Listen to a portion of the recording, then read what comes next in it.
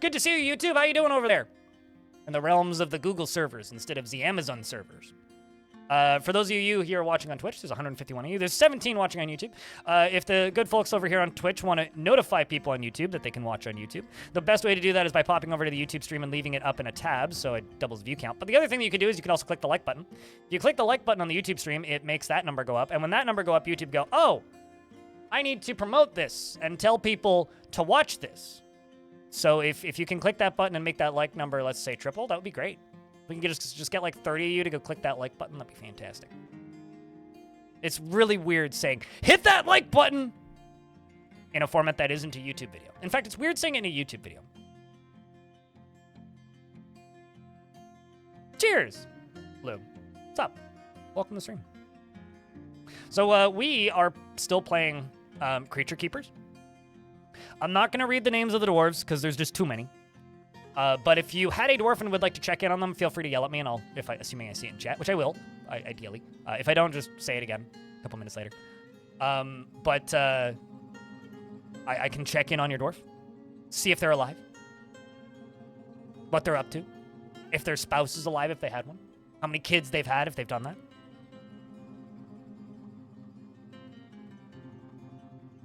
The strength of the broadcast frequency involved.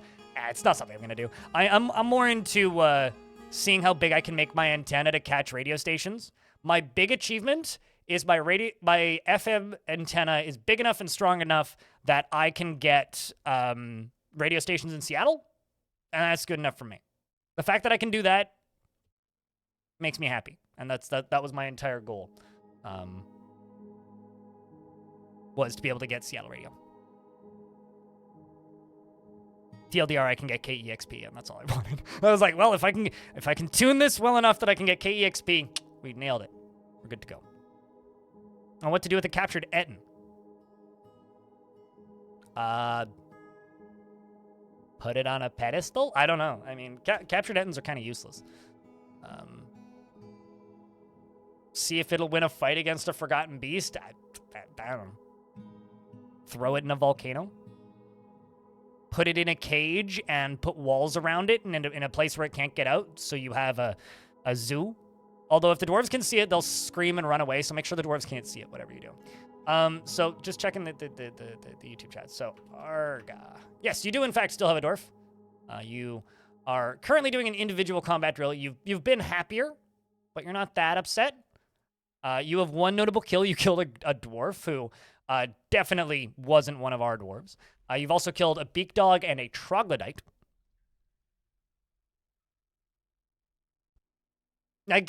Chat room, I have a question. If your hobby is ham radio, press 1. I will tell you for a fact I do not own a ham radio. I also have very little interest in getting into ham radio. I did take a ham radio course 10,000 years ago. I don't know, when I was a wee lad. When I was a little kid, I took a ham radio course, but went, nope, not for me. So this fortress is a very strange, naturally occurring spike coming out of the ground right next to a very large mountain, and we've just been slowly filling it. Most recently, we obtained some royalty, and I made them a balcony. So our Baron is in Fragrance, and the reason in Fragrance is our Baron is they dreamed of attaining a rank in society, which is a very hard dream to actually achieve for a dwarf, and I really wanted to try and do that in this fort, so found a dwarf that had dreamed of attaining a rank in society, and this dream was realized. So that was the main preference there. They have been demanding I make them stuff, so I have to make them things, but that's still okay with me. Goddess Tot, thank you very much for the 13th month. Welcome back. Wait, those are statues of goblins? So the reason those are statues of goblins in her bedroom, okay, there's a reason for this. They're not actually statues of goblins. They're statues of her killing goblins. Because she was in the military. These are all images of her killing different goblins in the fort. So this is her tomb. This is her own private temple, although other dwarves have been using it.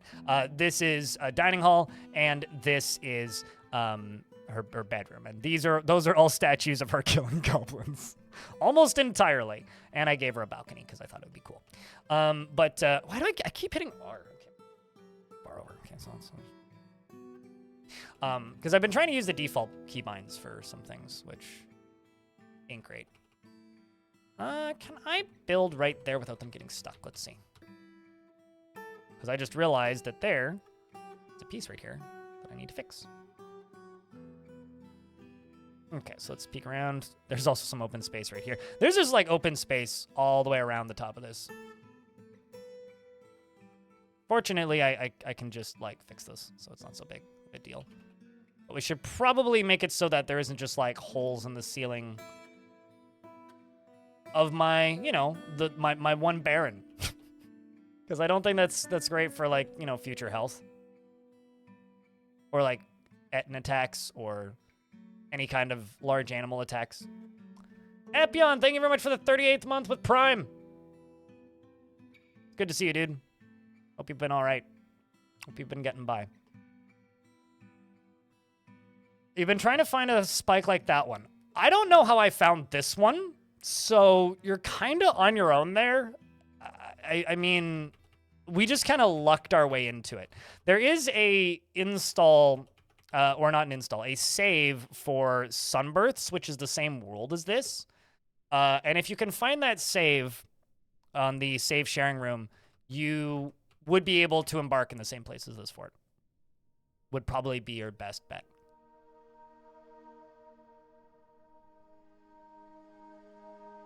In fact, you know, this would be a really easy video for me to make. Maybe I should just make a video called Coolest Embark Ever or something once I'm finished with this fort.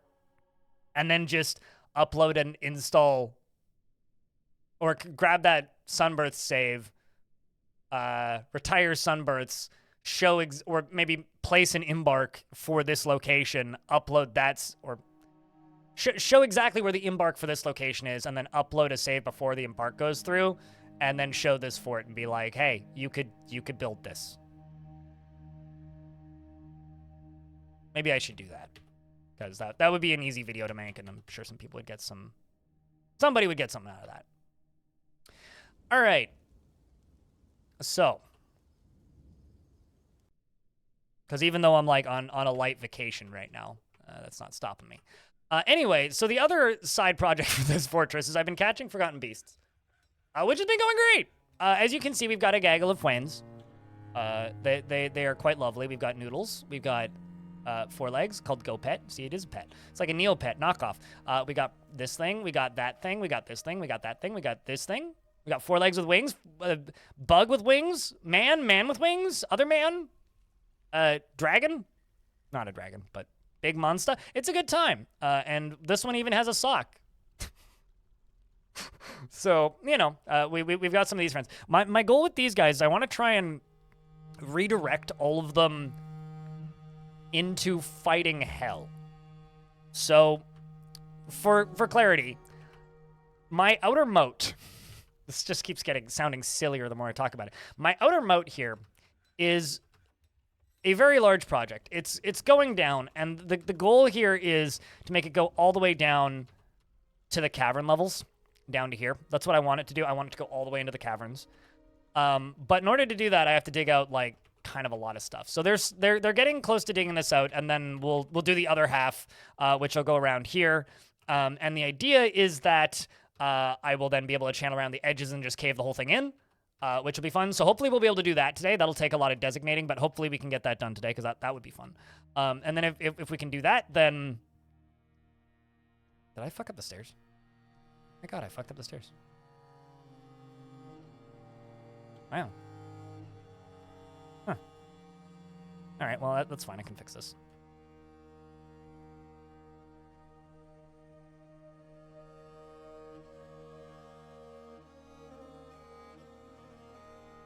I made a video on how to make stairs recently, and even I still screw up stairs. So yeah, this is hopefully going to get done today. Then the other thing that we're working on is this stairs goes all, which I need to widen, goes all the way down to here. And this, which is very much under construction, is about to become a tavern. But this is a stack of serrated discs, steel discs, among other things. And these are all going to be shotguns. So I'm going to spend the entirety of today making serrated discs and probably spiky balls out of all of the materials that I have. Once we've done that, this probably won't happen today, probably tomorrow. We are going to dig into this Hell Spire here and try and get down to Hell. And once we've done that, we're going to see if we can defeat Hell using minecarts. Heavy, sharp objects. Yes, heavy, sharp objects. So it's going to... I mean, we've got time left. We can practice the non-square buildings by making it clean. I mean, you know... This is something we're working on. And also, chat was saying...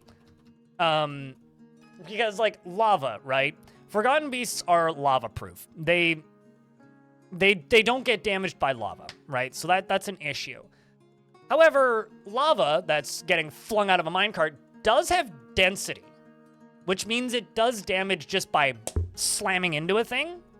So I'm thinking, because it's right here, the lava's right there, I could very, very, very easily just build a repeating lava shotgun right here. Shotgun to hell and you're to blame. You give dwarves a bad name. Anyway, up here over on this side we have water. So I have very, very, very easy access to virtually unlimited power. So because of that, why not just, like, you know, just make rapid fire minecart shotgun? Hey, Navy, what's up, dude? Hope you're doing all right, dude. But, yeah, so that's the plan. For the singing El Mao. I thought you were supposed to unfollow for the sake. Also, it's Boom Boom's fault, okay? I wouldn't have come up with that on my own, I swear. Definitely not. So, anyway, yeah, that's what we're working on. That's the plan for the day. Any questions?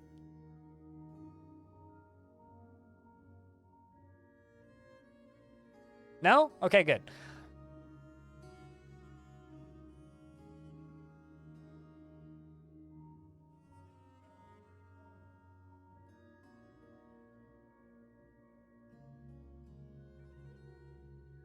I mean, you guys can do whatever you want with it, Jordan.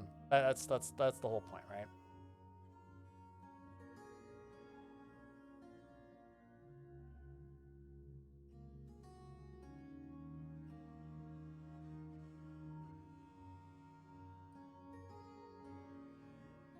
Just skimming through the YouTube chit chat.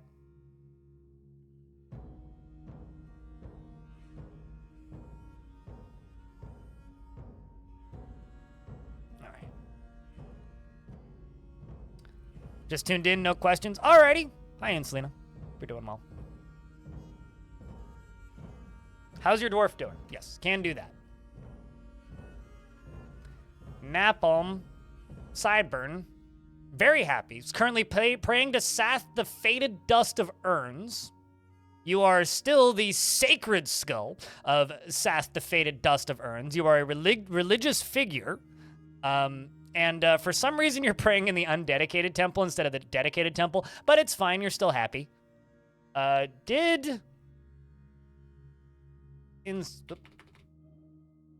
you didn't, in fact. You are a doctor still. You're also planting things. Although you're not one of the main doctors, you are one of the backup doctors. So you don't have the fancy doctor bedroom. You just have fine quarters instead of, like, royal quarters. You watched my 7-hour guide. I mean, it's a compilation of 7 hours worth of videos that I made previously. But yes, I'm glad you watched it. That's my most profitable video of last year, I guess. Or definitely of the last 2 months. Anyway, it was close. You were close to a waterfall recently, and you were relieved about this. You do kind of need some new gloves. You could also use a new dress.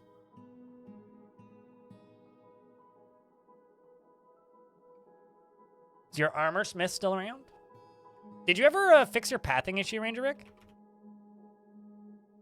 You are an elite marks dwarf, but you are a talented weaponsmith and armorsmith. You feel satisfied after remembering mastering discipline. You want to think abstractly is one of your unmet needs currently. You are shameless and unfazed by the thoughts of others. but you're stressed.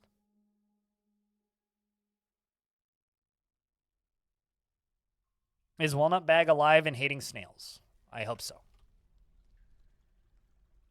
Walnut Bag is a swords dwarf and has been happier, but wants to admire art. I might actually boot this dwarf out of the military.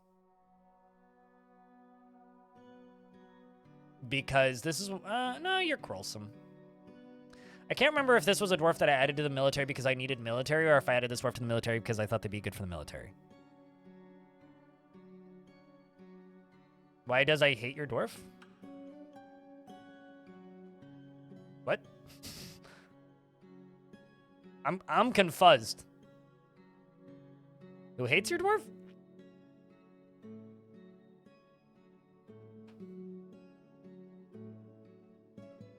My VODs have helped you immensely. Yeah, I've gotten that from... It's interesting. Some people are just like, I never watched your tutorials, but your VODs taught me this game. And then there's some people who are just like, I watched nothing but your tutorials for 2 days and then bought this game. There's this person who's been leaving like 15 to 20 comments a day on my tutorials, which I'm fine with, but asking the most inane questions. And it's to the point now where I'm just like, how do you come to completely the wrong conclusion with every single tutorial? It's kind of funny. It's like they'll watch like the video on fishing or whatever and be like, wait, so if I make a fishery, will they not eat them? Yes, they will not eat them. And then he'll respond with, so if I make a fishery, they'll automatically make them. Then why can I manually get them to like make fish if they will do it automatically? It's like, well, you could disable the automation using the screen I showed in the video, or you could let them do it automatically. And they're like, but why does that option exist? Because some people don't want to manually do it, and then it develops into things like plump helmets, right? They'll be like, so if I'm I can't even remember how the question came about, but it landed with, is brewing killing my seeds now? And the question kind of stemmed from like, if they're using rock pots, do rock pots destroy seeds when brewing? And stuff like that. And it's like, I give up. Shout out to my plump helmet boys. Yes. Right, Von Galactic. Exactly. I mean, there's been times, literally, Litchy, where I'll just be like, somebody responds, like, asks a question that I answered 3 times in the video, and I will literally just link them the wiki and be like, I can no longer help you. I've done that a couple times, where I'm just like, I've tried, and I'm not gonna sit here 24/7 and respond to your comments. I'm just not gonna do that. My time is more valuable than you seem to think it is. Okay, so we are making charcoal, and apparently I'm out of bituminous coal again.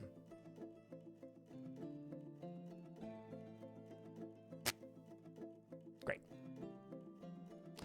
Let me check something. Well, at the very least, I do have coke lying around. Do all of these have some coke? How am I... Okay, we got plenty of wood. Maybe I should just make another wood furnace.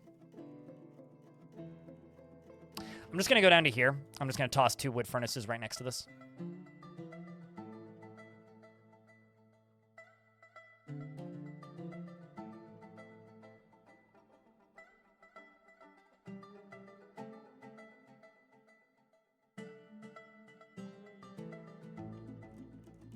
Relink the timestamp in the same video. I mean, I could do that.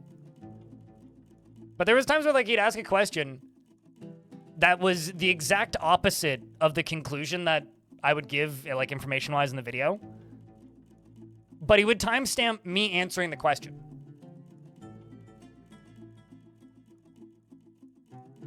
Like, what? I don't get it. Anyway. I'm trying to pave this so this area looks nicer. Troll? Possibly. That or they're like taking notes. I don't know. I do not know. That is die rate. I mean, it's a lot of engagements, so I'm not mad. Your fortress just got wiped by a beast? What kind of beast? You bought the game, got about 50 dwarves, mined and starved and drowned and skewered, and then found me on YouTube. Hey, sounds like you were having fun already. You were definitely on the right track. Definitely on the right track.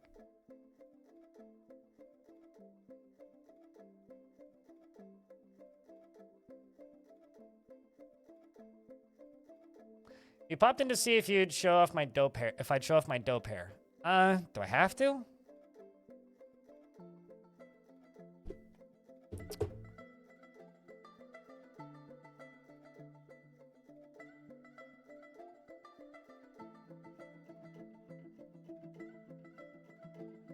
Shadow dragon looking beast? Gotcha.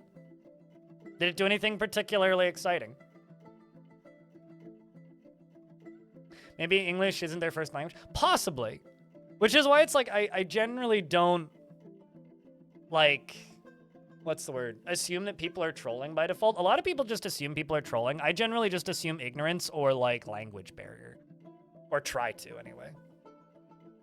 You wear yours in a braid? I tie it back in a ponytail. I don't braid it. You love my acting in the ring? Oh, sorry. I don't have the white shirt on today, so I can't actually do a proper impression, but...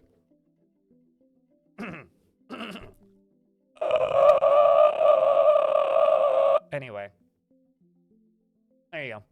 That's my worst ring impression. I have hairs on my microphone now.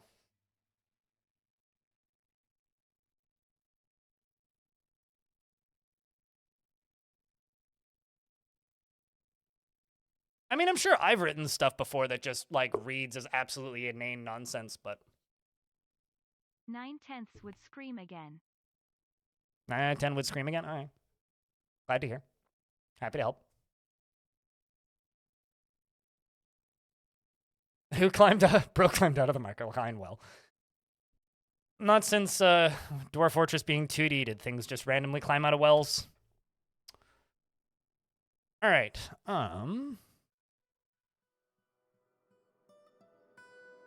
JJ. Nope, still alive. I mean, the last big round of deaths was the last big fight that we had, and it's been a little bit since we've had any big fights. You also had a dwarf go melancholic because she couldn't finish a relic. She needed cloth and would not grab cloth out of the stockpile. Yeah, I've sometimes had them not grab cloth out of a stockpile, and then I make a cloth-specific stockpile. Usually, like, if they want something specific like that, I just try and... Also, I've got a... Speaking of artifacts, I got a dwarf making an artifact right now. Who has claimed... Ooh, platinum. Who is this? Voltic. Platinum. Coal, of all things. 2 pieces of Drothla leather. Rough brown zircons mudstone. Nether cap. Pigtail cloth. Cool. Yeah, it could be the wrong type of cloth. It could be the cloth in the wrong location. I've had some dwarves get, like, weirdly picky, but... Thanks, Astroful. But that sucks, Big Bang.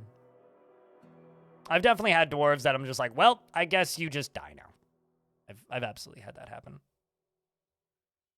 Forgotten Beast, climb out of the well since I made it digging straight through the staircase down right through the middle of the underground lake. You quickly built hatch covers after that, and the Forgotten Beast just ended up in your bedroom's hallway. Oh, that's fun. Ooh, fancy. It's not a hammer or a mace, unfortunately. But Stolteg, the weaponsmith, has created Deg Aran, a platinum spear, and claims it as an heirloom in the name of the family ancestor, Suxzul Labor Squid.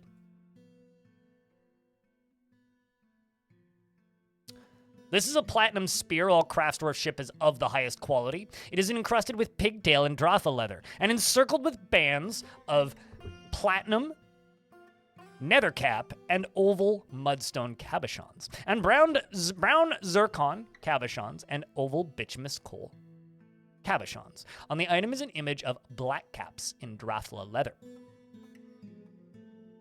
You had a well from an underground lake and had a cave swallowman flew up from the well to traumatize your dwarves. Gotcha. Well, I mean, hey. Sometimes that cave's got a swallow man, you know?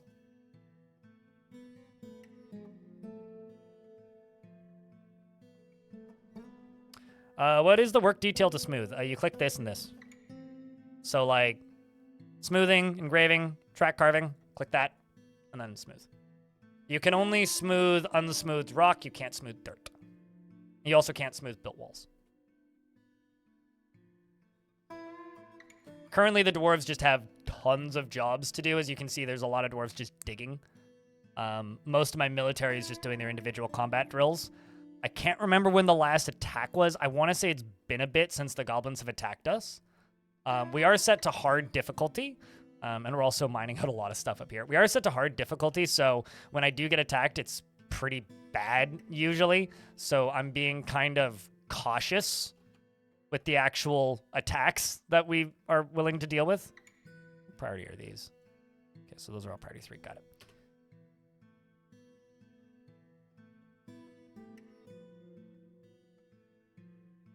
Shouldn't the amount of strange moods you get be reduced after your moat building?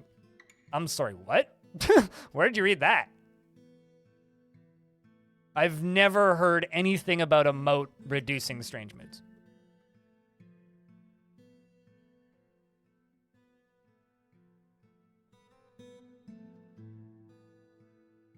Oh, like in here? Stonecutters covers, or sorry, engravers covers smoothing. If that's the job, if that's the question you're asking.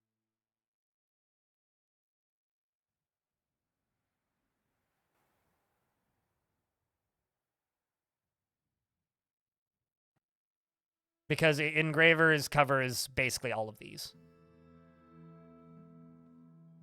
Is stonecutter smooth? Maybe I've been wrong. I was always under the impression that it was engravers that covered that one. I don't know, just check both of them.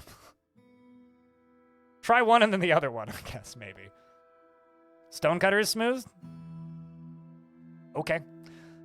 This makes me very excited for Putnam making it so that we can, you know, edit those, which is something Putnam's working on. Stonecutters. All right, I'm inclined to believe Chad here.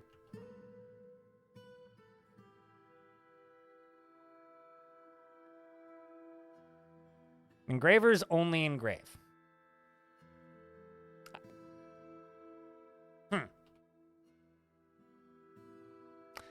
I'm trying to like resist making like a engravers / grave robbers / vampires joke, but like I can't like form it in my brain, so I'm just not going to.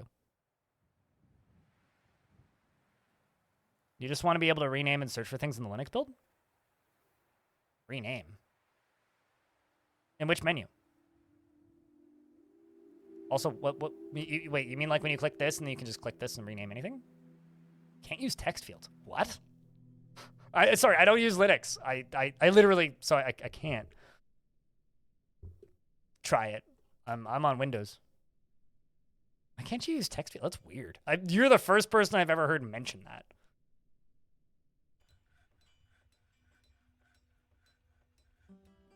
You're using the Windows build on Linux for now. Huh. Hey, Linux users in chat, can you report, is this a thing? That you can't use text fields in the Linux version? Because that's nuts. Like, that sucks. Let's go. No, I want to go up, not down.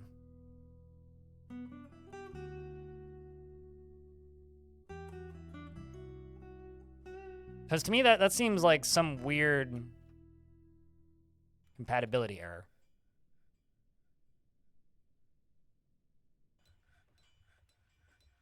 Okay, so I can go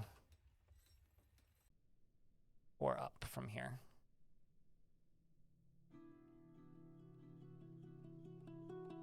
Those are ramps. That's not the right tool anyway.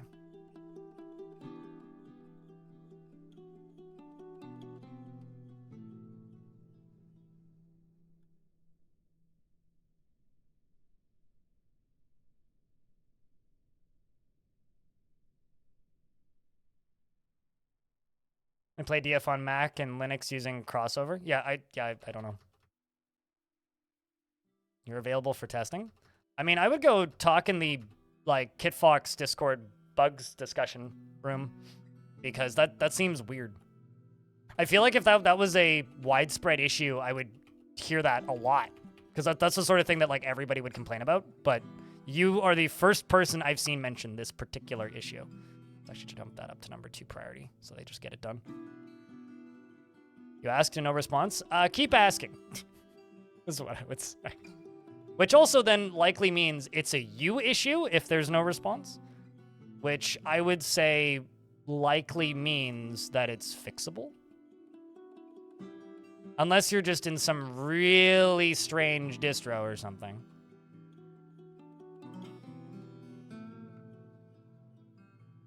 Yeah, unless you're talking about like DF hack features. But you said like you just can't type in text fields.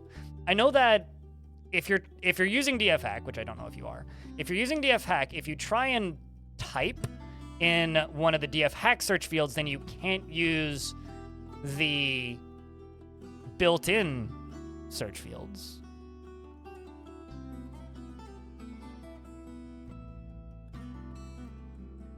You know, I've never played Load Runner, even though I've owned multiple systems that could have played Load Runner. You'll test more? Yeah, test. Just keep messing around, because that seems weird. Like, that's bizarre. I hope you're able to find a fix. And if you're not, hopefully we can help you find a fix, because that's weird. You don't think it's a DF problem? That's, like, that's kind of the gist that I'm coming to, Rev. I mean, like, this reminds me of the time, because Epion was just in chat earlier. This reminds me of the time that Epion had to explain to somebody on his Steam forums what sticky keys is. Because this person on his forums was had sticky keys on and kept holding down shift, and then shift wouldn't work. And he claimed the game was breaking his computer when, mate, you had sticky keys on. So he like had to edit his game so that it didn't trigger sticky keys.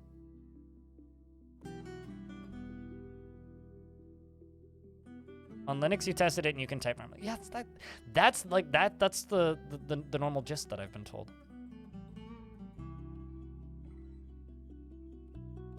Why? Oh, I see. Yeah, because you need to be supported by something.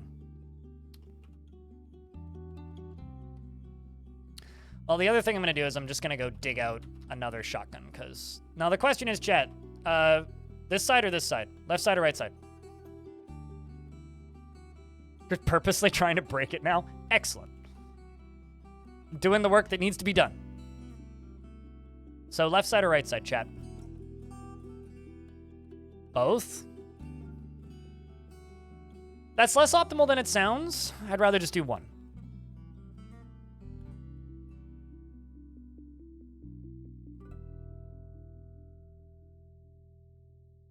Chat is saying right, so I will go with right then.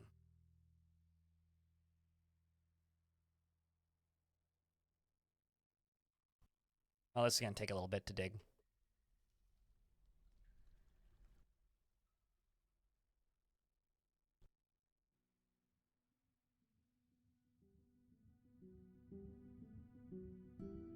It's besides the point, Marib. The discussion is over. We are going this direction.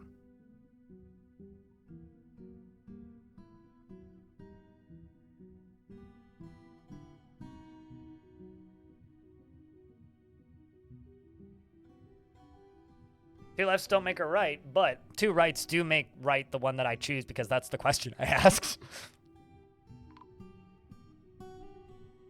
Tell an Artho the scholar has been found dead.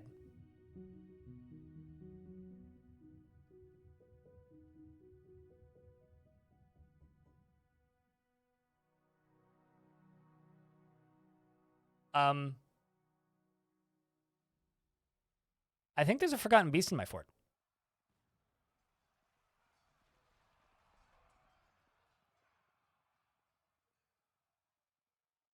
There's smoke everywhere. The forgotten beast, Nulthag,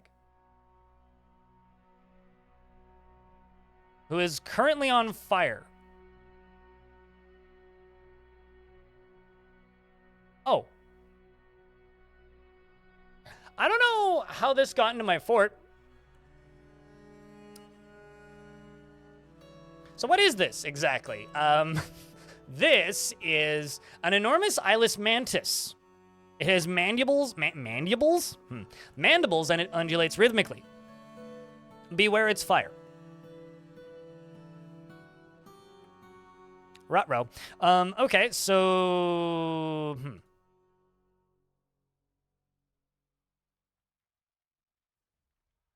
Loam Shag is dead. So...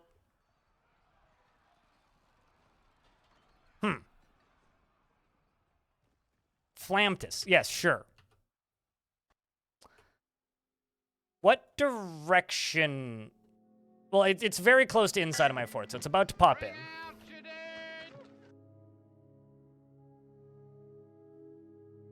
But the fact that it's on fire leads me to believe it might just burn to death.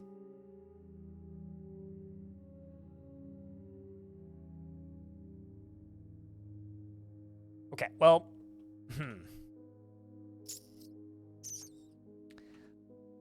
I'm going to send my entire military right here. I'm going to go up, and I'm going to make a new burrow. And this new burrow is going to be called or something to that effect. And it's going to be all the way up. Okay, so this is going to be called or something to that effect. And I will add everybody.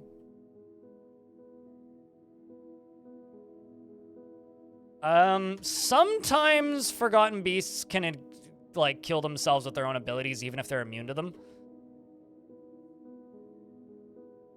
Let's just unpause the game. So it's going down right now. It appears...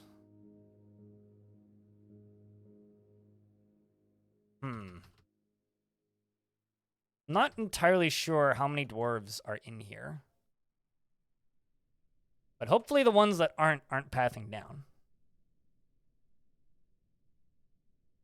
Alright, well, there's Telenartho. I'm just going to forbid Telenartho's body for right now. So that nobody tries to, you know, bury this dwarf.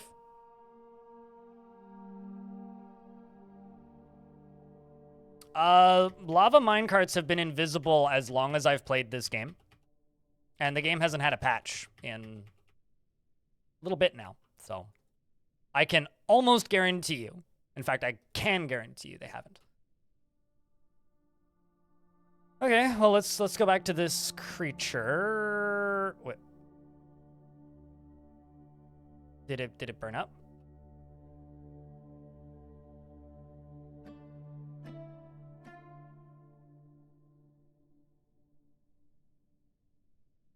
I don't see it.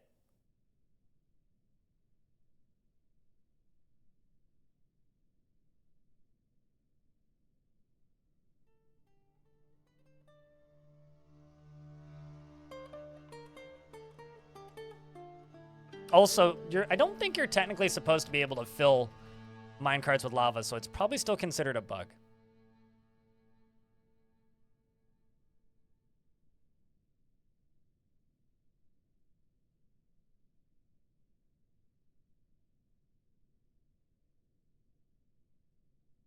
Druid Fagler, thank you very much for the 9th month. Welcome back.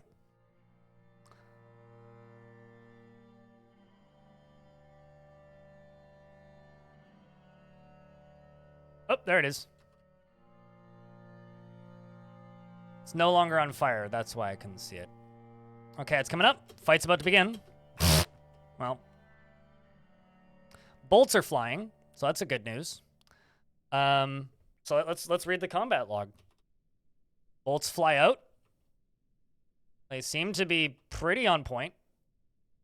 It's bleeding. That's a good sign. It almost immediately gets hit by a steel bolt, which hits it in the front leg, tearing the muscle, and a ligament has been torn. So the fire lines are actually going to stop my dwarves from going after it entirely, hopefully. Although, you know, who knows? Let's be honest. Let's tell them to station down here. Some of them are trying to go in to fight, but they're not going to be able to do too much. Bolts just keep flying. They keep loosing bolts. It's very distracted by my livestock, and Dodok's now on fire. Well, I mean, you did it to yourself, Dodok. The creature right now has been bit by a rooster, by the way. A rooster pecked it. The rooster's actually putting on a pretty good fight. I mean, the rooster got an attack in, but it dodge rolled it. The rooster bites the Forgotten Beast in the lower arm, chipping the chitin.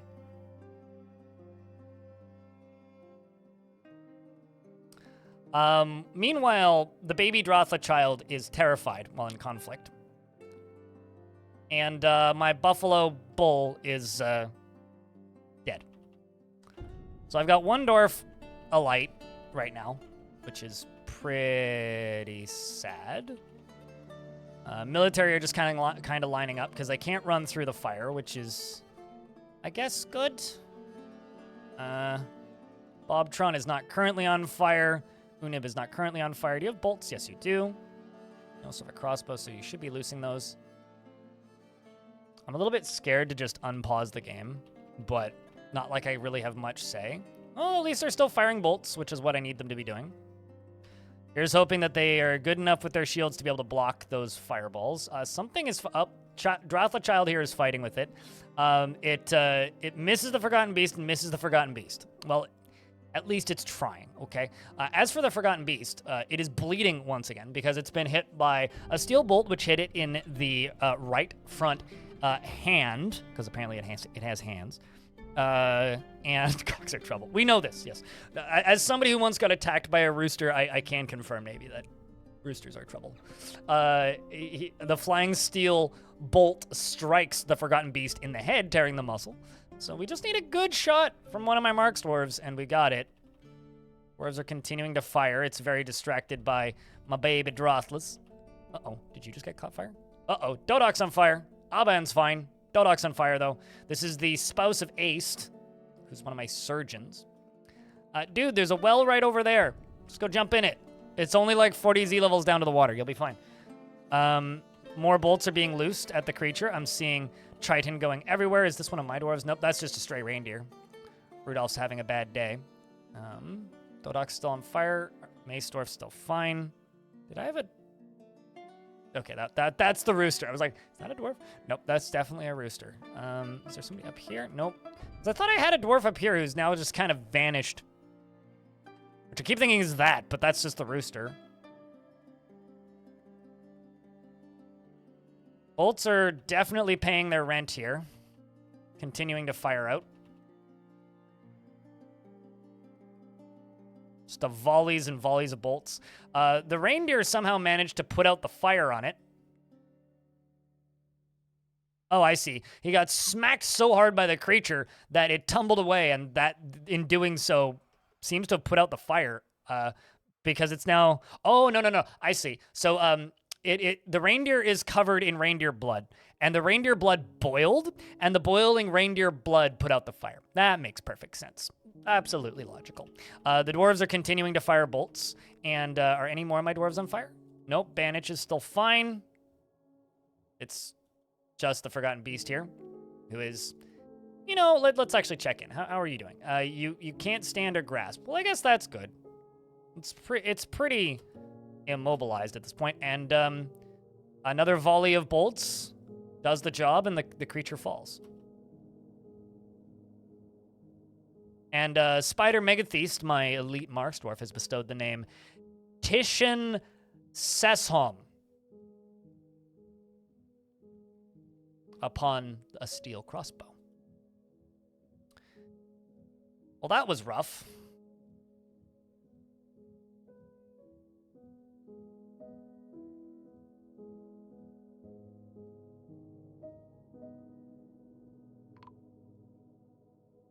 Loam Shag has been found dead.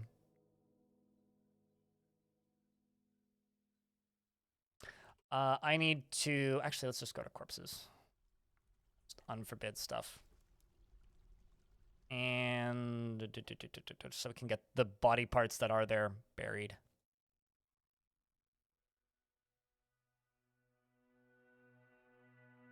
And the beast's body burns. Kind of a shame, really. Meanwhile, this poor Dwarf child survived.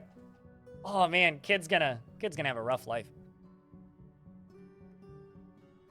You survived though, Bandage. You survived. Not only did you survive,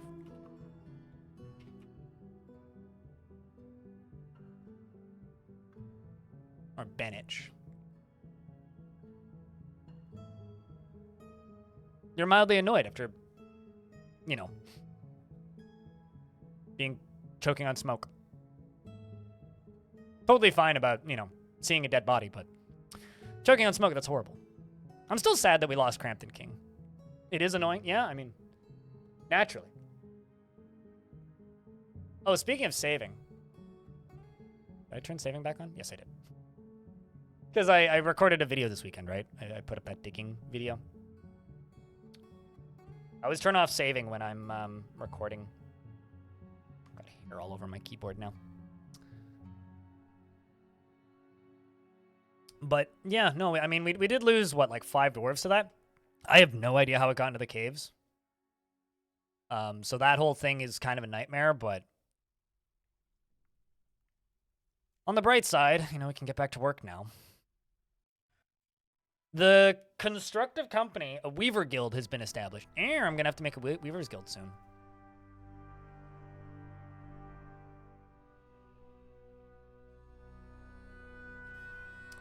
Looks like Mistim here is putting away Telenartho's body. Rest in peace, Dwarf. No, they're not just numbers. That is denying them the stories that their dwarves deserve. I mean, Telenartho was one of my best scholars. Was pondering and researching for many a day. It's a damn shame it ended the way it did for him. Can I get some Fs to pay respects for the great dwarves that died today? The Weaver, not Weaver. Weaver kind of sounds like the you know, a police siren. The Weaver Guild.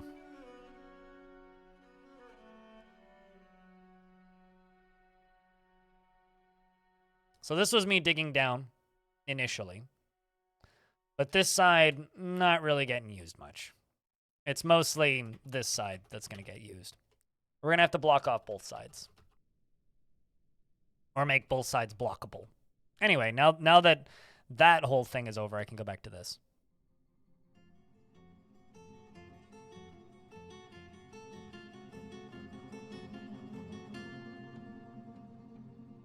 I mean, it was a quick, simple way to get rid of a bunch of dwarves, but, you know.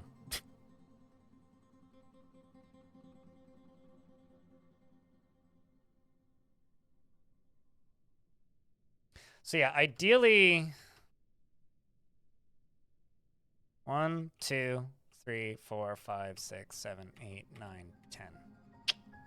You know? I'm gonna have to do a bunch of cavern construction to make this work. It's kind of annoying.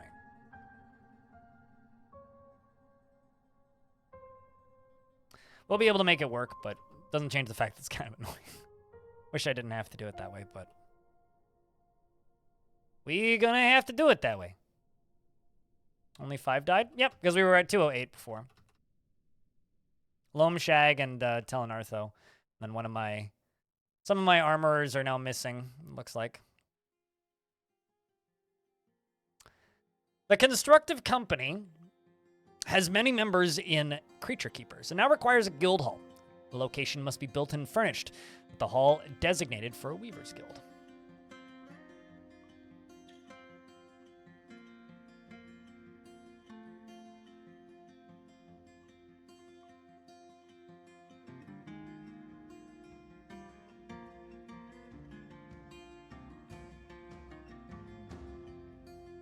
Just skimming YouTube chat, as I tend to. There's one just super pissed off dwarf. I mean, we had 40 super pissed off dwarfs at one point in this fort, so. Who's the really mad one? Kedranos? Was shaken after suffering a major injury, and mulling over this reoccurring memory allowed him to rethink his intellectual values and changed his personal tendencies. Ironically, not a traditionally super depressed dwarf. Really wants to be with family, and... Okay, go hang out with Venus then. Or like Zudum. Wants to craft an art object and wants martial training. Oh, like, okay, so it might actually be this that's the problem. Because I have some very dedicated plant gatherers, but we'll give them other general tasks. Ah, Groot. Well, I mean, once again, as I always like to tell people who ask me to do things like such as this, you could do that if that was your fort, but this is my fort, so no. Thank you, I'm good.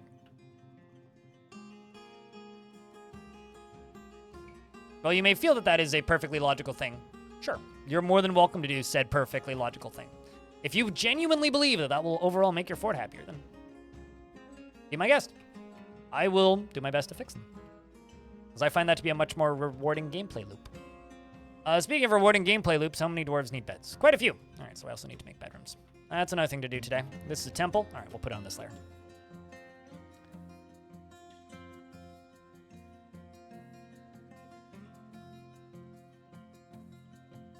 Besides, he's no longer that pissed. Look. Magical. You gave your champion a squad to train those that need martial training. Oh, that's interesting. I like having hobby squads. Hobby squads can be fun.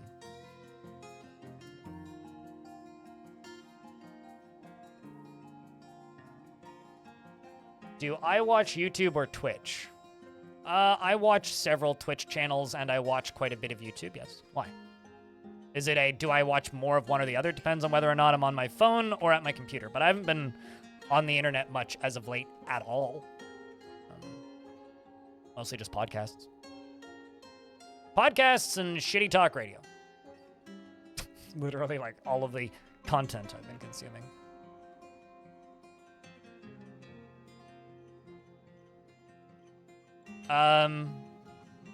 I don't watch terrible people being terrible generally, and I don't support gambling as a practice generally. So, what about Kick?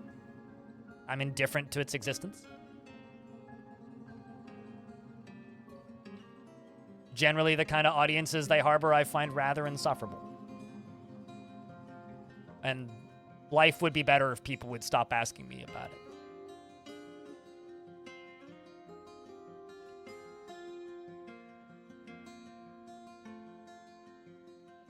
If you were sorry, you wouldn't have brought it up. That's about it. We had a Forgotten Beast Linux that somehow managed to get into my stairwell, killed a couple dwarves, and then got bit by a rooster, and then died to my Mark's dwarves. It's a pretty entertaining start to the fort. Didn't know, honestly? Well, if you didn't know, then why'd you bring it up?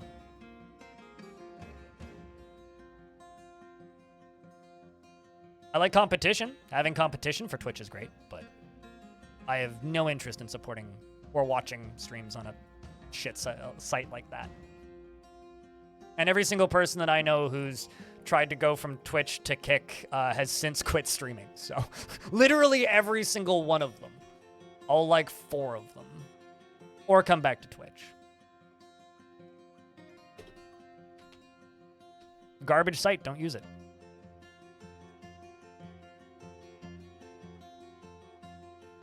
Sounds like a fun morning? Yeah. No, I would agree. Good start to the fort. Although we did lose some dwarves. We lost Loam Shag and Telenartho, which was kind of a shame. But, you know, one thing at a time.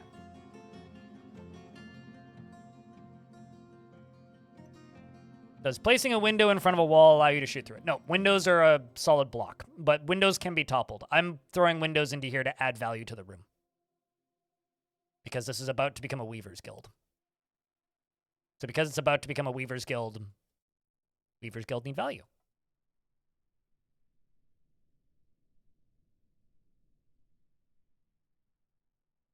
Is that a Tigerman?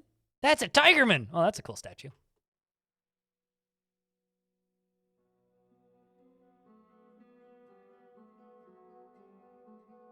He come to snuff the rooster, that's for sure.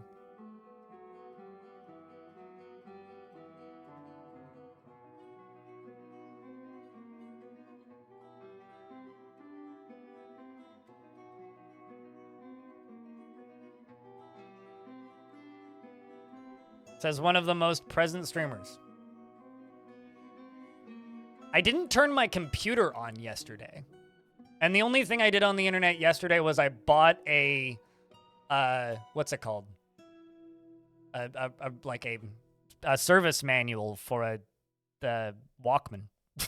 Like, literally, and I did that on my phone. I didn't even do that on the computer, so. I'm not joking when I say that I haven't been on the internet much lately. Especially like the last 3-4 days.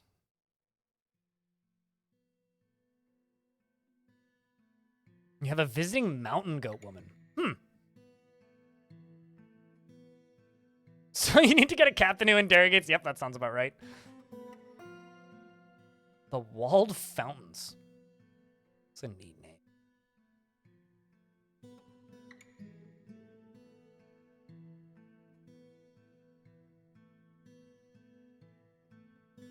The internet isn't as fun as it used to be. I think the internet's still as fun as it used to be. I think the internet is just way more accessible than it used to be, and when things are accessible to everybody, generally things improve. However, when things are accessible to everybody, you have to deal with everybody having access to it. And sometimes you don't want to talk with everybody. It's kind of a crappy thing to say, but it's true. At least for me. I don't always want to talk with everybody.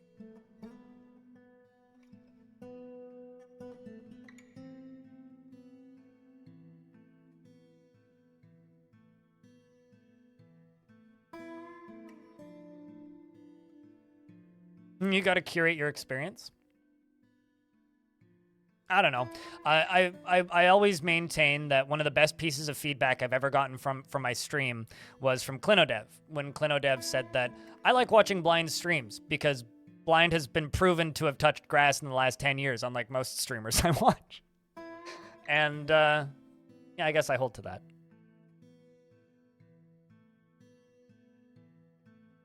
A value cap? I don't think there's a value cap on anything. Also, can't you just, like, indefinitely keep encrusting things with gems? I'm pretty sure you can.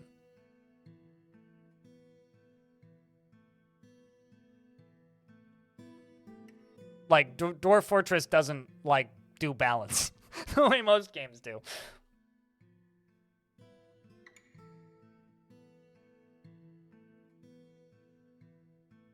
Yeah, just keep cramming gold into a place, and eventually the place will be infinitely valuable.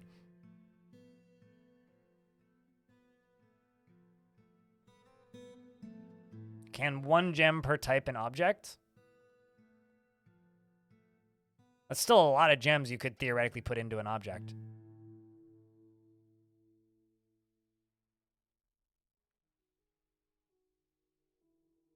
I have arrows. I have 1 silver arrow. That's a kind of poetic in a weird way.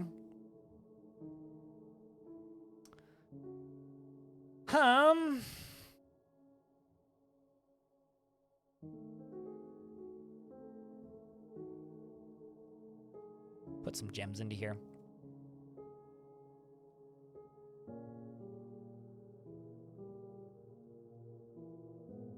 But yeah, I don't think that there's a cap on value. Dwarf Fortress doesn't really do that, I guess is the easiest way to put it.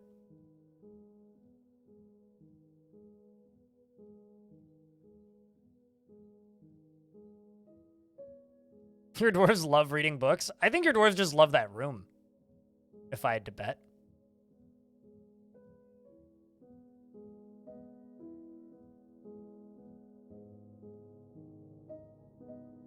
But yeah, no, like, you need to realize that Dwarf Fortress doesn't really do balance the way most games do balance. Which is why, like, I was kind of amused, but also mildly frustrated at the time, when there was somebody in my chat during the Sunbirth's Invasion of Hell, where they were just like, how do you feel about the balance in this game? Isn't this, like, awful? And I'm like, if you're worried about balance and you're playing Dwarf Fortress, play a different video game. Like, that's about it. Just gonna put 4 goblets in this room, which are encrusted with gems, which will greatly increase the value of this room.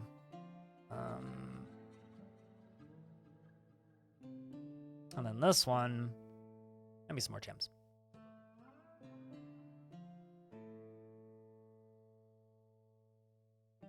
Yeah, it's also really funny when I get like very like in-depth comments about how poorly I trade. It's like, why are you giving them so much value? You're like completely ruining your maximum trade potential. And I'm like, because I need to get rid of this trash. It's like, but you're selling the masterwork clothes. It's like, yeah, but it's masterwork clothes that's literally about to disintegrate. A dwarf in your fortress is not reacting positively anything. How do you get them happier? Some dwarves are just broken, like me, in real life. Some people are just going to be perpetually unhappy no matter how good things are. And if you've encountered a dwarf like that, I'm sorry. They're screwed. Otherwise, like your best bet is to just drastically change what they're allowed to do. Limit what they're allowed to do. Probably is your best bet. Used clothes is the best market in Dwarf Fortress. Some people are just like, how do you feel about like using, like, one of the funnier questions I got recently was somebody was like, how do you feel about using cooked meals right off the bat to get maximum trade value from the first caravan? And my response is, well, there's no real positive reason to do that. The only thing that actually does is it gets you a significantly higher initial migrant wave. Like, it'll give you a bigger migrant wave right off the bat. And if that's what you want, then that could be a good way to go right off the bat. I feel like that would just be obnoxious because there is almost no situation where I would want to... Did I just literally move them from here to there? Pretty sure I just did. Like, there's no situation where I would want to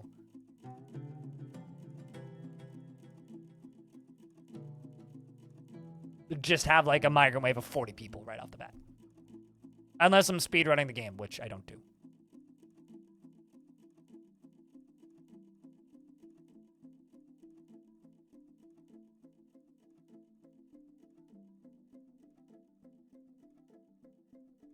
What do I want to put onto this last one?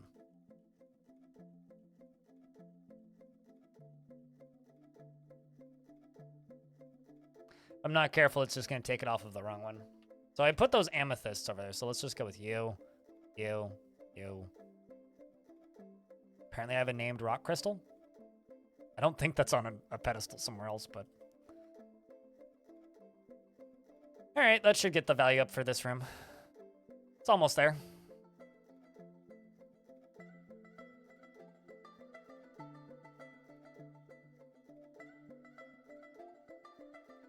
Caused your traders to bring wagons of food stuff. I don't think those two things are related. Taff Chaff. But maybe they are. It'd be weird. No problem, Coach Mike. With a name like Coach, you should be teaching me things. There we go. Got that value up enough. That should satisfy them. Meanwhile, I'm still smelting gold. How many gold bars do I have? Oh. I have a couple gold bars. Actually, hold, what do I even have for materials right now?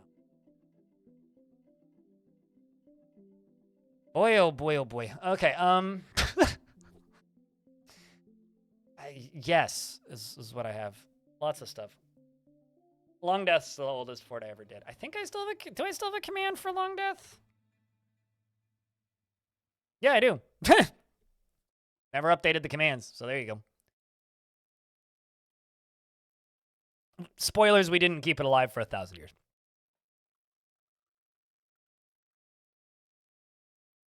Or coal and lignite. Yeah, no, I feel you there, Ilmarin. I feel you there.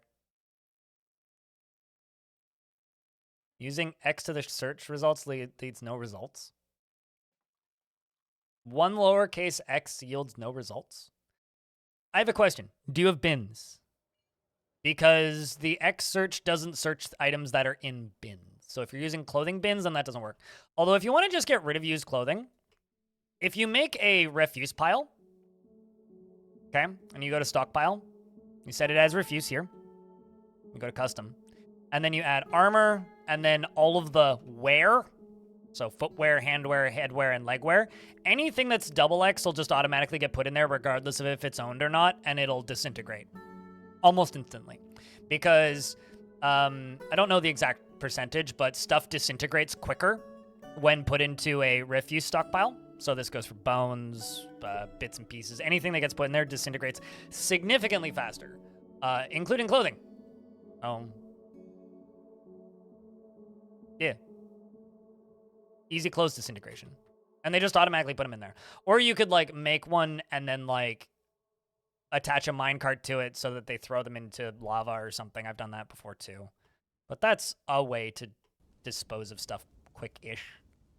Quick-ish. Yes.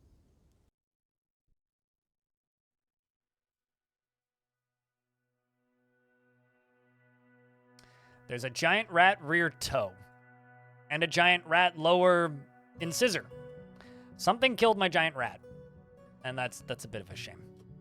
I need to make some bedrooms. Let's do that first while everything else is happening. Because I've got dwarves that need bedrooms. So let's go to one of those bedroom layers that isn't as busy, like right here. Analog disintegrator. What would it... So would that make a drawbridge setup a digital disintegrator?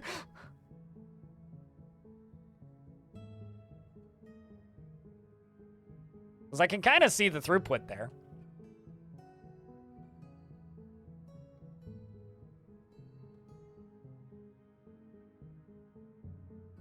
A remote-controlled digital disintegrator. I mean, it is. I guess it would be digital by the fact that it's on-off instead of passive. So then what does that make lava? Is lava, like, just peak analog disintegrator? Like the highest speed analog disintegration?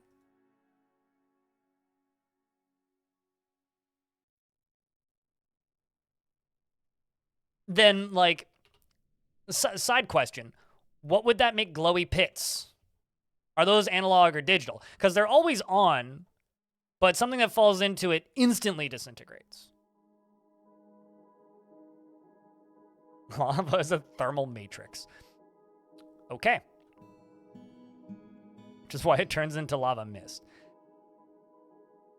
I don't know what a thermal matrix is in this dumb discussion, so I will simply leave it at that. Constant? Wouldn't that just be analog, though?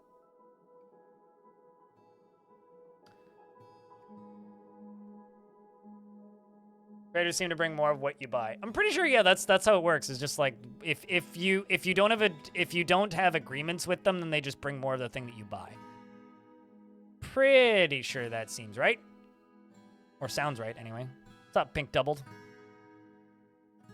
You really like the dancing dino. I find the dancing dino really distracting. I wish the dancing dino moved slower.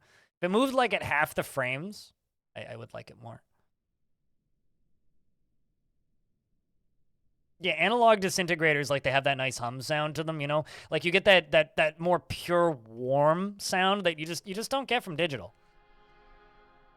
I mean, I kind of feel the same way about that emote. Like, I'm not gonna lie. There's a reason, Lanix, why all of my animated emotes are pretty slow in their movements. Yeah, if it was doing a waltz rather than, like, you know, rave jumping, I'd be more into it. It's just, it distracts my shitty eyes, and it makes it harder for me to read. It's the reason I don't like reading YouTube chat while it's moving, is because the whole chat slides, and it's really hard for me to, like, focus.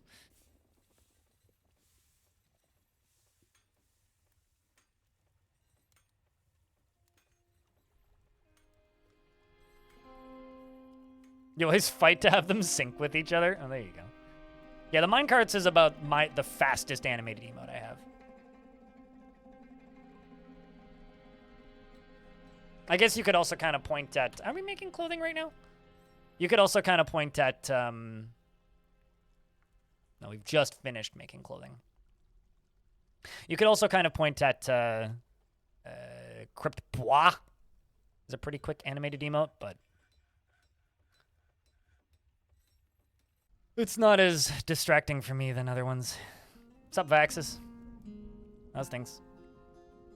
Lurked in your streams a little bit the other night. One picture point pointed me towards you. Doink. Doink.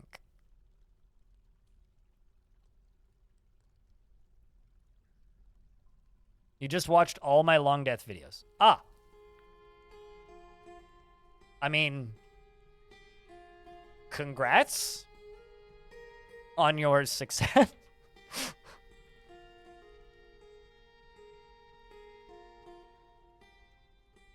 I mean, I wouldn't do that, so I guess someone had to. Long Death, for reference, was a stopgap that initially I intended to keep playing into this version, but because saves weren't compatible, I just kind of left it. But yeah, it was initially supposed to be a thing that I would do until this version came out. Then when this version came out, I stopped playing it. I'll put some bedrooms on this layer too.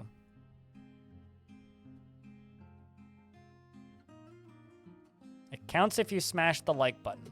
I have a question. Why under any circumstances would you smash the like button? You should just push it. You know, it's like, if it's smashed, then the next person can't use it. You know, and unless, like, YouTube has a very, very active like button repair crew that's just going from video to video, actively fixing the like button every time. You know, do they have a union? Perhaps, like, that's a good, like, industry to get into, is fixing the like button. You have a monarch, but now what? So I'm at the point with Dwarf Fortress, Mike, where I'm not playing an individual fortress. I'm playing the world. And the best way, I guess, like, as a newer player, well, for one thing, this fort's like 25, 26 years old or something at this point. If you're a new player and you're trying to figure out what do I do beyond the, like, okay, so I've built all of the stuff that I want to build for this fort. I've, you know, set up all the industries I want to set up. I've achieved my goal. Now what? Start a new fort in the same world. Dwarf Fortress doesn't have end goals, right? So all of the goals are player driven. So you have to come up with a goal that you want to try and complete in that particular fort. So there's, like, the playstyle challenge section of the wiki if you're having a hard time coming up with stuff to do, which is literally just a portion of the wiki that is dedicated to just player come up with runs, I guess, or win conditions. Like, once you've completed X thing, you've achieved the win condition, and then you can start a new fort, if that is the kind of thing you're looking for. Why do I keep forgetting to click that button? Which is literally why I erased and rebuilt that, because I don't know what materials I just used. But if you are the sort of person who's better at coming up with your own win conditions, which is generally what I do, come up with a little goal for each fort. Be like, all right, this fort, I want to get the monarch again. And then I want to drop the monarch in lava because I happen to not like this particular monarch for one reason or another. Maybe you want to, like, I kind of want to kill the monarch for this fort because the monarch for this faction stole an artifact from my last fort. So the last fort kind of gave me a sort of side goal for this fort, right? And we're setting up to get the monarch.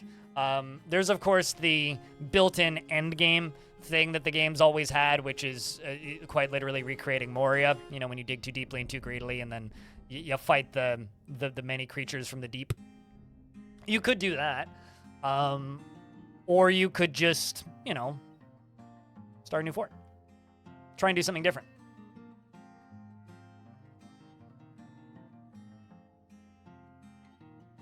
You would plan out and play the whole world simultaneously? Yeah, I mean, that's kind of what ends up happening when you make it to end game for Dwarf Fort. Here, let me see if I can find the playstyle challenge section of the wiki. But try and play in the same world.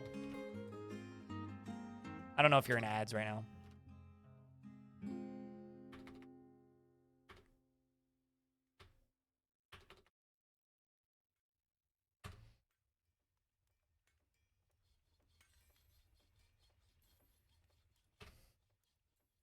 Yeah, hoodie hair makes pretty good forts.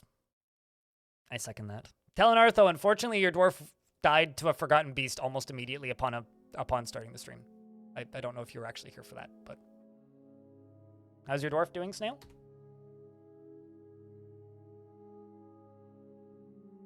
Pretty happy. Seem kind of content. You're storing stuff in stockpiles. Currently, going all right. You have some passing acquaintances. You're a member of the Golden Cult. A pretty good religion name. Delan. Probably the deity of wealth, if I had to bet.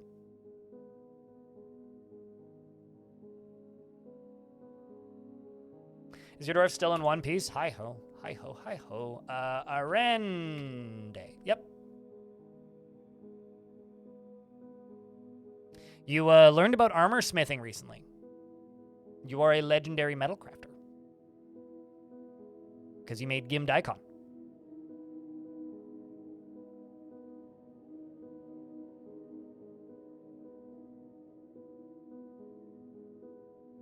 The constructive company, which is the Weaver Guild, has been satisfied. And no migrants have arrived. Well, that's a shame. But yeah, these dwarves are just kind of running up and down this front portion of this mountain. Sketchy stairway. I bet you it's scary as hell going up and down that staircase.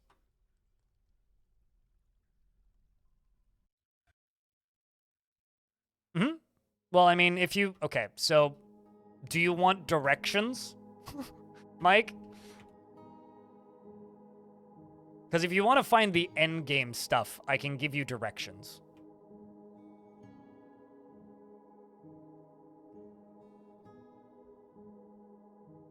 But you won't win. Basically, keep digging around in the areas where the monsters are popping out. Keep digging. The monsters aren't the end game. Keep digging. Keep on digging. Like that shitty Linus Tech Tips shirt that they made about Ubisoft a billion years ago. Keep on digging. You'll find it. Keep on digging. But you're going in the right direction, if that's what you're looking for.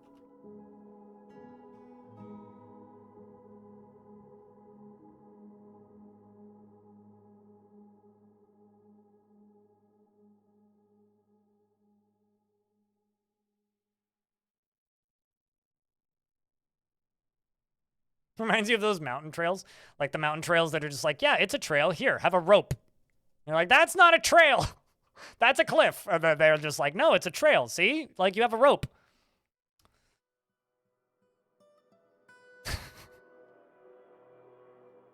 Nope.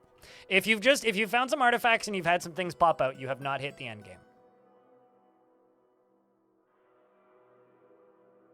Although, if you want to become the mountain home, if you've found some artifacts, you have to assign 7 of those to the king. I don't know if you've become a mountain home yet. Like, you have to click on this menu and then click on this little button, or to whoever the monarch is. Click on this little button and then assign them to it. The end game makes the game end. Generally, yes, unless you're absurdly overprepared for it. Which is what I'm doing in this fort, is being absurdly overprepared for it.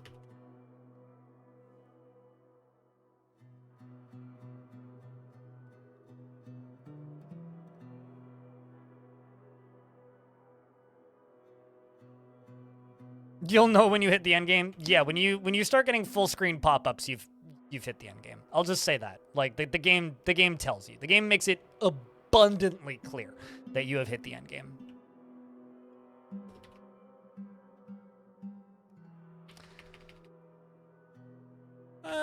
Let's just go with bars. What do I have for bars right now? They're still making steel.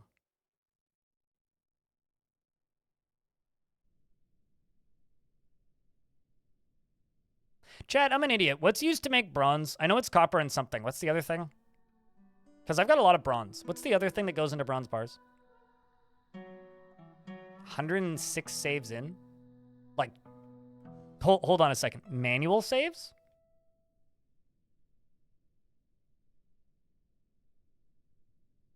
Yeah, you also need a throne. Is it tin? How much tin do I have? 2? Not a lot. Okay, never mind. Bronze ain't much of an option there then.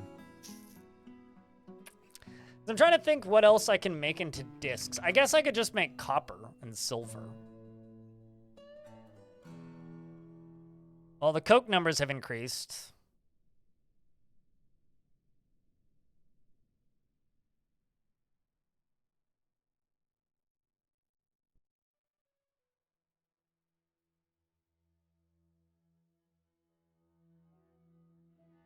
You're 49 years into your city?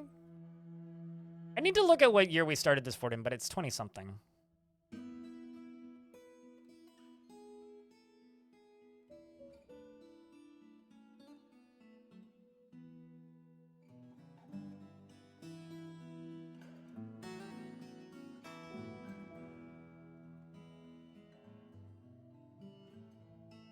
Kesserite is the ore of tin?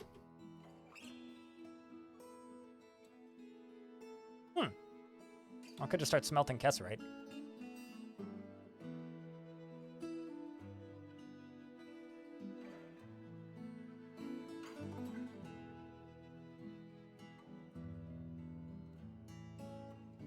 When you don't have Fluxstone and you can't use the traders that stop taking requests?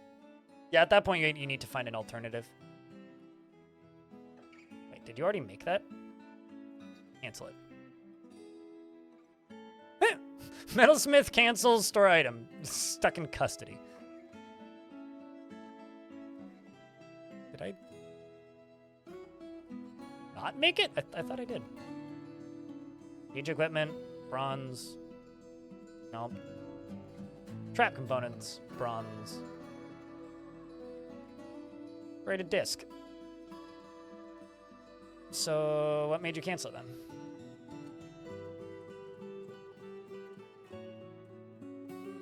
Unless he already made it, and I just missed it. Okay, so it is 1 disc. I wanted to know if it was 1-to-1 or not. Okay, so just do 182. It's rated bronze discs.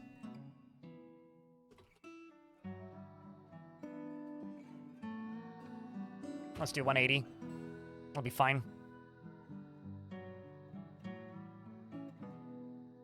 If you request a tribute, they send traders to you, yeah. I've had forts where I'm trading with like 24 different factions.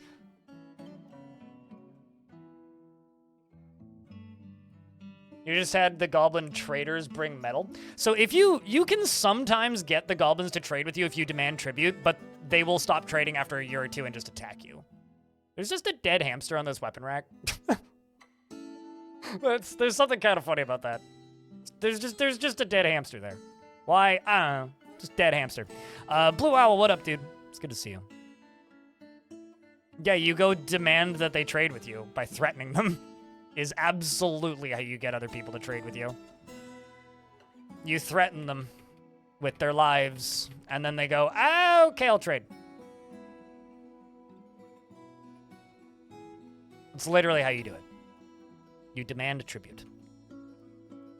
That's how we did it in Long Death. That's how dwarfs have been doing it as long as dwarfs have been dwarfs.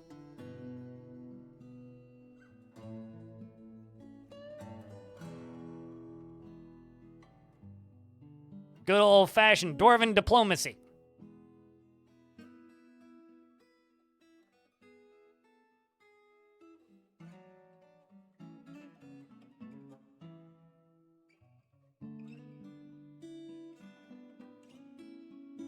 I'm manually assigning them so that I have an idea of how many more need beds. I hope you have a lovely day. Well, thank you, Rare Candy. Appreciate you. I think your dwarf's still alive in the military. Nope.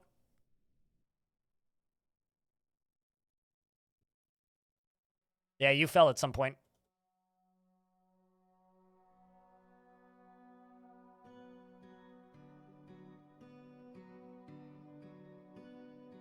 By a wear monitor outbreak? Oh, that's pretty brutal. Happens to the best of us, though. Bekestroth is beating up Vox Tuberson for some reason. No crimes have been committed, though. Probably I just missed building something, which is fine. We're still digging. And we're going to drop back down here. I'm just going to actually focus on building this. That, or I could just do it this way. This way might actually be quicker.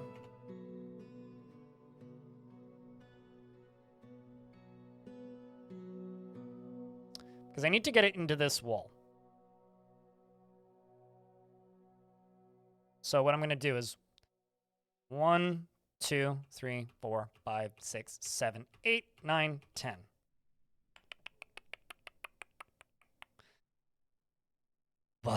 Okay.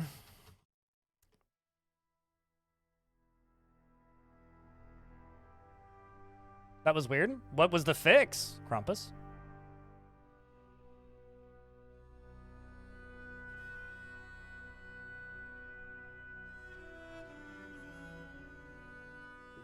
You got put in prison for some reason. I suspect. Unless your sentence is already over. Where are you? There you are. Yeah, your sentence is already over. I failed a production order.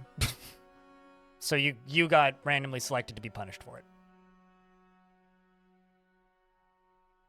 I have no idea what creature feature is. Never heard of creature feature. Sorry to ruin your thoughts that I'm funny and punny.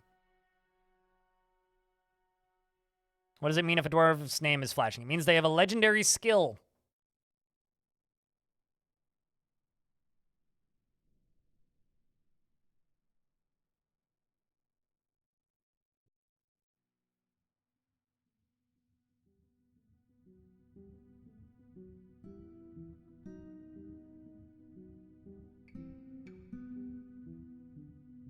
So let's go to here.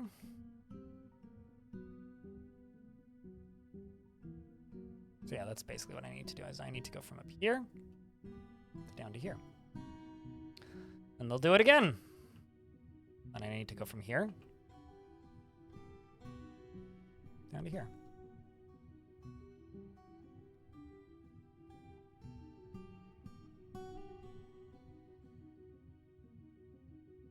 Happy to help, Krampus.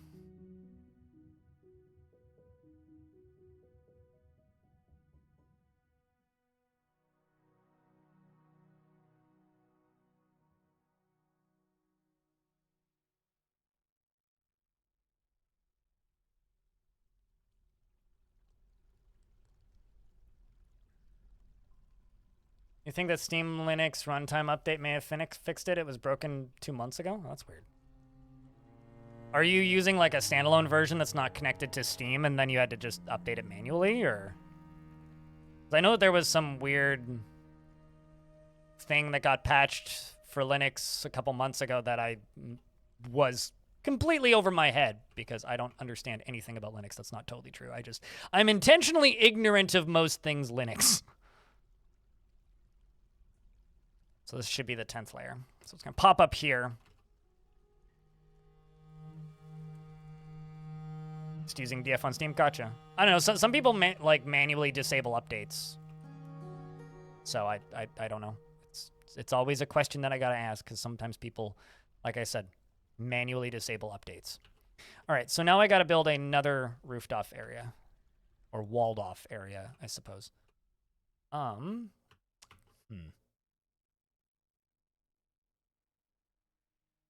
do this all the way along here.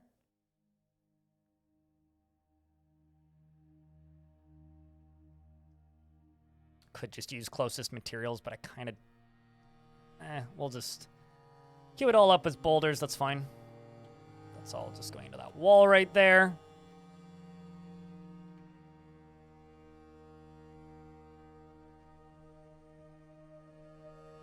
I kind of don't want to do it this way. We'll do all that. We'll do all... Nope, that's not the tool I wanted. I misclicked. We'll do all that. And then this side down here. I'll just dig at all this.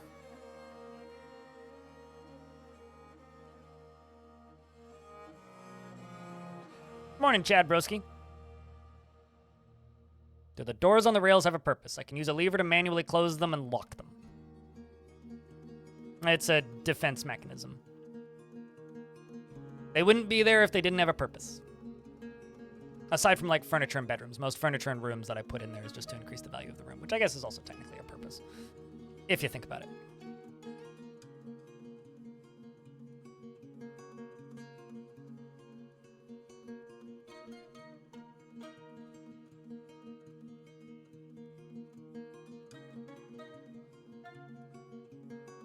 You also set up automatic cloud sync for your saves. Cool. What cloud are you using, if I can ask?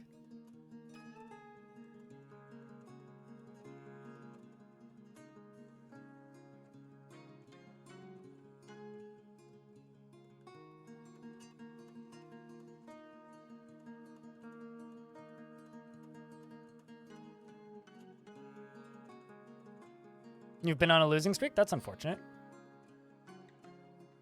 I mean, even I know what that does, Kashmir. Even me, as somebody who's intentionally ignorant about most OSs most of the time, yeah, even I know what that does.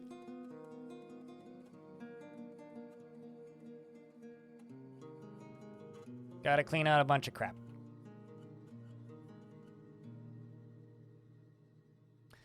Then what I gotta do is I gotta turn on a burrows so that these dwarves don't go running off.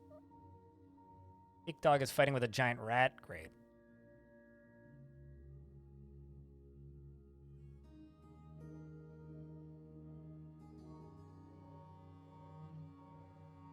No, I mean, that's what I'm saying. Like, what software are you using to do that? I guess should be the question I should be asking, not what cloud are you using.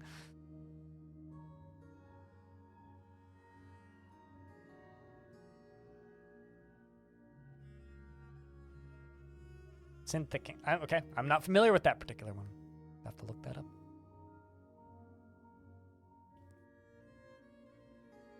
Yeah, I don't know. I don't play games on enough devices to need any cloud sync ever. Outside of just like, you know, save backups. I don't need any of that stuff.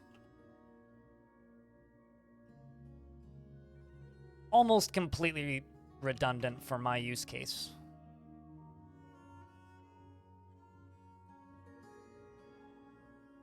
Thumb drive transfer. There you go.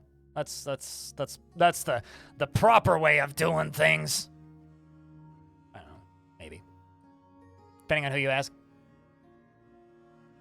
Anybody coming to fell these trees? Oh, there they are.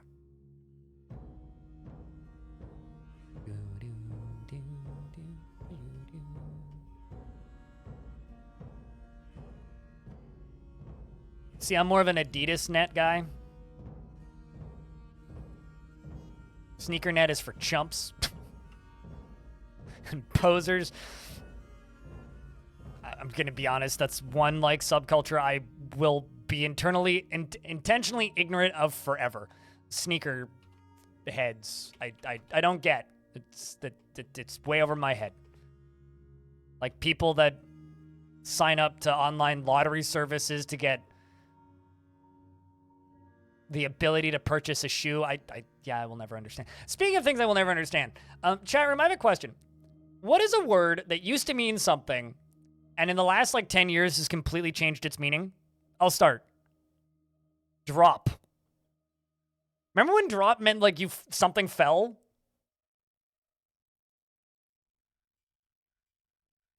Like, now it's like expensive thing you've purchased. Did you get the new drop? I would argue woke still means the same thing. People just use it differently, but woke just means aware, and it still does. It's just nobody said it 10 years ago. At least I never heard anybody say it 10 years ago. Bonk? What did bonk used to mean? Ownership.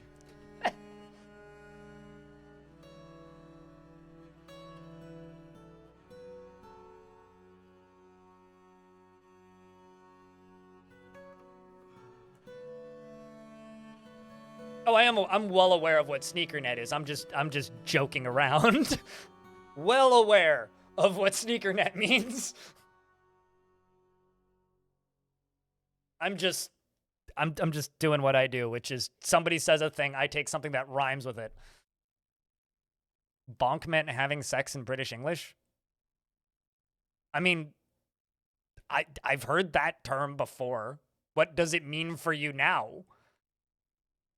What did it go from to, I suppose? Because I've heard it in both of those over the last 10 years.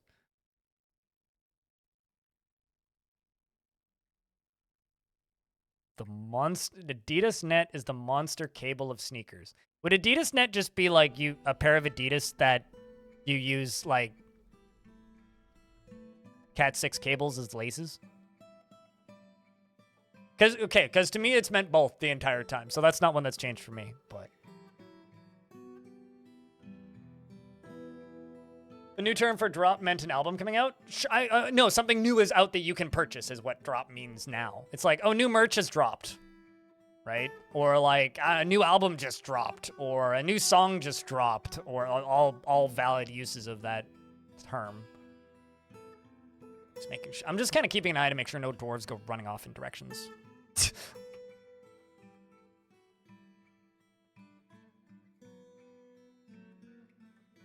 Yeah, something is bonkers. I remember saying bonkers in high school, though. Like, that's been around since I was a young person. Not that I'm not a young person now. That's been around since I was a younger person. How's that?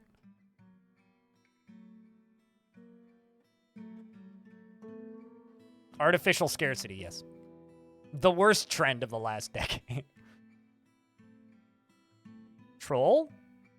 I don't know. They see me trolling has meant the same thing as long as I've been on the internet, at the very least.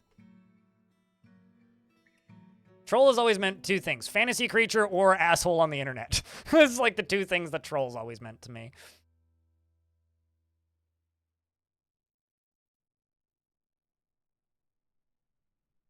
You think of MMORPG loot? Yeah. Yeah, I mean, drops in a video game and then...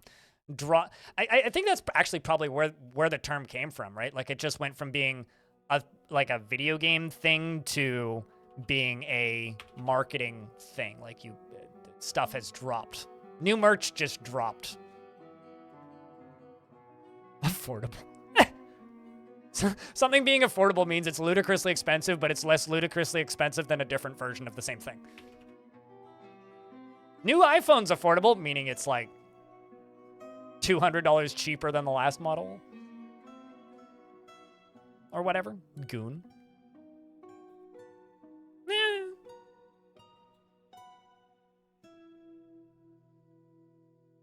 Mate, I'm into these new edible drops, you know? Like the new drops from like Snack Pack just dropped, and like, man. New gum just dropped? I'm in. Glass half empty. Give me them new flavors. How it feels to drop 5 gum. Splat.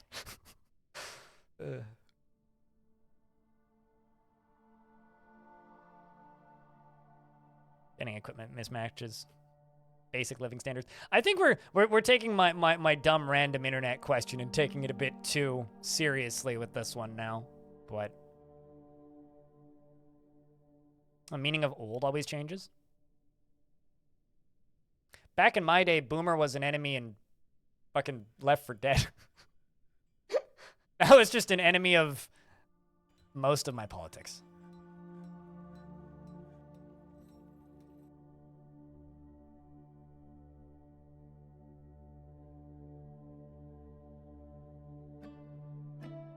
USSR would use it as a word to mean that throw away, like trash. Sure.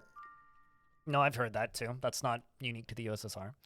And people who worked in retail coveted items from hitting shelves, making them affordable for favors. Fair enough. Influential. Yeah, that's just the like what? I'm trying to think of the word for it. Not resale economy, but yeah. No. Anyway, that's a term I've heard before. I don't think that's unique to the USSR at the very least. Scalping? Yeah, I mean, that's essentially what that is.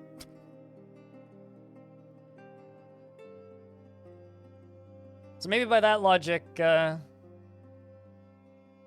I've certainly heard, like, I'm gonna go drop this is something that people used to say. Like, I used to hear my dad saying, I'm gonna go drop off the trash, or like, I'm going to like take this and drop it off.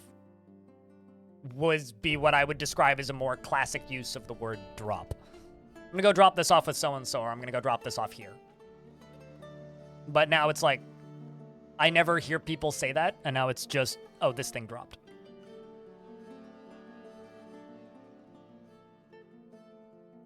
You mean you're gonna go drop the Browns in the Super Bowl, Krampus? I haven't heard anybody use that word in that context in years, but I live in a weird world and don't talk to a lot of people, so. I'm not the best test pool, which is why I'm asking chat. That's why. Because you guys probably speak to more humans on a regular basis than I do. Willingly or unwillingly. By unwillingly, I mean at work.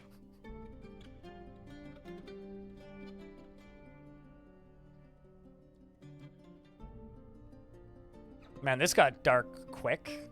Shadow Absorber. I'll have you know, when I was a kid, I could swim quite well.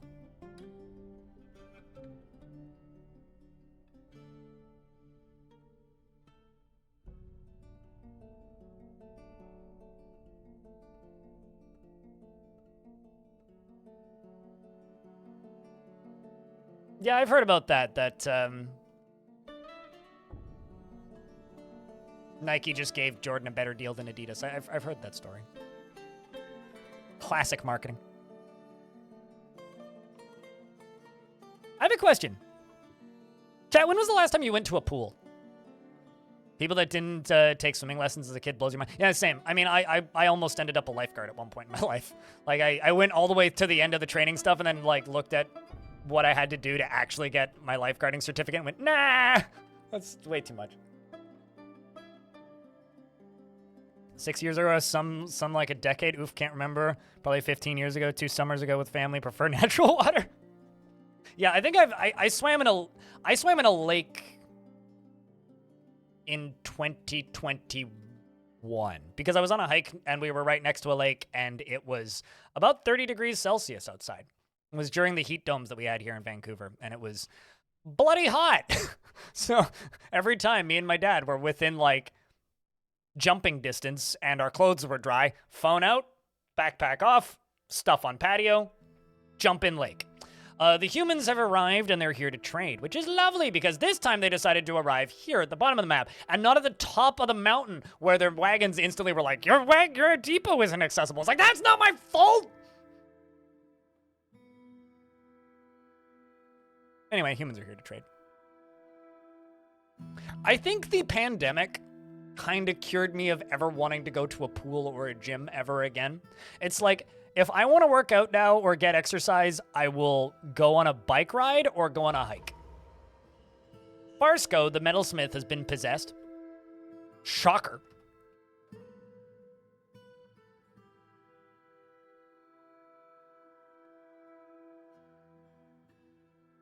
You went swimming like 20 times last summer?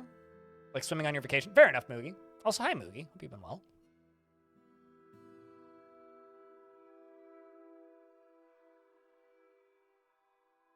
Yeah, I mean, like, I went to Norvan Falls like 2 years ago and sat in a pond, but I wouldn't call that swimming. It was more just like, I'm in a bathing suit sitting in cold water.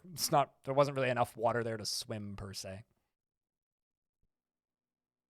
I think it's actually kind of weird that, like, we refer to, maybe not weird, but funny, that we refer to lakes being less dirty than a pool. Like, I prefer natural water.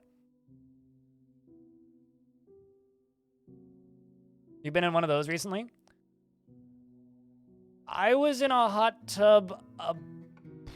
What are you even grabbing, Dwarf? Let's at least follow what you're grabbing. I was in a hot tub maybe 10, 12 years ago? because my parents took part in this like a blind charity auction, and one of the things that you could bid on was a weekend stay at Big White Ski Resort, because one of the people taking part in the auction had a condo up there that they would stay at periodically and rent out most of the year. And it had a hot tub on the patio. And my dad bet, I think it was like $300 on it. And so we got 7 days at Big White with ski passes and everything. And I think it cost them more money than like we paid for it, but fuck it. So that was great. Fish pee better than child pee. You know, honestly, I agree. I'd rather get pissed on by a fish.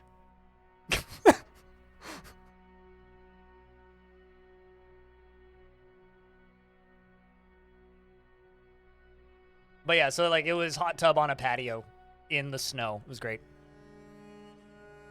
It was great. Good time.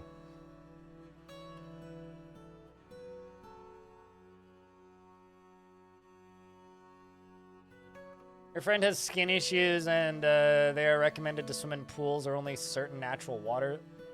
And they are recommended to swim in pools or only certain natural water sources. They would be at big risk of getting an infection in natural water sources. Yeah, no, that makes sense. I mean, like, I used to, when I was younger, how much of myself do I want to out? When I was younger, I was in a sprint kayaking club, and the lake that we paddled on was small and murky. And that's putting it politely. It was about 800 meters long and mud. It had a lot of lily pads and like marsh around the edge. Like those marshes that you could jump on, and beaver dams and the most Canadian things. And then some guy got like a chunk of his property sold back to BC Parks against his will because he kept blowing up the beaver dam with dynamite and then dumping gravel into the lake to extend the length of his property so that he could land a plane on it. Which is maybe one of the most Canadian things I've ever heard in my life. He was literally using dynamite to blow up the beaver dam periodically and then use dump trucks at night to dump gravel into the lake so to extend the length of his property so that, yes. It's one of the most Canadian sentences I'll ever say out loud. Anyway, so that was a thing. There was a giant rat running around her. You know you are not one of mine, so I will stab you to death. Anyway, that lake was murky, and I used to swim in that lake all the time. I don't think I would swim in that lake now.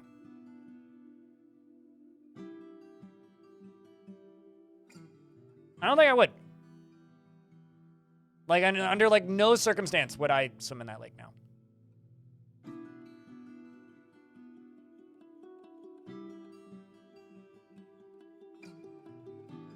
You never met a Canadian with dynamite? You know, let me tell you this, right?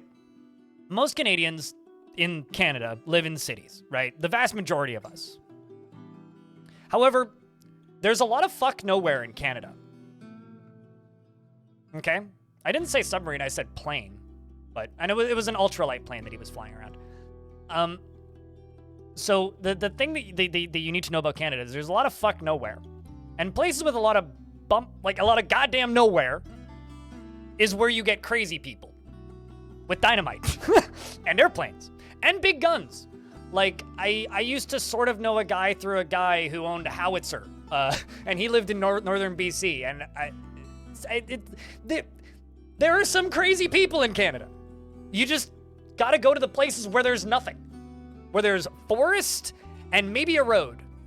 And no internet connection. See, the difference between the States and Canada is we have a lot more nowhere than the US does. The US is like, oh yeah, no, there's tons of space in Texas with nothing in between it. Jesus Christ, have you seen the Yukon? Just look at it on the goddamn map. Anyway, you want to find some crazy people. Canada's got a lot of crazy people.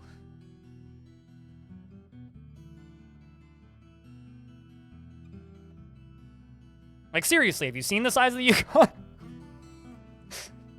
Although, if you live in the Yukon, I think you kind of have to be crazy to a degree. Because you're willingly living in the Yukon. Oh, no, absolutely. That's the thing. The people who live in northern Canada, the crazy people who live in northern Canada, are often the nicest, kindest people ever. Like, my dad used to know a guy who lived in north in the Yukon. And he was a avid, like, trapper, fisherman, woodworker. And he like, built a cabin up there, lived up there with his wife. He would drive 6 hours to the nearest town once a month and do grocery shopping and sell his pelts and stuff that he got.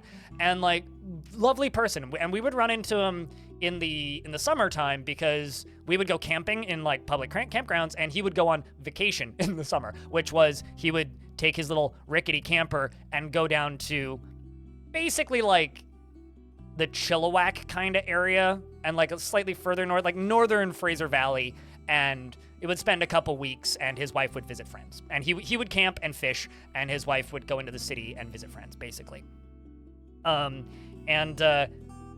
Dude, a certified insane person.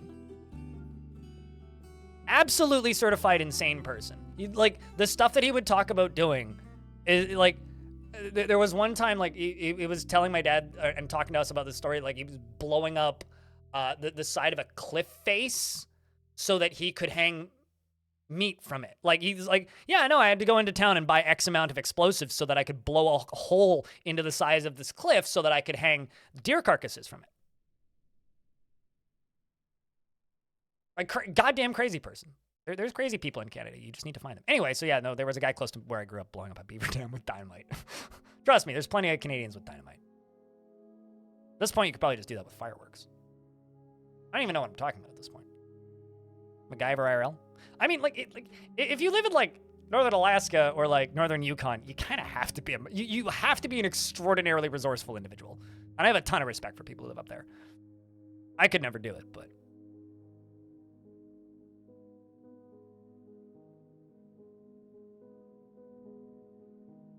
very low pop dance, and then you get to the Canadian border. Oh yeah, no, I mean, like, most Canadian populace is, like, or the vast majority of Canadian.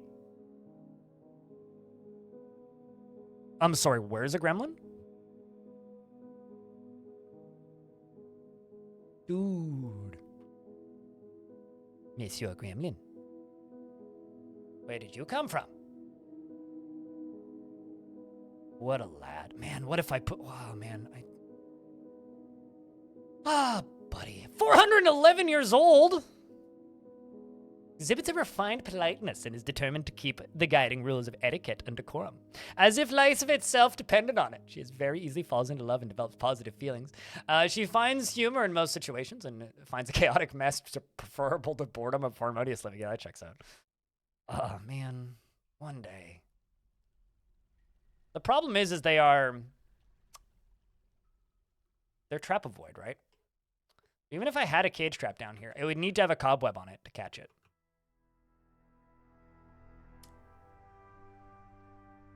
You haven't even seen one of those yet? They only really show up on, like, the bottom cavern. And they're stealthed, right? So you won't see them unless a dwarf happens to see them.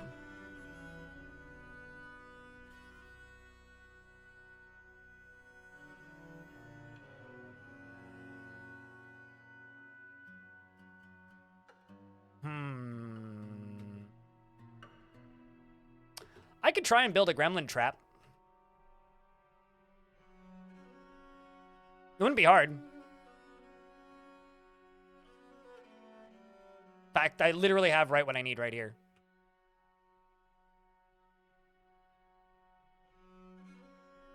So what's the Miss Gremlin's goal here? Gremlins have one goal, and that's pull levers. That's always been their goal.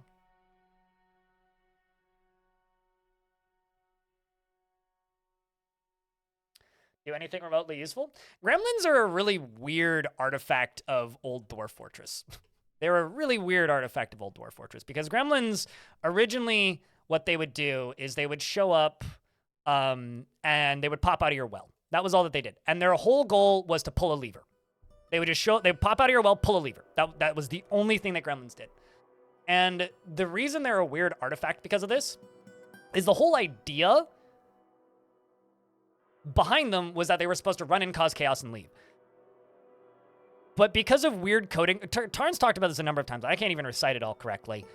Because of the weird coding artifacts, they're literally broken in-game, and he can't fix them without, like, reprogramming a third of the game. So they've quite literally become a literal gremlin in the game's code, which I think is really fun.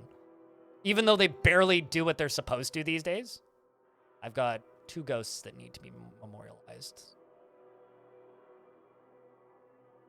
Udil and Dodok. Let's just get both of those done. But yeah, it's quite literally a gremlin in the code at this point, because they're not supposed to have personalities. They're supposed to be a dumb animal. But because they have personalities, they can theoretically join a fortress, and they can learn to speak. So there's a lot of things they can do that they're not supposed to be able to do.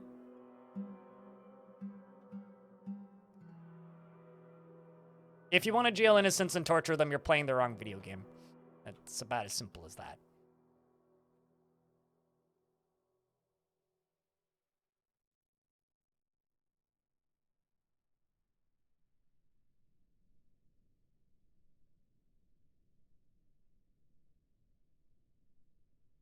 But yeah, theoretically, they can become mayor. Theoretically.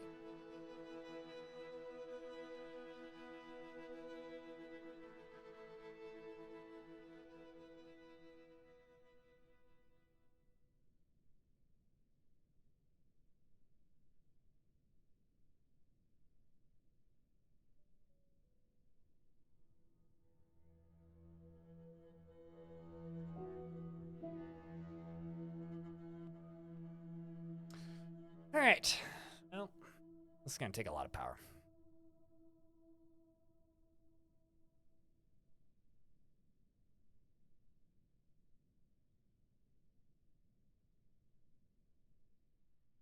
Are we talking about population?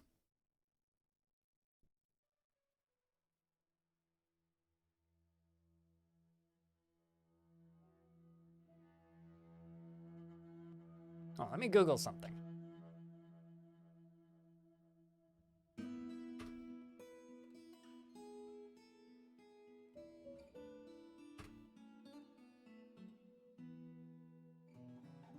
Sure, but what's the population of Texas versus Yukon?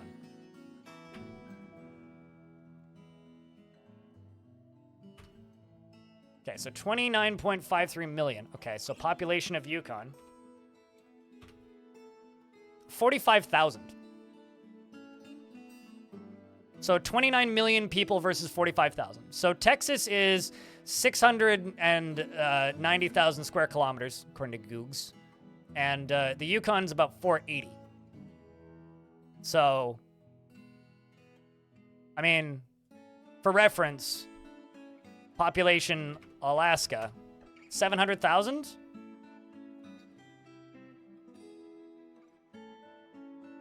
Size doesn't really matter about the actual landmass when we're talking about, like, population density.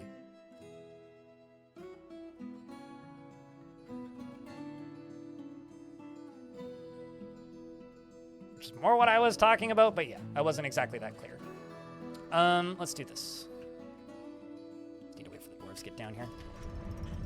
Barsko, the metalsmith, has created Matzang-Seer, a tin spear, and offers it to the pointy rock of artifacts. I'm not super enthused about a tin spear, but what'd you make? This is a tin spear. All craftsmanship is of the highest quality. It is encrusted with baguette-cut white opals and baguette-cut sards, and studded with amber opals, and this object menaces with spikes of cave spider silk. On the item is an image of Kubok, Stasis Road, and the dwarf and dwarves in Cinnabar. Kubok Stasis Road is surrounded by the dwarves. The artwork relates to the ascension of the dwarf Kubok Stasis Road to the position of queen of the Sly Theater in year 1. Oh, it's our first queen. The item is an image of pear-cut gems and Drothla leather.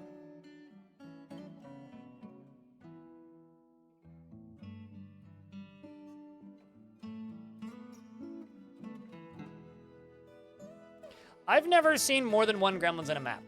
Usually what happens is I will make a gremlin trap, okay? And then after seeing a gremlin, and then I never see another gremlin again. I've never seen a gremlin more than once in a map, so. I will make a gremlin trap, because I know how to make a gremlin trap, but I don't expect it to ever function. For whatever that's worth.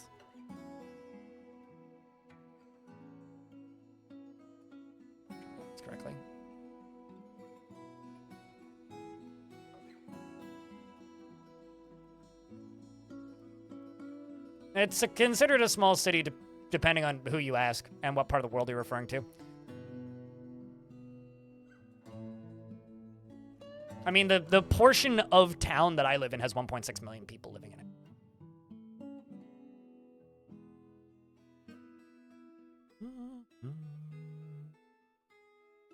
More people live in Rhode Island than Alaska. Jesus. Now I'm curious. What's the population of Prince Edward Island? 156,000 people live on Prince Edward Island. What's the square kilometers of Prince Edward Island? 5,660 square kilometers. 165,000 people live in PEI. Huh. That's... How many people live in Vancouver Island? Okay, so it's Vancouver Island's 32,000 square kilometers. 864,000 people. More people than Alaska live on Vancouver Island, and most of them are above the age of 70.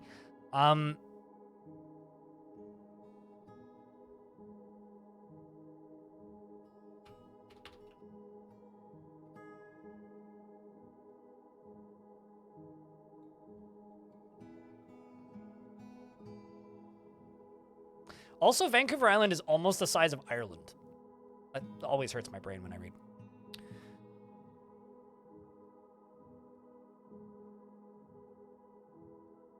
We're green gabbing? I mean, chat always wants me to, so. Might as well attempt. Grab a green guy. A green ghoulie, shall we say.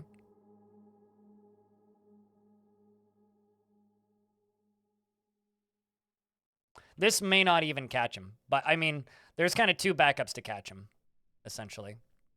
One is...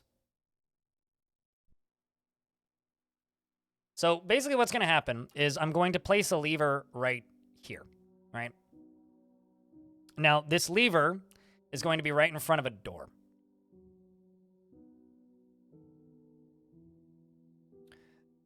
The door is going to go right here, okay?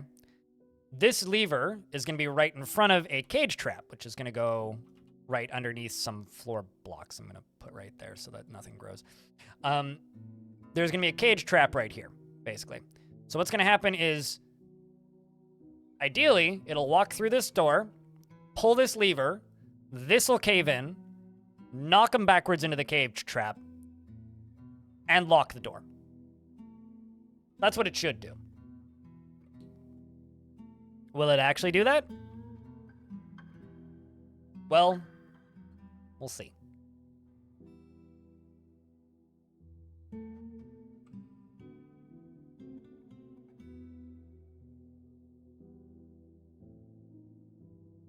Like a Wile E. Coyote level plan.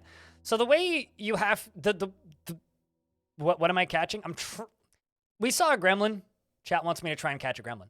The only way to catch gremlins is, well, there's two ways. There's two ways to catch gremlins. Because they're trap avoid, you have to make them lie down on the trap to actually get caught by the trap. Which means the only way to catch them in the trap is by causing them to lie down on the trap. If that makes any sense. Actually, you know what? It'd probably just be better for me to dig out this. So you have to cause them to lie down on the trap. Is the only way you can get trap avoid things to get stuck in the trap. So that can happen just in combat naturally, which is sometimes why you'll see your own soldiers end up in them. It can happen if you get blown backwards or knocked backwards by something. That can cause it. Or they have to get caught on a cobweb on the trap.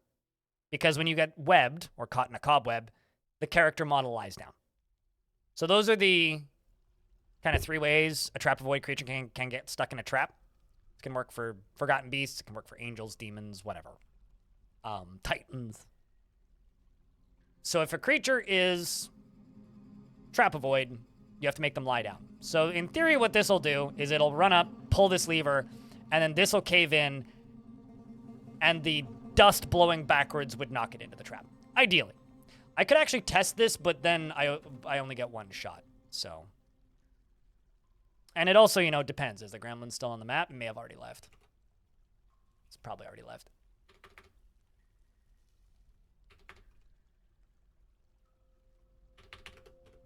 I also should probably trade with those humans, eh? I just traded with dwarves, so I haven't traded with the humans.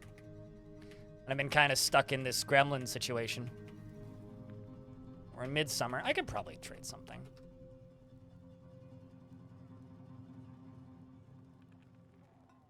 What? Oh, it's all the way up here. That's why I didn't see it.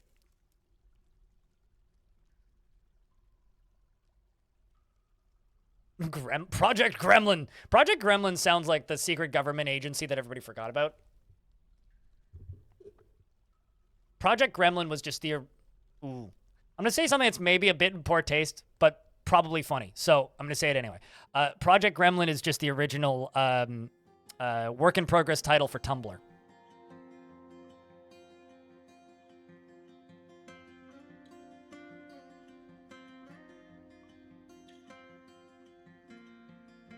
Nope, that's funny. Okay.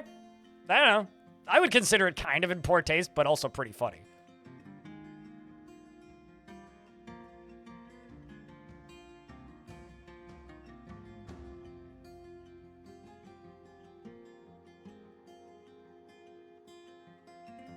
I don't know what I'm not allowed to sell that's in the... Oh, probably some weapon, right?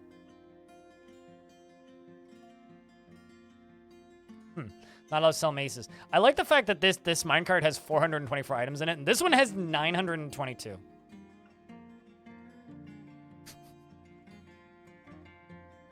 $922 stacks of coins. How many coins are in that minecart?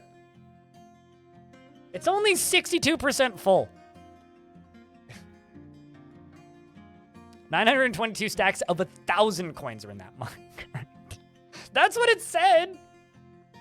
Here, I'll show you again. Gremlins are in fact tameable, and they are intelligent. They learn to speak English, or any language, if they hang around enough. And because they are immortal, if you keep one in your fort long enough, they are inevitably going to get voted mayor, because the dwarf that becomes mayor is the dwarf with all of the highest speech checks, basically. And yes, you can appoint them as royalty.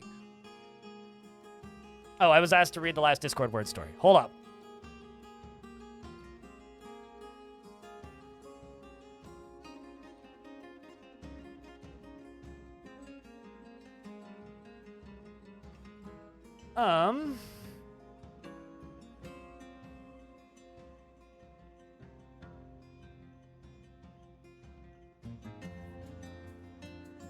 Apparently it's getting added on Discord. Where is this thing? When did I last stream? I last streamed on the 18th. Oops, the 18th.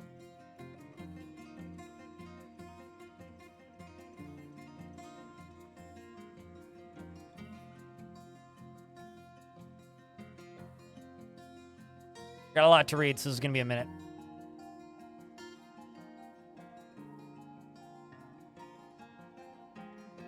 Oh boy, you guys didn't make me do this all of last week, did you? All right, I'll just start reading from here. Forward door, despite the stationary retailer, unbelievable selections of aggravated pantaloons march towards treacherous terrain on toward baby chimpanzees. Their people are hurry and scream. There we go. That's where I was supposed to be. As often as others do large menial jobs by pulling carts of gold slag. Lemons learn linguistics, literally lying laughably lewd. What? In effervescent, what? Drinks lacklustedly, we thinks with great focus on stuff. Accurate. Isn't it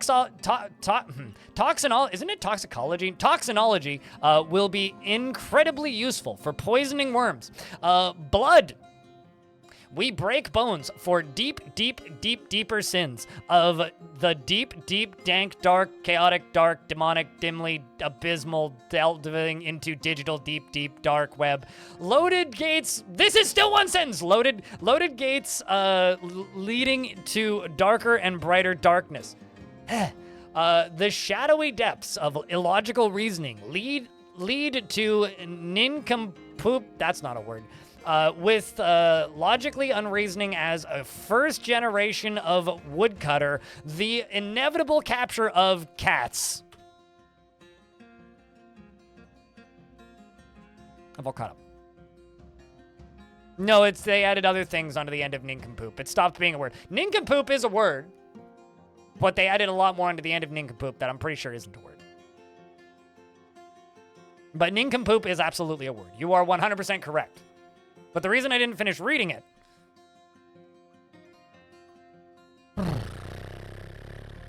Anyway, post beers, says Janistor.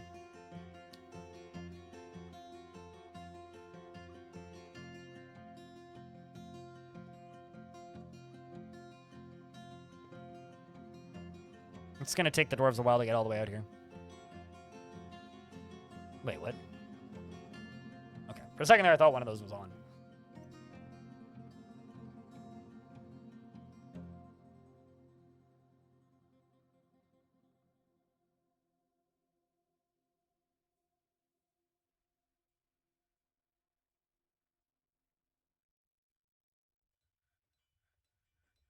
Usually they just simulate elven ones. Then you need to acquire elven instruments. If they simulate elven ones, usually.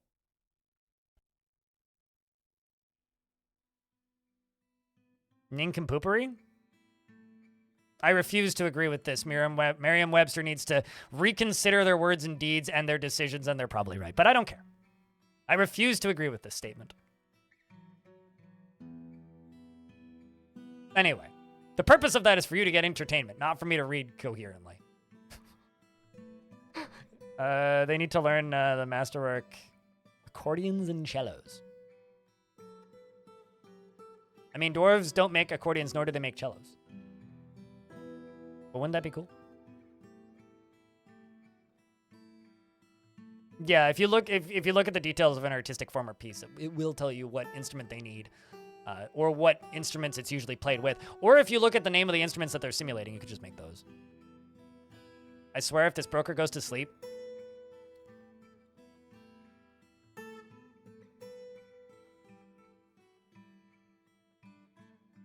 Warhog Mounds. Why? Absolutely nameless.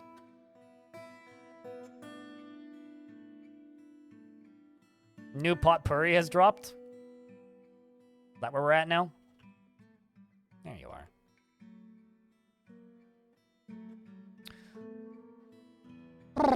I will buy that one silver bar from them.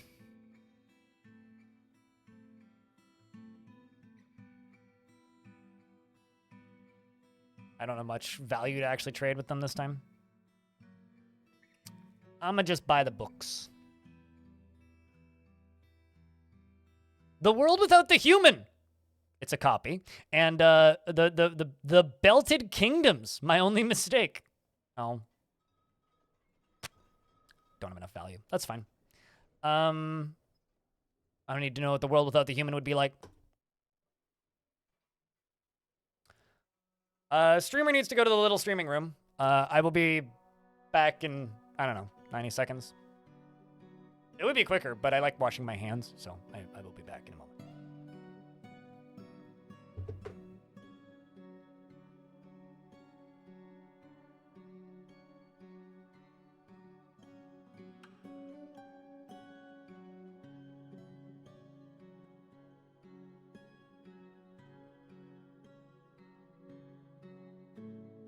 Let's take a lovely fruit, the tomato, remove everything that's good from it, the seeds, the vitamins, the nutrients, everything that's good about it, and just jam it full of shit, garbage, shit sugar, and put it in a shit bottle that sounds like shit when you put it on your shit. It's shit! Stop eating ketchup!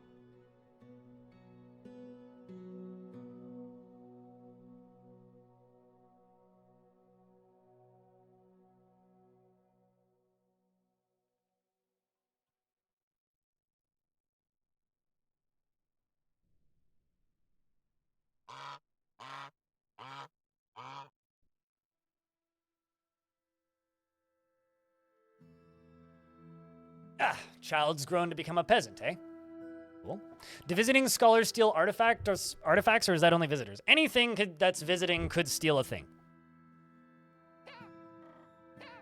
Although actual scholars will often accidentally steal books.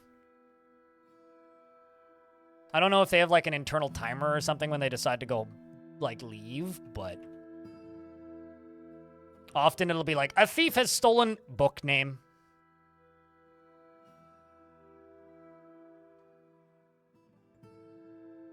Huh. That's interesting.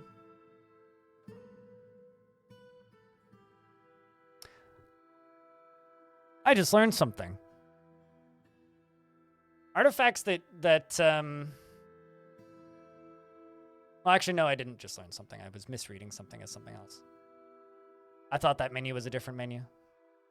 I thought I was in the news and reports menu. I was like, what? Okay, anyway. We do have a missing citizen, apparently.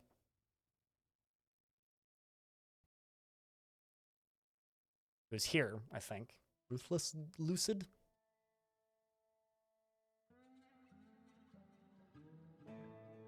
Ruthless Berries, not Ruthless Lucid. Where's Ruthless Berries? There it is. We must have gotten a kidnapped kid. Try and get him back. I'll send 3 of my squads. 2 of them. 2 of my squads. Missing, all right, as in they're not in my fort currently. You're visiting a chat member and I'm stealing your beer. Wait, actually? Oh, sorry. I'm a visiting chat member. Okay. I was reading that as I'm visiting a chat member. I was like, who are you visiting? Back have foods plus. Yay! Foods is good. I read somewhere that you can prevent book stealing by removing library tables from the library and delete the library zone over the tables. Would that also work if you took a library zone and then made a dining hall and then linked the library to the dining hall, or would that just revert you back to problem A?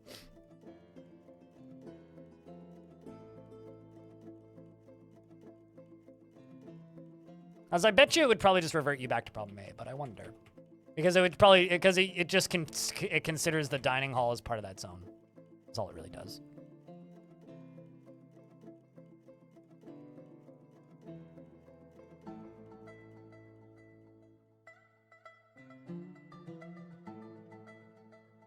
I don't even know if you can get through this. Yeah, okay. So basically, I'm going to dig through this hole, this wall right here. And then I'm going to, once this is connected, lock this after putting a wall piece here, basically. So my dwarves can't go out this way. But something shows up, we can make sure it don't come in. Or rather, we can hopefully get this thing triggered properly. Also, I'm gonna actually just remove this until this is done. Okay, let's go back to this. Let's go track.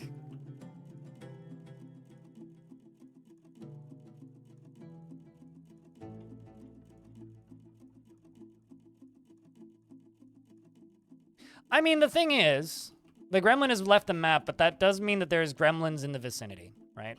So it might come back. It might not. I mean, I was saying earlier that I've never seen the same gremlin twice, which is true. However, there was a fort a while ago where for every couple of years, and I want to say it was Long Death actually, where I would get that ping that there was a gremlin in the vicinity. So, it's possible we'll have another chance to catch one, but I'm not going to get my hopes up.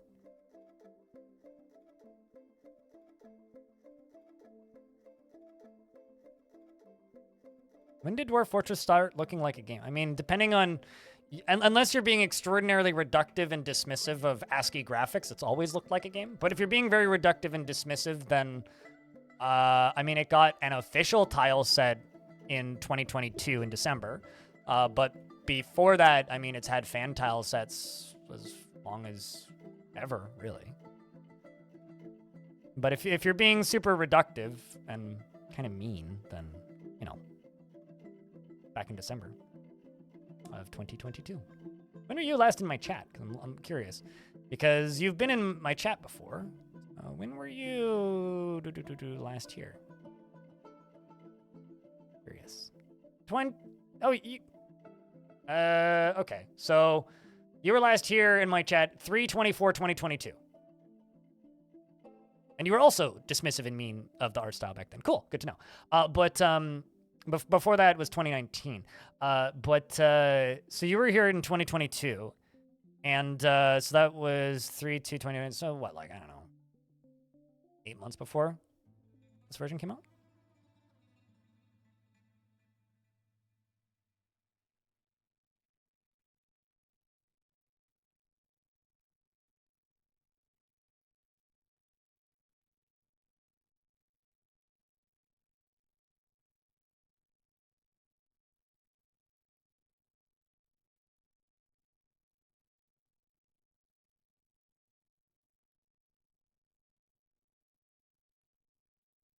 Beauty's in the eye of the beholder.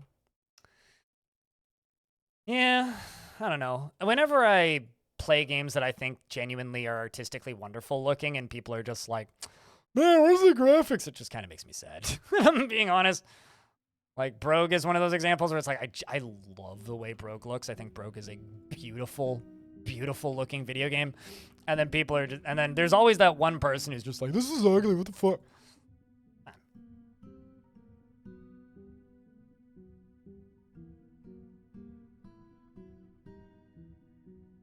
They've got like 8 eyes. Which one? Yeah, valid. I've always wondered that about in the eye of the beholder statements. Like, which eye? They've got several.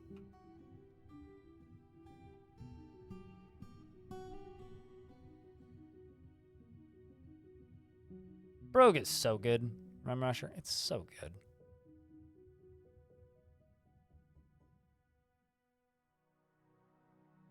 I can believe it. Arende.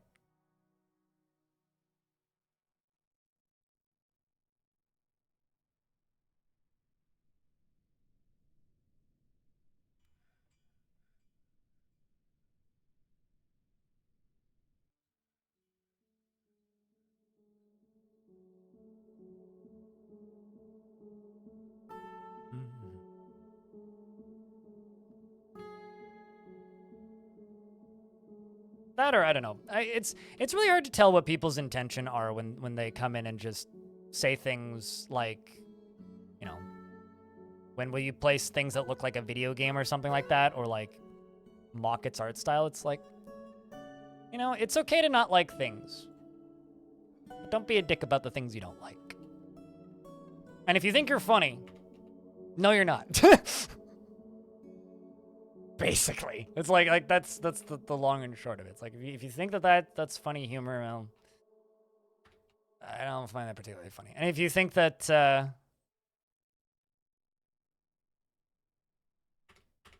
not buying a Nuck.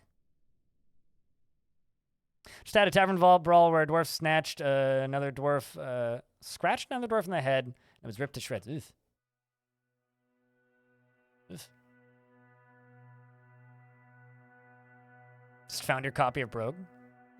Never ask a streamer with cowboy in his name if he's a real cowboy. Huh. Humans are leaving through... This human has decided it's faster to take a shortcut and leave through the caverns. Well, more power to you there, human.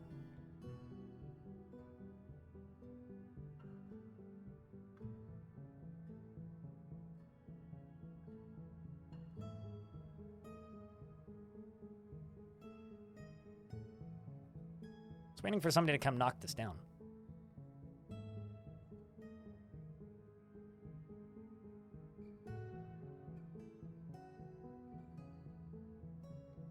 What are tickets good for? Bragging rights about how many tickets you have. That's literally it.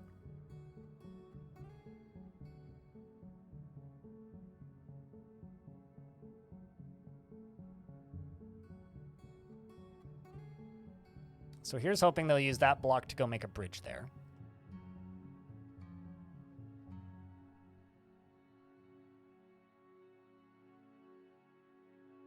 Which they are, which is exactly what I wanted them to do.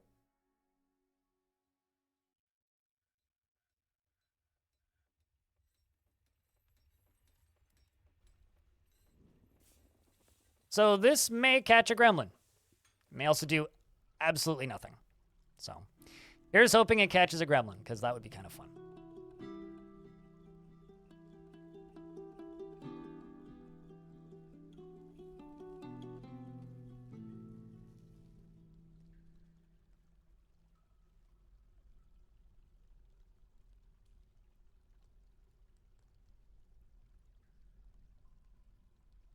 What are gremlins good for?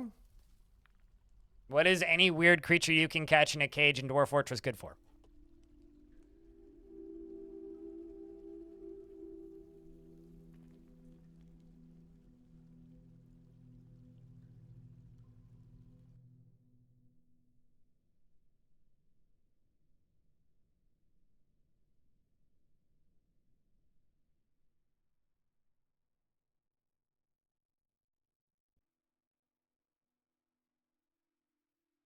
All right, well, this pile of discs is getting bigger, so that's good. Still increasing. I have 182 serrated bronze discs, 40 steel discs. How are we doing on bars? I don't think I can make gold discs.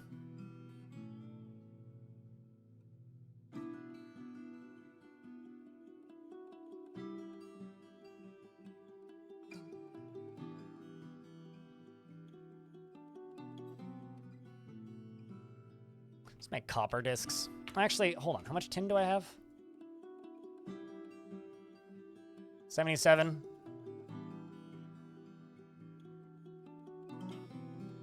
Two bronze. Devs, hear me out. War-trained gremlins.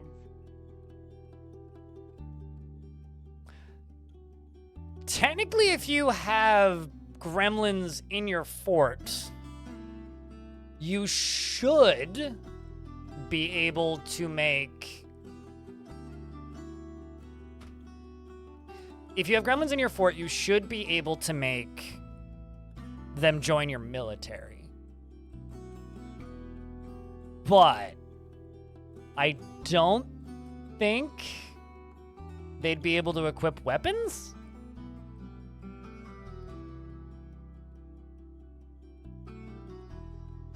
Anyway. How are you doing today, Claiborne? How's things?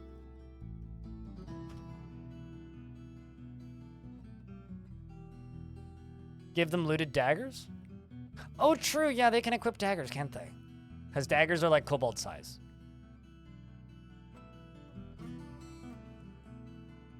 Yeah, okay.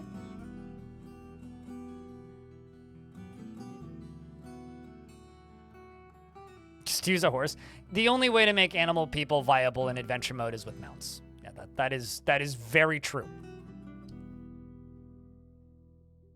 100% true.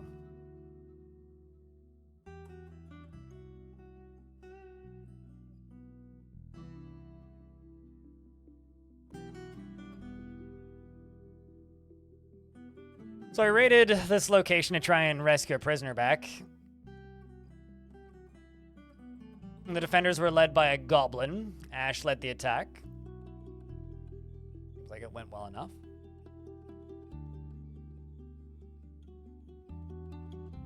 I'm just killing many goblins. It's, Mr. Raven got one. Dudok got one. Dudok got another one. The forces of the pointy Rock of Artifacts freed the Dwarf Yuzal from the ruthless Buries, the Wraith of Calling, of the Poisons of Indignation. The pointy Rock of Artifacts also seized treasure and seized livestock. We did in fact free the Dwarf. Stole a beak dog, bunch of bolts, random other crap. Also an anvil. So I have just double checking the name of that dwarf.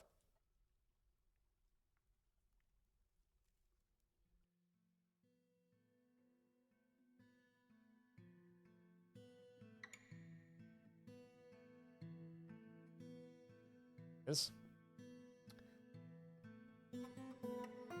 UZOL channel clasp. UZOL. Oh. Was a kid. Had a kid get snatched. Selling Arthos kid. Sorry about your parents. Oh, that's kind of sad. Ah. No goblin friends. In fact, I'm pretty sure almost every member of your family's dead. Shutterbug's still alive. So is Rakust. The legacy lives on. Yeah. Although your younger daughter is also still in the fort, as well as like some of your older kids, like Tuju and Bastet, are both your children. Telenartho Jr. I mean, we could do that if you want. I mean, this kid was snatched by goblins God knows how long ago. And somehow we figured out where they were. Maybe it would have been better off over there. I mean, she might have lived longer over there, yeah. And she's already back to work. She does feel gratitude remembering being rescued. She was in the fortress in 129. So the last, she got kidnapped in 131. She was born in 129. Was kidnapped in 131. And it's now 143.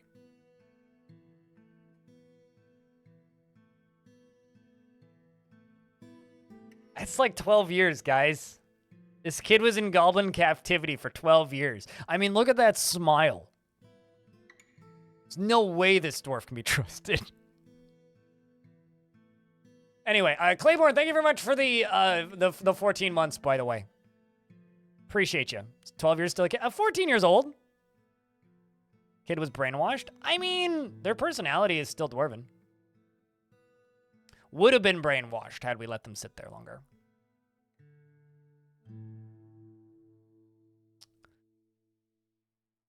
All right. Back to weird projects.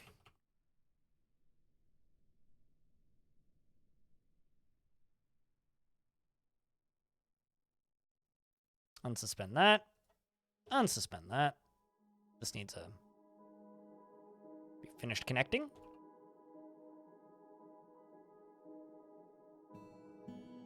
And also, just for completion's sake, I'm just going to chuck some more cage traps into here.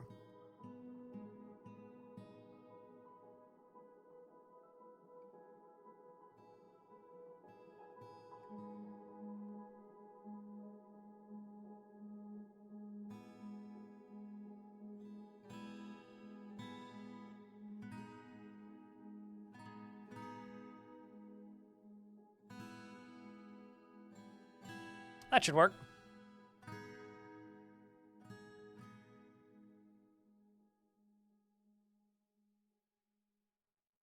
If I catch a goblin, chat can name it whatever they want. If I catch a not goblin, gremlin. Blah, blah, blah. If I catch a gremlin, you guys can name it whatever you want. We won't catch it, but like, you know, I'm giving it my best effort.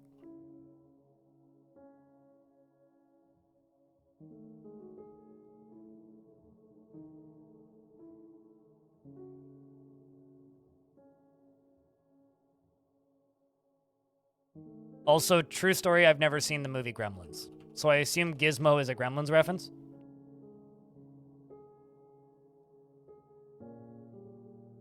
Whatever you want. I mean, it's not really what I meant, but you could take me that literally if you want.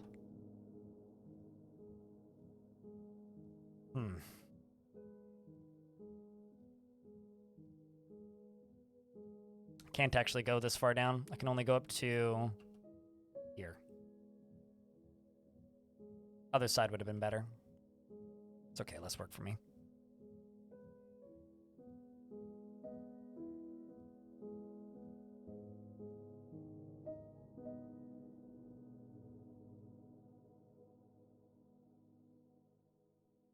Your dad is showing. Your humor is showing is more the direction I would go with that, but...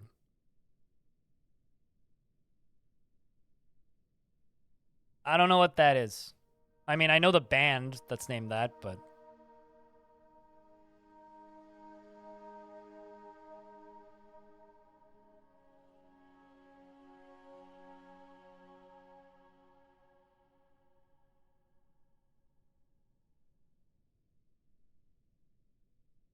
Okay, so I need power that goes all... You know, let's work on making power first. Let's do that. Because this is a nice big puddle. This nice big puddle will be very useful for making power.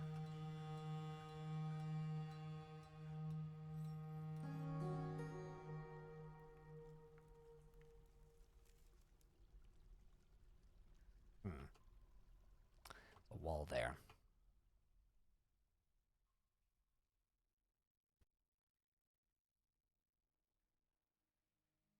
See, like I said, I've never seen gremlins. So I will just smile and nod and pretend that I believe you. Or rather, not pretend that I believe you. I do believe you. I will smile and nod and pretend I know what you're talking about.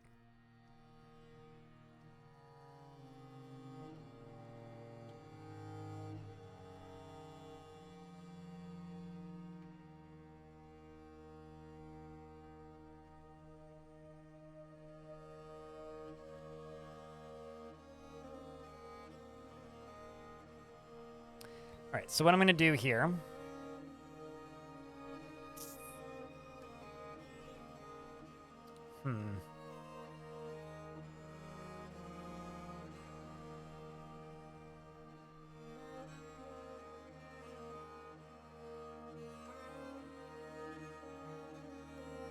Chat's now becoming a Gremlins fan cast, and that's fine.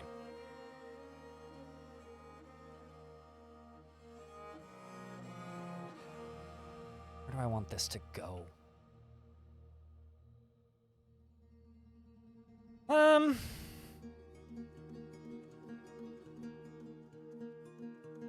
Problem is how multi-layered this whole cavern is. Kind of an annoyance, actually. Why don't I do it this way?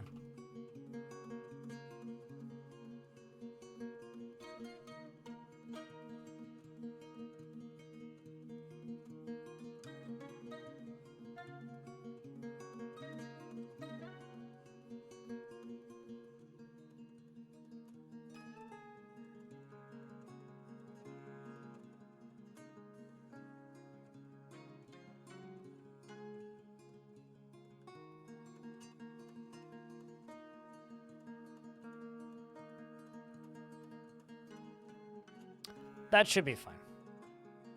I should be able to use that to generate all the power we need. Should be able to.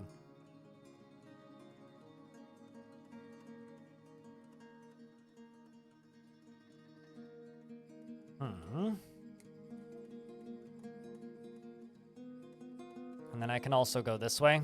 Start that digging. Where can I connect to you?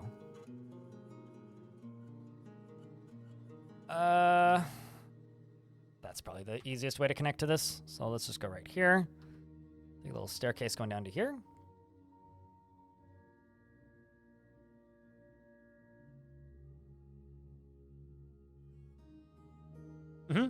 I mean, that's generally what I do most of the time when chat's talking about something that I either have no interest in or know nothing about, is I pretend to know what you're talking about. I'm only partially being honest with that. I usually state that I don't know what you're talking about. Can mist from a waterfall go sideways through fortifications? Yes. So if you carve fortifications behind a waterfall, that's absolutely a direction that the water can go. So when this lever gets pulled, this collapses and hopefully knocks whatever pulled the lever into the trap, and this closes.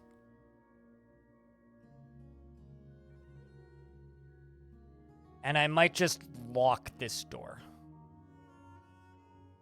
But currently they're just loading all these up with cages, so.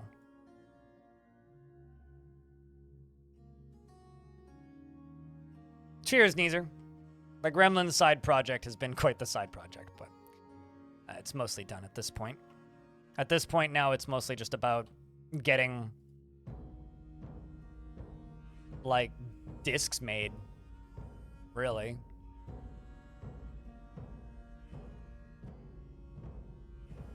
I also just realized I need 1, 2, 3, 4, 5, 6, 7, 8 more copper tables.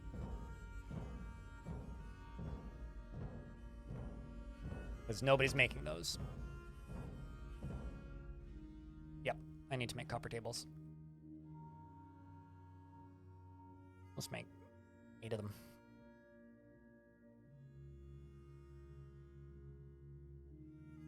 In caves, do you build supports to prevent random cave-ins? Random cave-ins do not happen unless you have removed all support from something. This is a specific trap designed to catch something.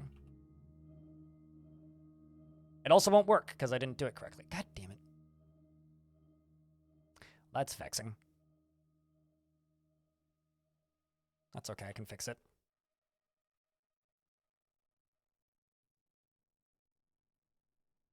There we go. That'll fix it.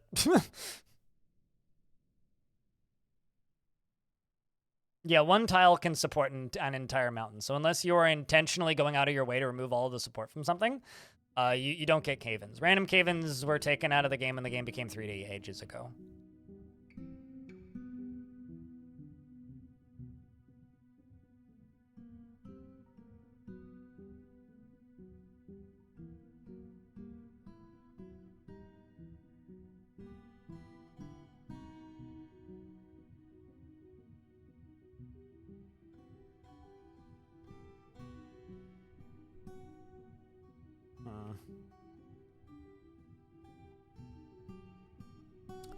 Have to wait until the dwarves come down here. And just sit here and hold this button down.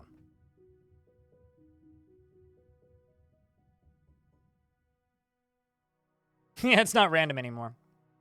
What about goblin caps, unemployed Chaku? I'm asking about mushroom trees.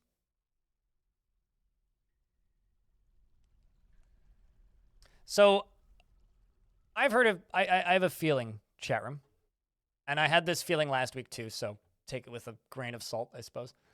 But I have a feeling that we're going to get some news this week.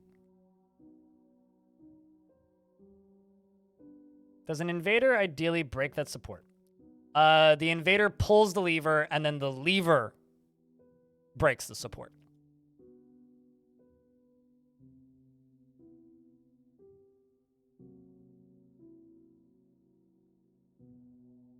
Okay. Shows about how much attention I pay to things I say because I've already forgotten what I was talking about.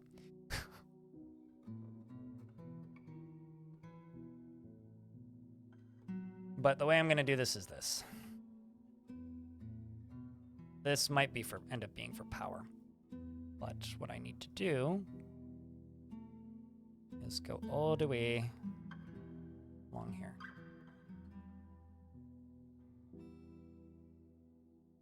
They should still be able to get out.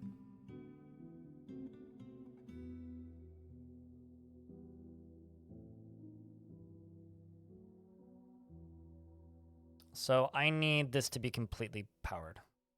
Levers can be linked to supports, chains, chains, grates, cages. There's a lot of things that levers can be connected to. Like kind of a lot of things. So this is going to be how the mechanism refills itself.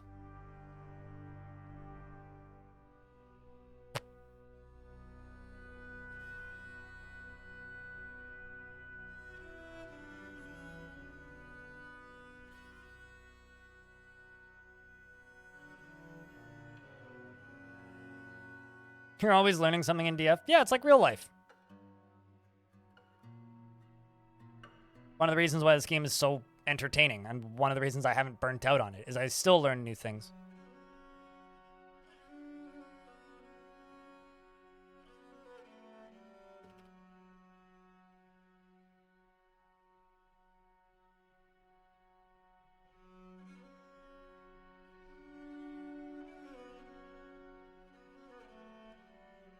That's more than big enough. So then let's do, so that's how long? 15?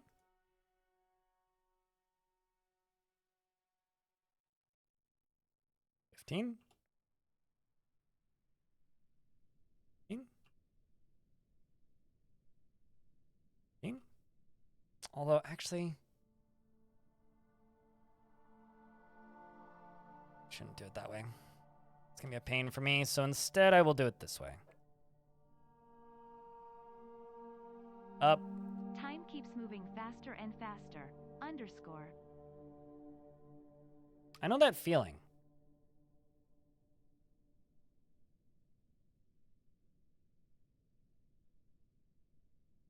How are you doing, Deep Space? Thank you very much for the 17th month. It's good to see you.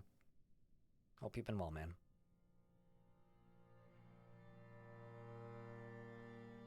Did I solve the Dwarven ramp? Nope. I just kind of stopped building ramps and removed the ability for them to go down them.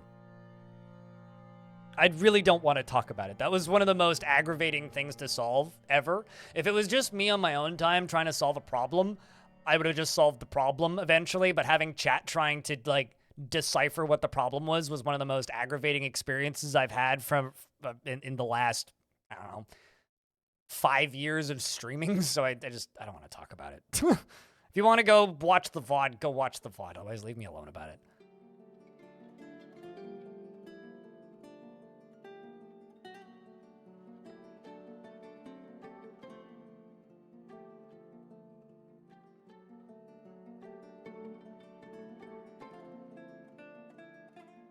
But yeah, it's good to see you, Deep Space. Jack, can I get a round of beers for Deep Space?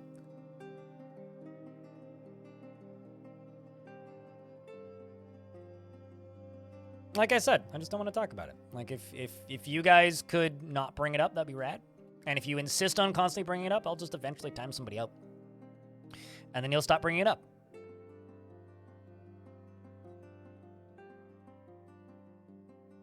That's all.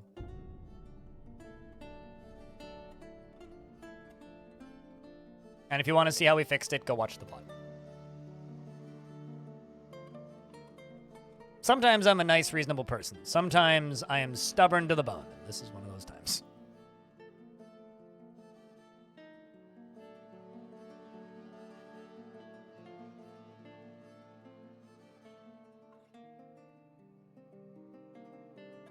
What am I working on? Actually, believe it or not, nobody's asked me what I'm working on, because I think most people in chat have an idea of what I'm working on, because I've built several in this fort already.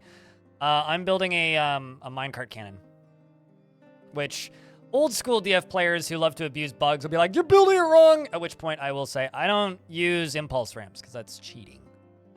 But I'm building a minecart cannon. This particular one is going to use lava. Got another one right here, which is going to use serrated discs. And there's another one on the surface that uses coins. Although this one's going to be manually reloaded because it's got physical ammo. Are we invading hell? That is the plan. That is the plan. Got a ways to go, though.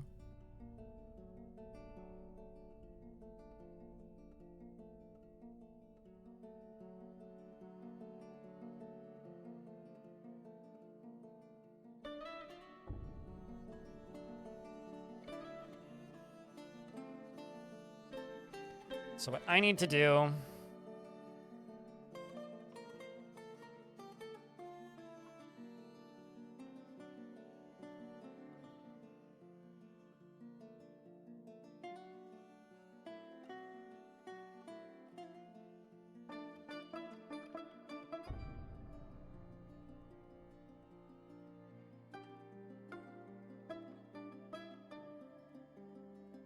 it's going to use so many mechanisms, it's going to be ridiculous.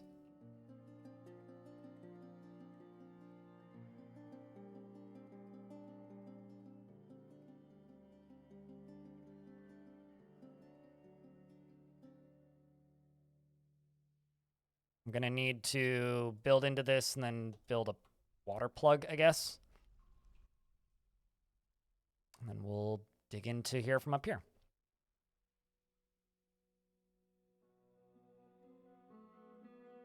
Plant strawberries in the underworld? I'd have to give Sun access to the underworld, but... Planter guild? We have a farmer's guild. How many goddamn farming-related guilds do you want? I mean... I guess. If you insist. Dead giant rat right there. We'll get rid of that. Okay.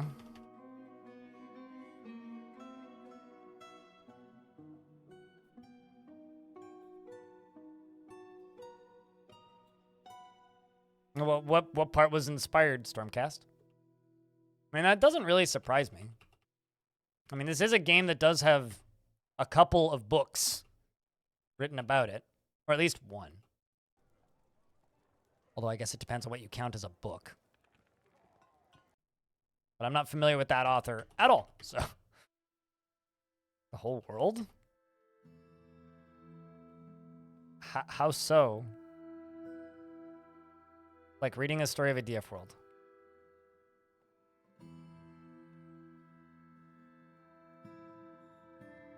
You're gonna have to be more specific than that. Because like, by that direction of thinking, you could quite literally say that like any fantasy story is sort of like that. So yeah, you're gonna have to be a bit more specific than that. I don't know where I want to put this guild hall. You know, actually, here's what I'm gonna do. The Planters Guild, it's gonna be one layer beneath the Farmers Guild. It's gonna be right down here. And it's gonna have some stairs going down from the front door here. I have to build this pretty quick, so.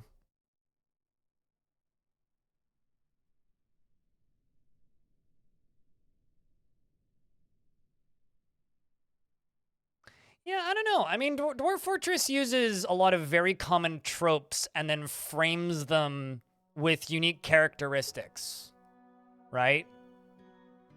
So, yeah, I mean, maybe. I mean, it's possible that this author is inspired by Dwarf Fortress, but it's also possible that it's not. I don't know.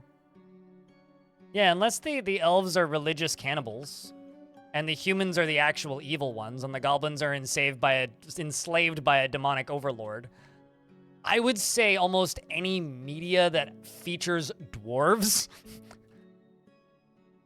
is gonna feel kind of similar to a degree.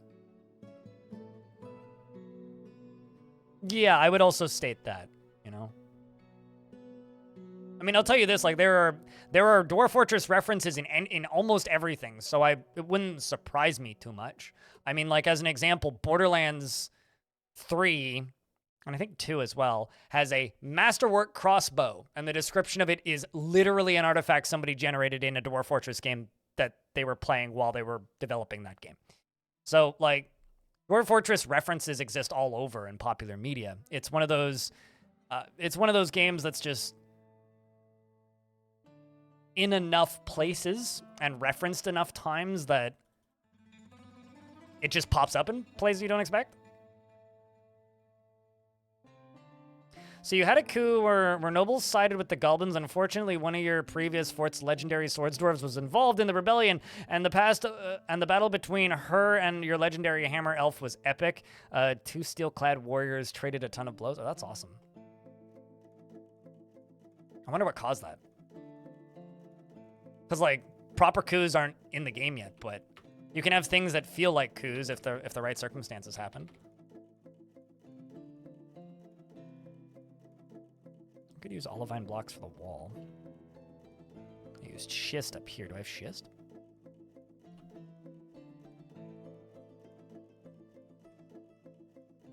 Not really. What other blocks do I have? I'm curious. A little bit of claystone, like nothing. Cobalt, quartzite. Ooh, let's use rock salt. Rock salt's a fun color.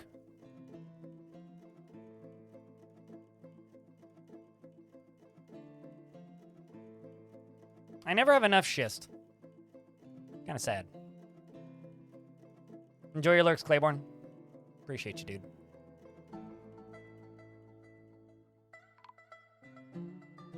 Dwarven caravan has arrived to trade. Those we need to trade with, but I'm going to finish building this, or at least setting up the basics of the construction for this.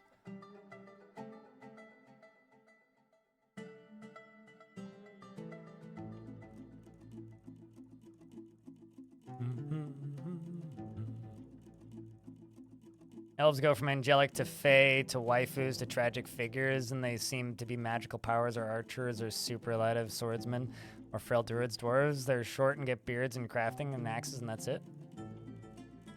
I don't know if I would call that the short end of the stick. They're just different character tropes. Well, that's all that fantasy creatures are, is they're human archetypes, right? which is why some of them become very problematic. They're based on human stereotypes, which can end up being extraordinarily concerning if you actually like dig into the sources of some of those stereotypes.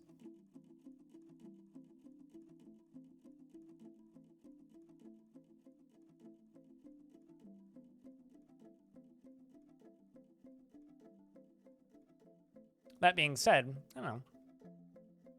I like elves as...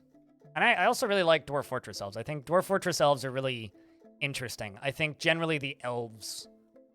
There's going to be a pun in here, which someone's going to make. I think generally the elves get the short end of the stick, because the Dwarf Fortress player base reads, oh, they're cannibals. Must be evil. When in reality, humans are easily the evilest faction in Dwarf Fortress from my knowledge, or from my readings of the way the game works. At least in my opinion. I feel like the humans are the evilest faction by far. Goblins are just like weirdly misunderstood, enslaved things.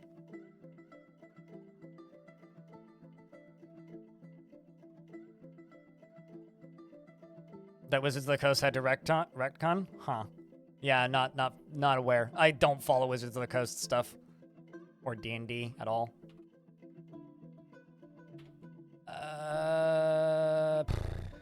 Let's just use the Dolomite.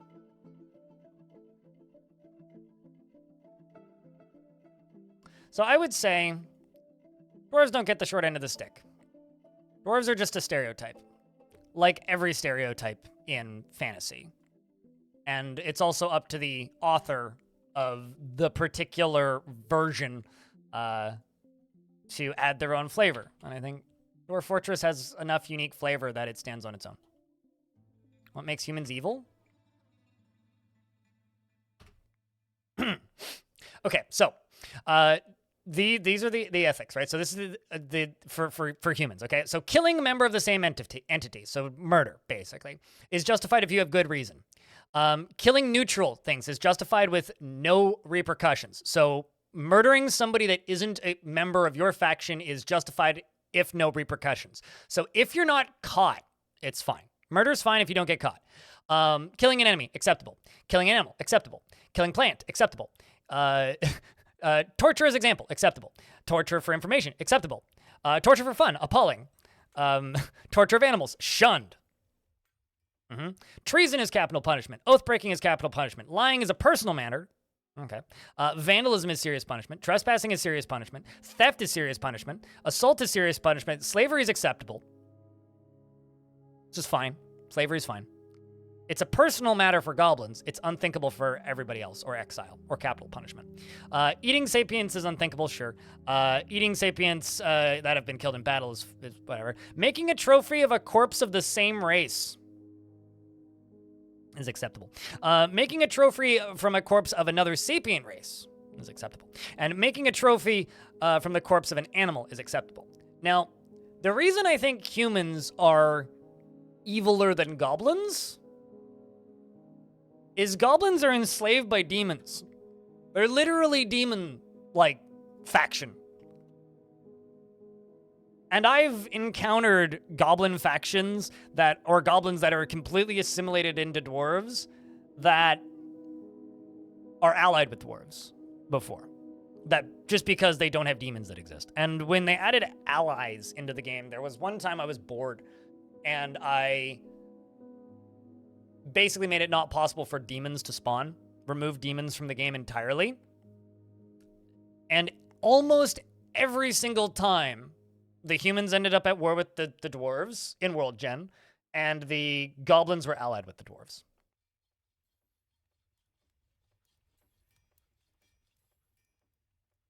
I don't think anybody sees necromancers as evil. It's the things that they do that they see as evil.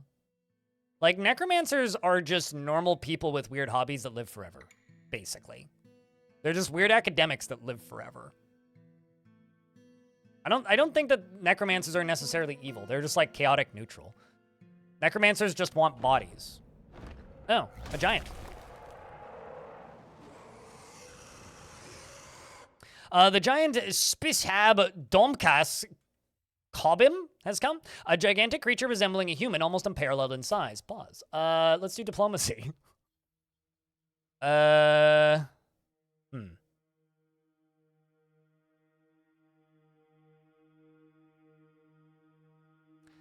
actually going to ask.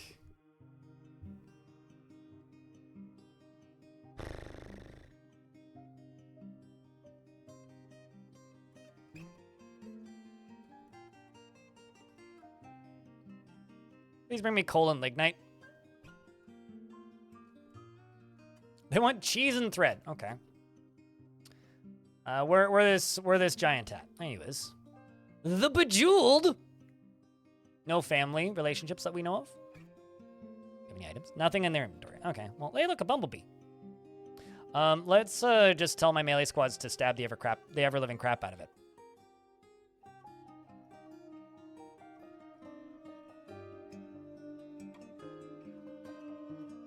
I don't know if is it they strive to create evil environments or just their existence creates the environments to become evil. Yeah, I don't know. The thing is, like, necromancers are like a weirdly neutral thing. Like, they just kind of make everything around them die. So Skittle gets straight to it and is 1v1ing the giant and is currently just stabbing it repeatedly with her stabby spear in the foot. Which is kind of funny. She initially hits it in the right lower arm. She stabs it in the upper leg. Okay, and then just kind of like knocked it over and is just stabbing it. Just stabbing it. Just blood everywhere. Just the rest of the dwarves kind of pile onto it and there it dies. Easy peasy. Okay, let's go trade. Possibly. I don't know. To me, like, I don't think, because sometimes you'll read a character's description in like Legends mode, right? And it'll be like, this character is just evil, right? Like this character has evil goals. This character is constantly gambling. This character is murdering people. This character is obviously an evildoer. And sometimes you'll run into necromancers that like start out that way, right? Like they're just like lying and cheating their way into something, and then like they want to extend their life and then blah, become like an evil mastermind or whatever. Sometimes you'll run into that, and that definitely happens. Like absolutely happens. However, I've also seen necromancers in Dwarf Fortress a number of times who are like not evil because their goals simply are like, oh, they just like writing books, you know? Like they're just like a writer kind of deal. And I've definitely encountered necromancers like that before, where it's like, okay, yeah, no, you're absolutely becoming an evil actor, but I don't know if they necessarily intend to do that. It's like they kind of end up there eventually, or inevitably, maybe, if you want to call it that. Finished goods bin, just an artifact. Bunch of socks in this one.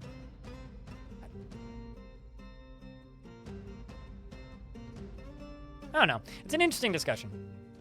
That's also fun to like figure out who's the evil ones.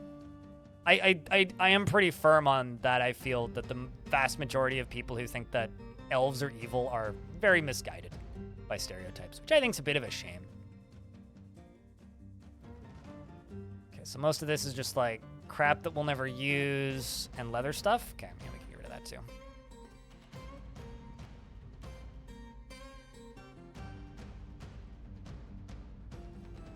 That we can get rid of.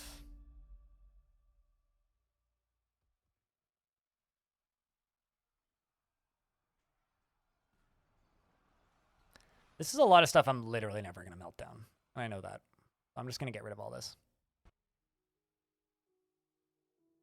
What else can we do? Quiver, because it's falling apart.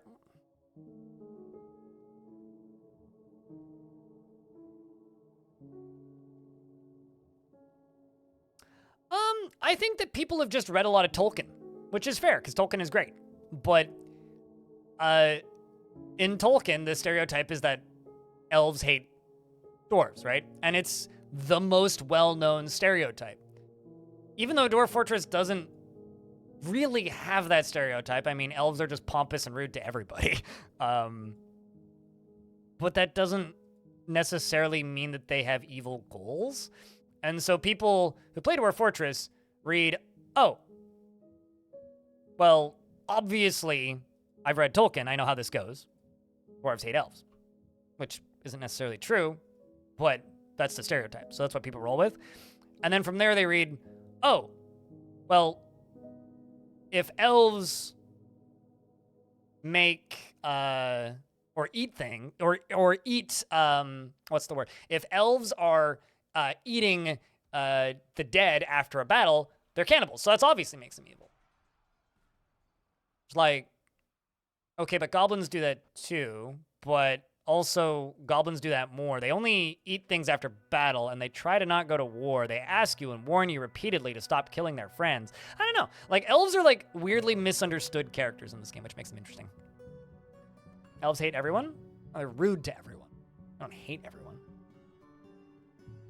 I mean, I have a question. If you lived somewhere, right?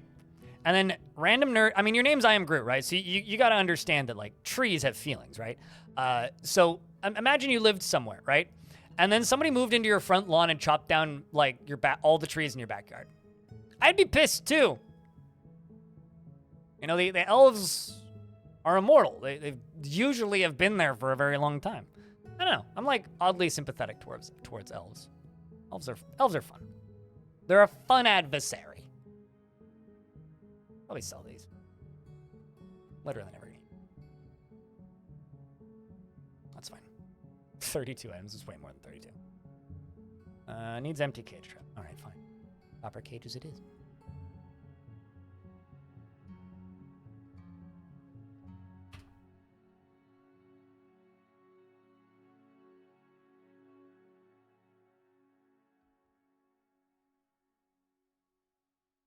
Eating what you killed is a human stereotype.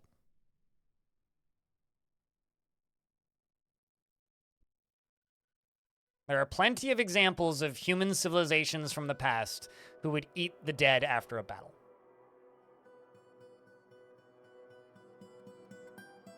Or, like, you know, consume the dead to gain their power or whatever. It's a fun stereotype. I'm also actually really happy that Dwarf Fortress, like, has the cannibal stereotype, but they don't do it like every single other game does it. Because, like, every single other, like, form of media that has cannibals, it's always, like, weird cabin in the woods with, like, a wife and kids. And they're always like, hey, come, we don't need to talk about that, Annabelle. They're always like, hey, come over, like, let's eat dinner, blah, blah, blah, blah, blah. And then you're for dinner. It's always that same goddamn stereotype, like every single Bethesda game. Did Bethesda manage to cram that into Starfield?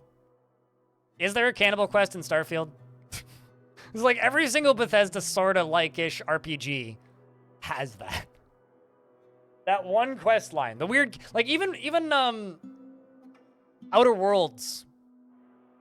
Or was it Outer Worlds, right? That's the Obsidian game. Even Outer Worlds has one.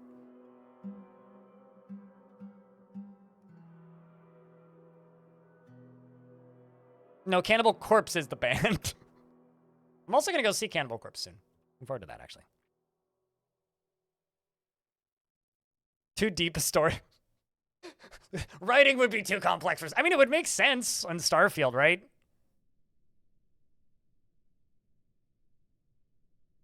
As a unique type of flesh-eating elf as a playable character. Huh. I've never played any of the Divinity. I have played a Divinity game, but I played the Divinity game that nobody played. I've never played the original Sin games or, like, their RPGs. I did play Dragon Commander, though.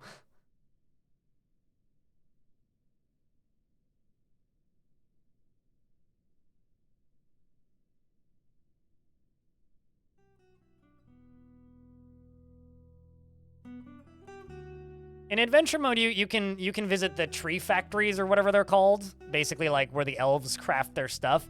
And essentially what it is, it's literally they train the trees, or I guess it's not training. They ask the trees really nicely, and the trees grow in the shape of what they need, and then the branch naturally falls off.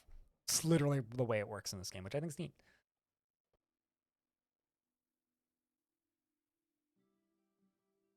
If you have something like Mad Cow to balance in real life, I'm gonna be completely honest with you. I fucking hate cannibalism in video games. Just in general. I hate it as a stereotype. I hate it as a quest line. I hate it as an addition, specifically if it's a mechanic I personally need to interact with for one specific reason. I think it's a phobia that I have. It just makes me feel ill. Talking about it makes me feel ill. Thinking about it makes me feel ill. I don't like it. I want it to go away. I don't like it when it comes up in conversation constantly, but I've just kind of learned to tolerate it because, unfortunately, I play Dwarf Fortress. And Dwarf Fortress is rather unfortunately related to a very edgy game for strange people called RimWorld, which, oddly enough, has a lot of overlap in fan base, which makes sense, even though one of them is a significantly better game. That being Dwarf Fortress, obviously. So, I kind of just have to deal with it because those twit magnets always are like, can I help people? It's like, Jesus fucking Christ, people.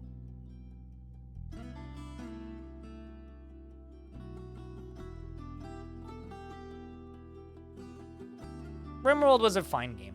I enjoyed it. It's Bee Venom again. Something about a wooden axe that's just funny. I'm gonna buy your bolts. Saves me from having to make more. I'll buy the meats. I'll buy the fish. I'll buy that. I'll buy that. Gives me alcohol variety, which is good. I will buy your large serrated discs and your spiky balls. And the cheese. Splints, crutches. It's gonna all go into the hospital. Hold on. I was gonna say, are these all just... I was really hoping that the scrolls would all just be copies of Great Mountain Halls. I was really hoping that, but I'm slightly disappointed. And that's everything. Trade. Done.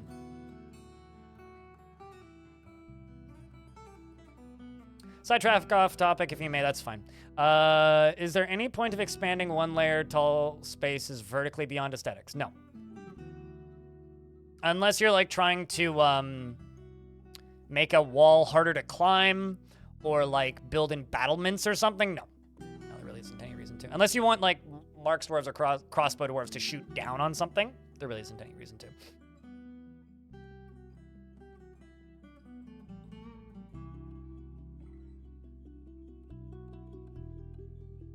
Yeah, okay, so you know how I said that that something makes me uncomfortable? The logical human response for me stating that I find that thing very uncomfortable and I don't want to talk about it, you bringing up a bunch of real-world examples of it happening makes me want to do this. Time you out. I'm not going to do that. But I did specifically ask, can we stop? If possible, because like this is a subject I don't like.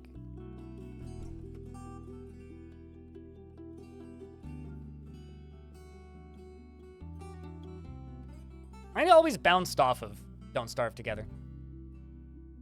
Or Don't Starve in general. I found Don't Starve to be a very unfun game to play.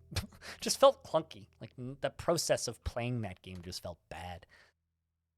I know it's a me problem. I know I'm not the majority of people's feelings on that, but... yeah, what Rev said.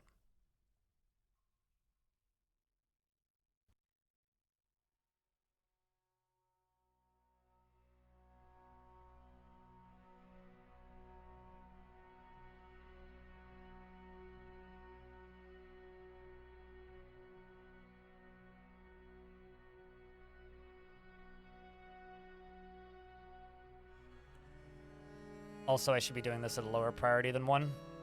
It's at like 3.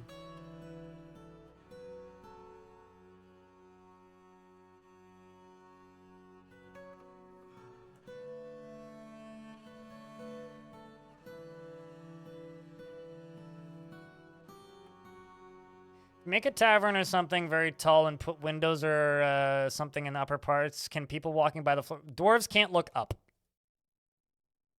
It's a medical shame. Dwarves and characters in Dwarf Fortress are incapable of looking up outside of adventure mode, which I think is hysterical personally, but did I miss this by 1 tile? Yes, I did. But yeah, so no, like I said, there is literally no benefit to it. It's not even like in this niche situation. No, there is. You're misunderstanding my statement here. There is no benefit.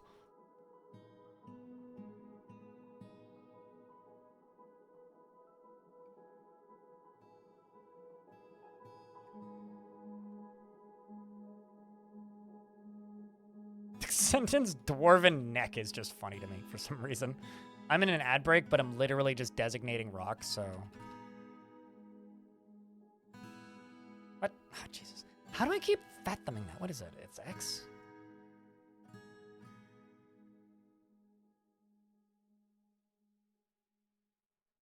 I'm just gonna use the mouse wheel. I should just stick to the, if I'm not using keyboard control, I should not try and use any hotkeys because like, it's gonna do what it always does, which is annoy me.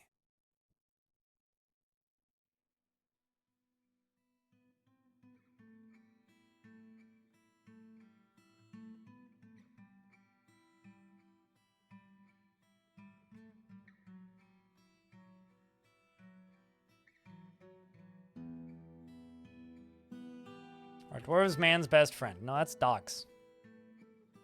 I don't need fantasy tropes to tell you that. A dwarf could be a man's best friend. Or a lady's best friend, for that matter.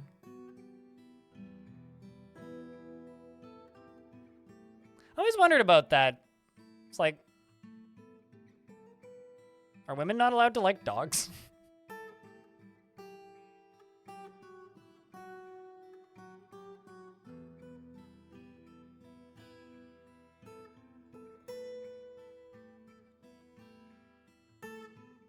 Can you ask what I am doing? I am working on my dry moat shenanigans. Designating a lot of stuff to be dug out. It's easier to just do it all at once than in chunks, turns out. Although, you know what? I'm just going to let them work on that chunk.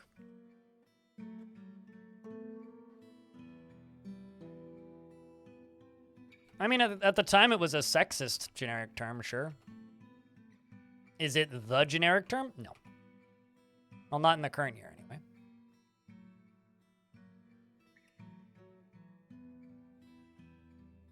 But I guess it depends on where you get your generic terms from.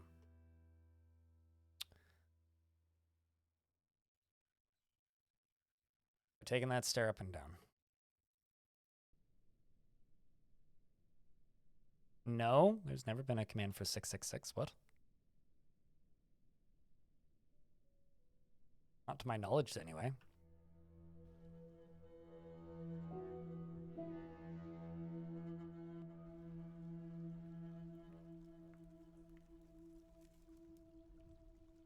Checking demonic presence. Chat detected. That's probably all it would say.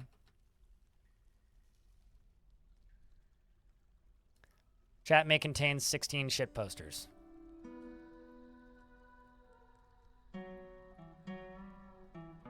know what I learned the other day? On the topic of demonic presence. This is tangentially related. But the Pope can't be an organ donor. For some reason.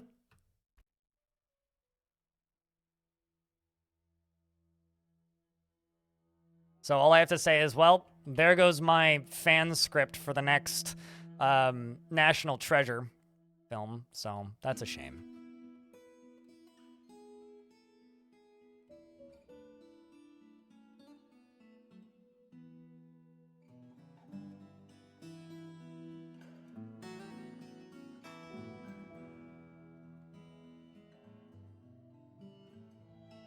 This body belonged to the church, quite literally, yes. Speaking of the church, I always agree. And water linemen have become married. Also, I just realized I'm supposed to be building. That's the wrong button. A guild hall, which I forgot about. I was like, I need to build this so I don't forget about it. Anyway. Then a giant showed up and I got distracted.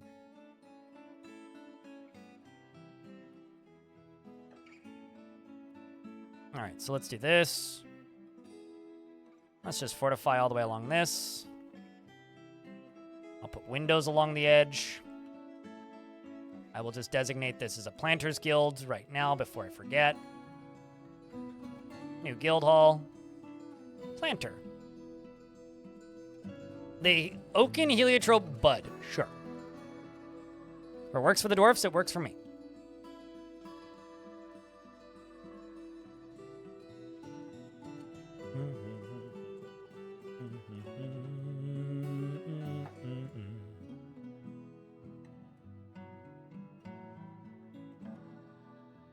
What is your biggest fight in Dwarf Fortress? That is an unanswerable question.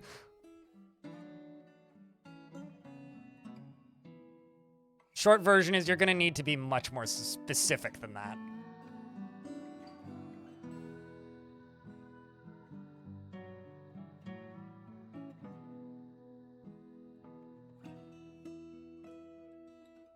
I'm going to need to make more copper tables.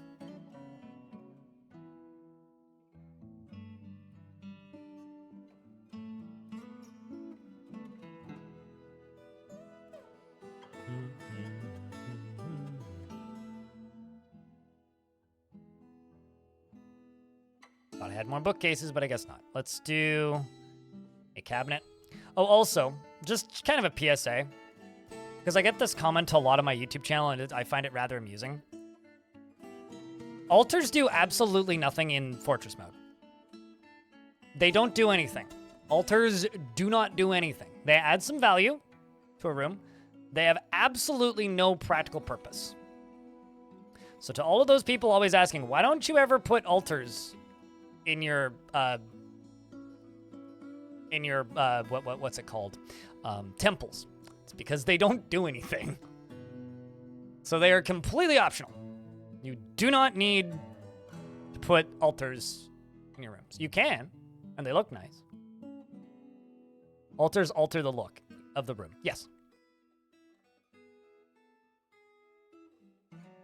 You always put one assuming they do. Yeah, everybody assumes that they do stuff. They were thrown in because, like, Tarn had the option. They do stuff in adventure modes, but can't do anything in adventure mode even if the player built them. They were added as part of adventure mode stuff, and Tarn was like, I'll make them buildable and we'll make them do something eventually. Was literally, I'm pretty sure, what his statement was on them.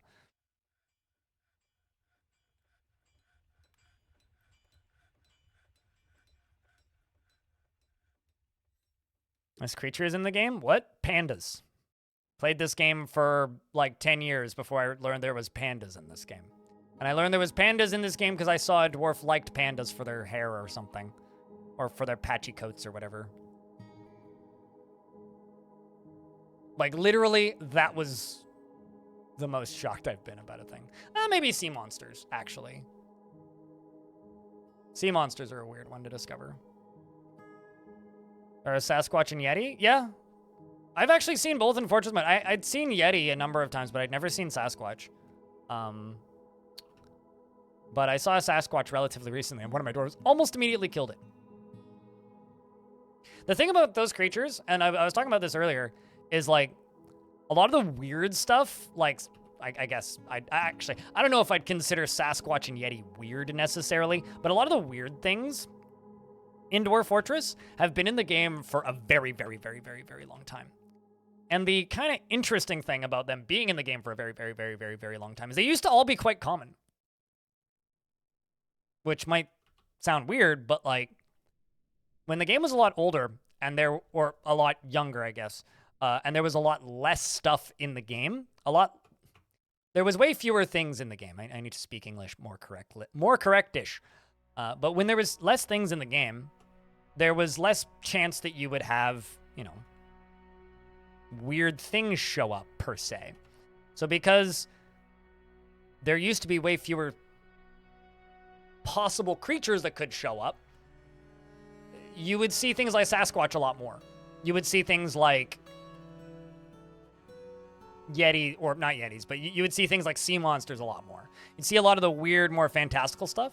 And then, because they added the weird stuff first, and then they added the pile of normal creatures later, it actually, like, made a lot of those creatures so rare, most people probably never see them. There are sea monsters. Yes, there are sea monsters. Yeah, I'll show you what a sea monster looks like. I've never seen a sea monster, by the way. Sea nibster? Monster. Sea monster. Sea monsters, their sprite looks like this. That's the sea monster sprite. I've seen them in, like, when I forced them to spawn, but that's it. Whoops. Wiki's all zoomed in. They live in aquatic, any ocean. They are evil. They're pretty big. I mean, they're 8 million centimeters cubed. They're immortal. They're adult size at age 6. But, like, I've never even seen them in Legends. Which is also interesting, because according to this, they can show up in any ocean. According to this, they only dwell in evil oceans. So, like, which one is it? like I said, I've never seen them, so. I want one. All right, good luck. Let me know when you catch one. How you doing, Ravishing Cat? Thank you very much for the 12 months of support. Appreciate you. On second thought, we don't need boats. Yeah. Where we're going, chat, we don't need boats. Or, we'll wish we didn't have boats.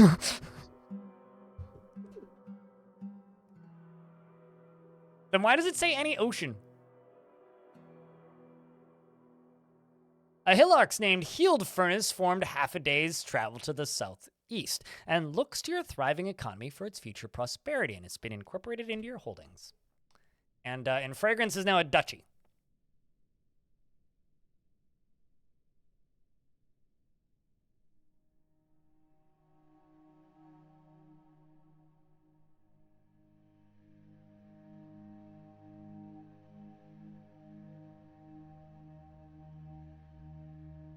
God damn it.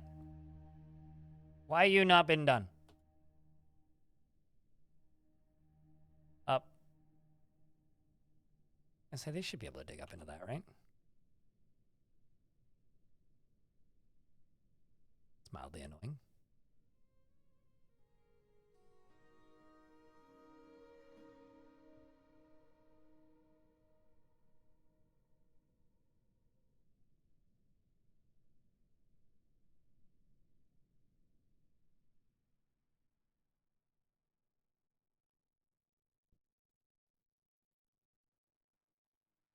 Actually kind of curious. Where are all my miners mining right now? Ah, well, they're all digging in this currently. Ah, yes, because it's not all entirely dug out yet. Oh, that's fine. I'll just let them finish it. They'll finish it sooner rather than later.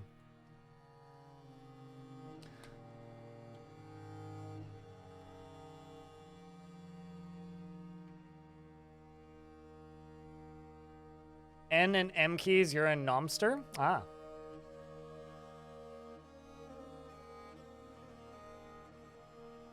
Fair. Fair enough. All right. But yeah, I've never seen a sea monster anywhere in Dwarf Fortress. So yeah, probably sea monsters. Or like, you know, like the first time I saw devil rat written, I was like, what the it's a devil rat. And then I looked up devil rat and was like, oh, it's literally just a type of rat. Okay. That was way more mundane than I thought that would be. Stuff like that, you know. Am I currently making steel? A bunch of floors got suspended.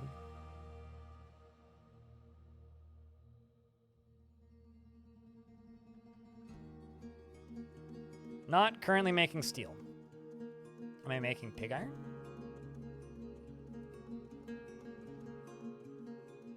I'm assuming we just made all that we needed and then they stopped. Okay. Drain and filter the ocean using fortifications. Now, by filter, I'm assuming you mean get the big creatures out of it, right? Is that what you're asking? Because if that's what you're asking, if it's maximum depth, the blocking nature of the fortifications is negated. So what you actually want to use is you want to use grates because it's less likely to go through the grate. No, a demon rat, it's a subspecies of rat.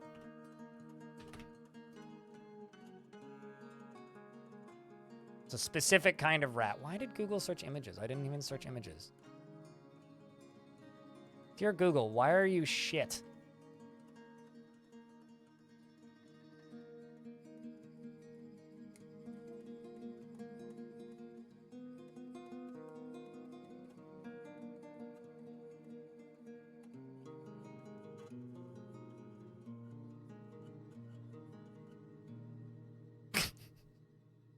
I just landed on a, sorry, in Dwarf Fortress, they are a weird species of rat that exists in evil biomes. But according to Google, it's a slang term for a Democrat, which I find kind of funny.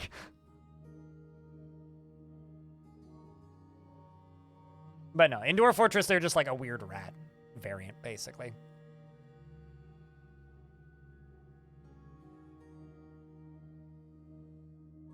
Also, Google is terrible.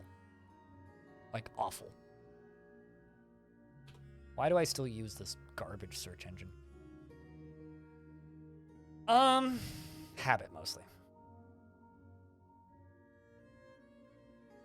Is it possible to build a city of Rapture-esque, like, fortress out of glass to see aquatic? I mean, yeah, okay, so back to draining oceans. If you want to drain oceans and get creatures out of the bottom, your best bet is to use grates or bars because things can't flow through those. However, oceans refill from the edge of the map, right? So you need some way of damming the edge of the ocean, which you can do with lava, you can do with pumps, but your frames will die before you drain the ocean. Or you can just, like, shock drain it. I had a fort once that was built entirely around flooding an entire ocean and then using water pressure to kill enemies, which was very frame rate intensive, but a lot of fun to build. This is actually what I want to be looking at.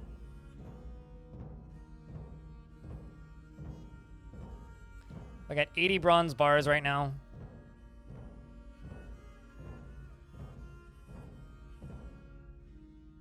Okay, well, in that case,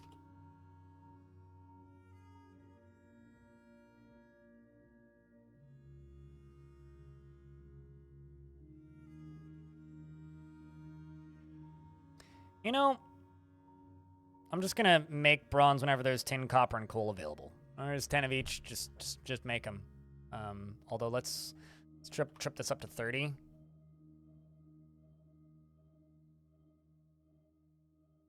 We'll just say check it. It's monthly.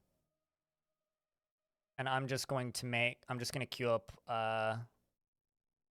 bronze disc. It's rated bronze disc. Let's just do 100.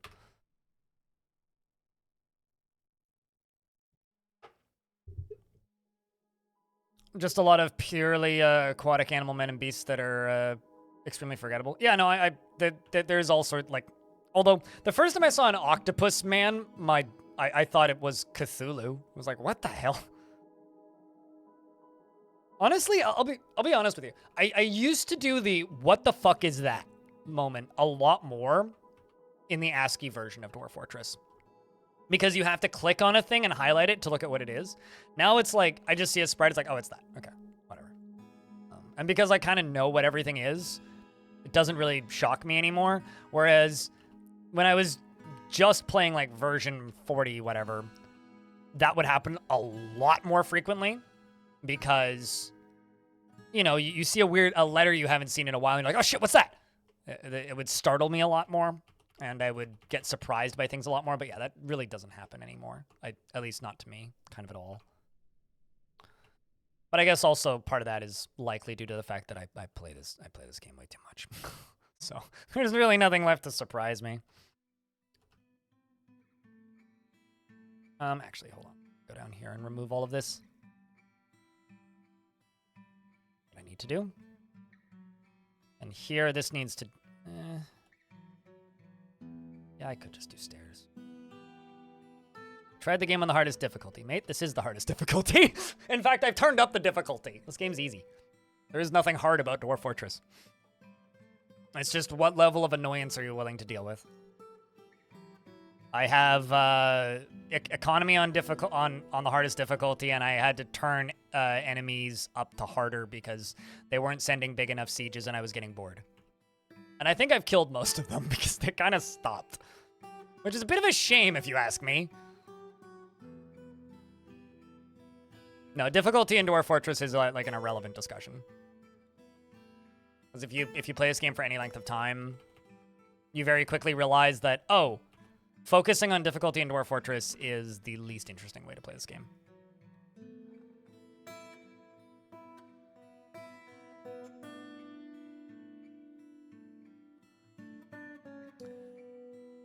Or you could just take what Chris says over here on YouTube, which is the hardest part of Dwarf Fortress is making sure you're not reading an article for a previous version, yeah.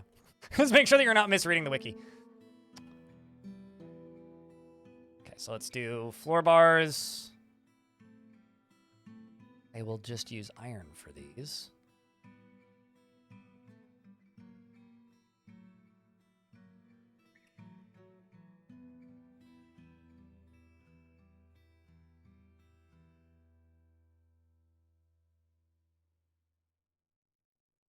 I mean, yeah, I mean, even me, I will accidentally end up realize that I'm reading the wrong version of the wiki now and again. I absolutely do that, so I should just...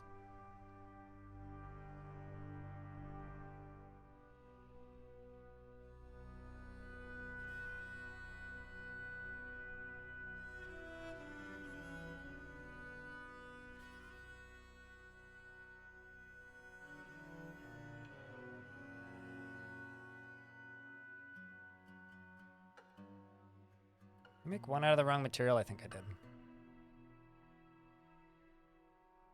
It'll be easy enough to spot once this is all done. Is it this one? Iron, iron, iron, iron, iron, iron, iron, iron. Yeah, sweet.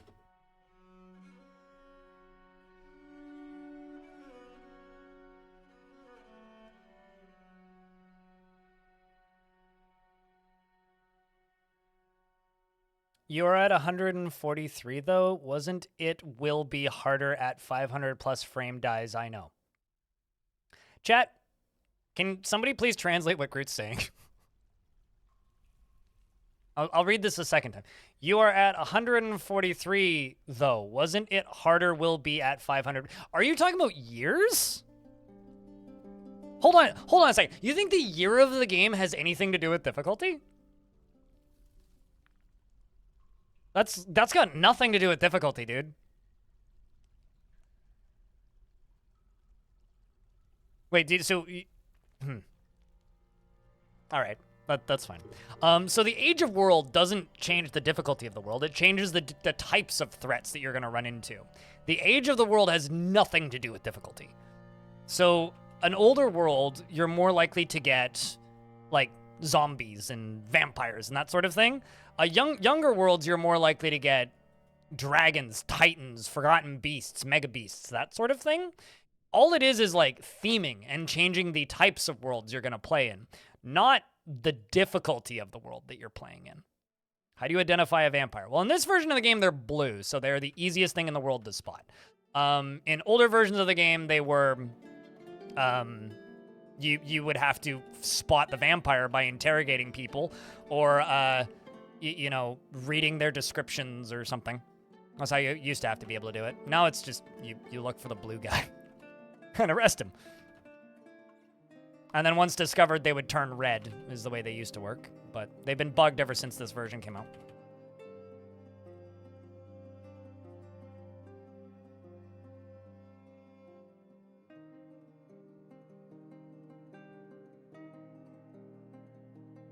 Curse check? That's cheating! I mean, yeah, I guess you could just cheat. That's also an option.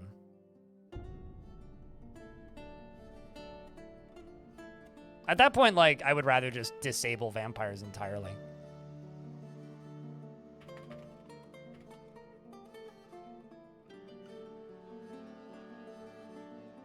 But yeah, long story short, Age of the World has absolutely nothing to do with difficulty. And if people are telling you that, then I hate to break it to you, they're straight up just wrong. What is... Nothing's in it? Then why are you just sitting there then? I will need an insane amount of power, yes. And that's why I'm building an insane amount of power in here.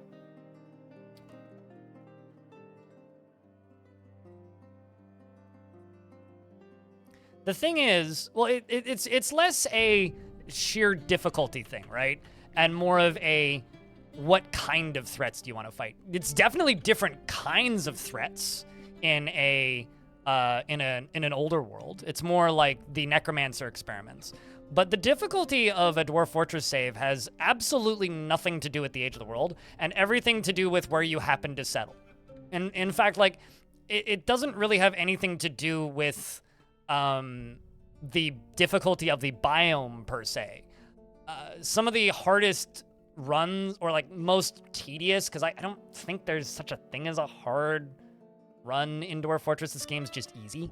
But some of the hardest playthroughs I've done of Dwarf Fortress have had nothing to do with of the biome, and everything to do with what I happen to be up against, and everything to do with the exact personalities of the dwarves. I mean, this isn't a hard game, I guess, is the easiest way to put it.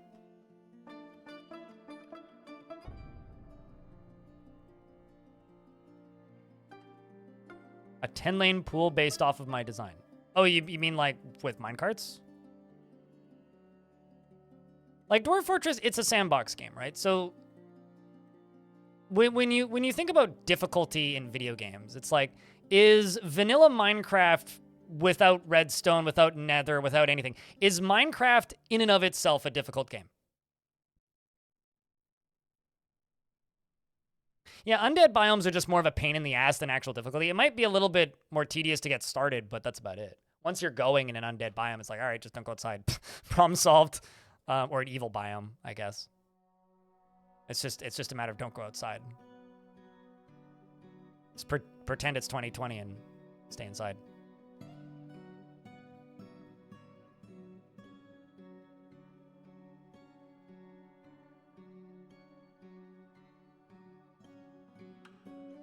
If you are good at Dwarf Fortress, you'll never miss a were creature.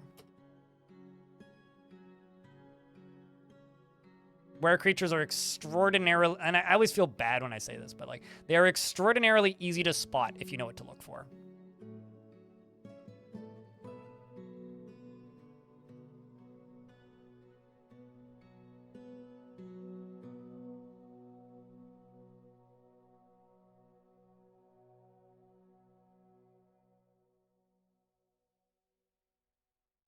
It's a game that finishes in 1 hour sometimes if you have bad luck. Chat, how do I tell somebody that they just need to get good without literally laughing at them and telling them to get good?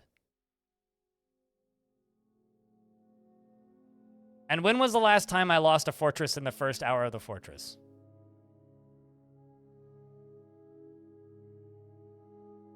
I mean, I would just say that you don't know what you're doing. Like, quite literally, like, once you know how to avoid the threats in Dwarf Fortress, there is no difficulty to Dwarf Fortress.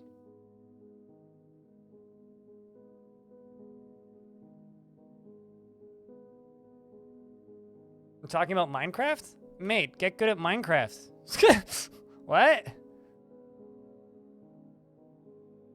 Boy, I give up. This is a null point discussion.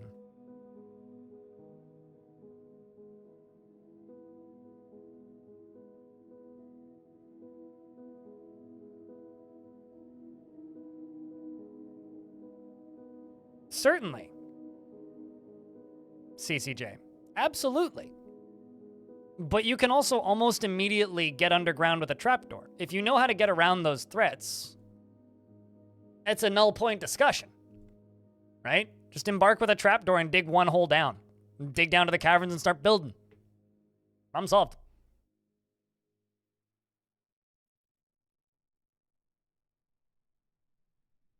Oh, like, as in you finish the game in 1 hour? All right, so then you, okay. Anyway, this is a dumb discussion. I want to talk about anything else. I'm just losing brain cells faster than I can speak. And believe it or not, I do need some of those to finish streaming, otherwise I'll forget how to turn off OBS, which is bad. Because none of you need to see what happens after stream's over. Really boring watching the export VODs. Back in my day, you couldn't beat Minecraft. I feel old now.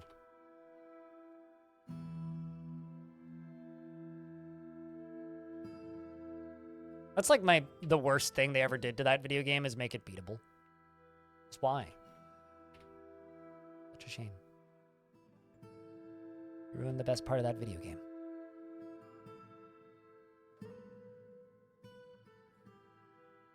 When you can, you know that you're good at Dwarf Fortress, El Ray, when you can describe your own personality in Dwarf Fortress traits. It's not necessarily your fault, I am Groot. It's just talking about difficulty in Dwarf Fortress is just such a mind-bogglingly silly subject to me. And yeah, that's all it is. It's just it's a really pointlessly stupid subject. Nah, Minecraft died when they added redstone. That was the last straw for me. I was like, I don't want to play this stupid game anymore. Killed Minecraft so long ago. It could have been such a fun video game. Average Minecraft player, I beat the dragon. I finished the game. Normal Minecraft enjoyer, we beat the dragon. Now we can start playing. Yeah. The best era of Minecraft was when it was a web-based free thing where you could just build Lego maps and then like send people mazes. Minecraft peaked in 2011 is all I'm trying to say.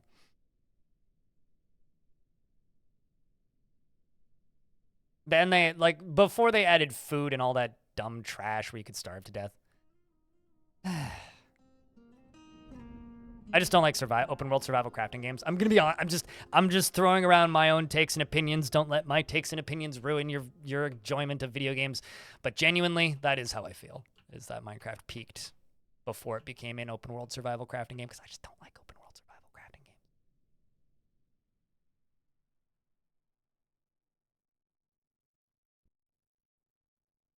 You mean looks at?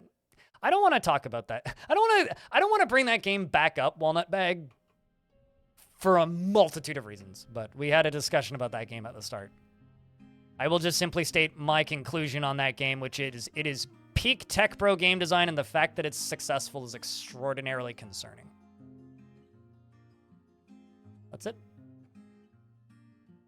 This industry is fucked if stuff like that is permissible.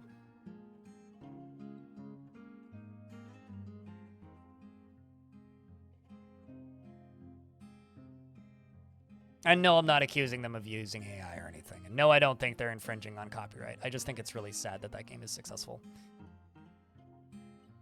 All right.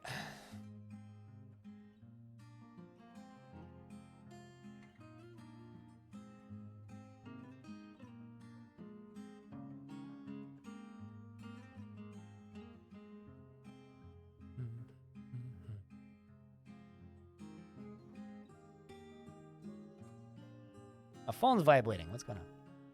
My dad's texting me.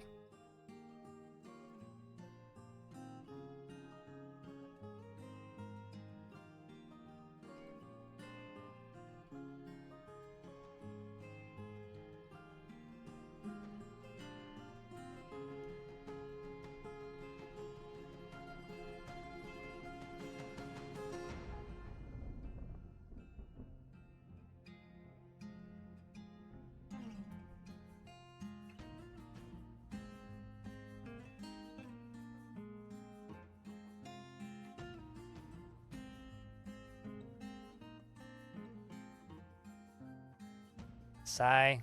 Dad, I said, please cease. There he goes. Oh, I see. He was in the middle of sending texts when I was responding. I didn't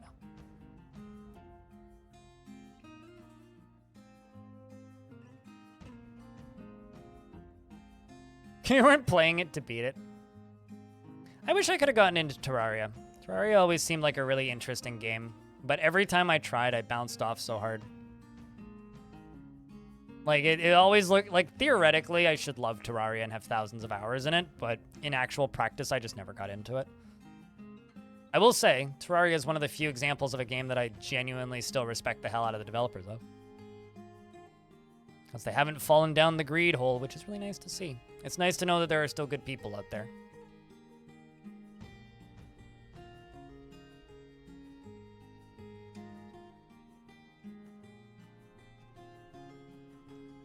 And really only fun in multiplayer. Yeah, fair enough. Maybe that's got something to do with it.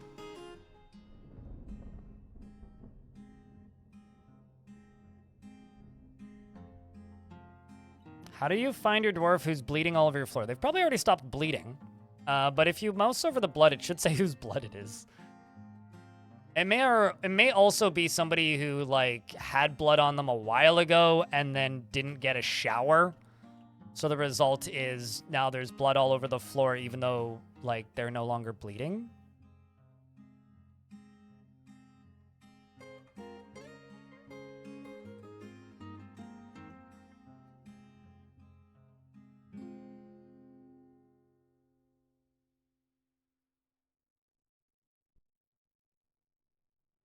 Totally. But it's an open world survival crafting game with a lot more progression than a lot of modern, or than a lot of open world survival crafting games had at the time. So for its time, it was a pretty unique thing. But certainly more to do than, you know, like, to put it in perspective, when Terraria was big, DayZ was a thing that people actively played for some reason. It's a lot of water wheels. I need a lot of power. This might not even be enough, actually.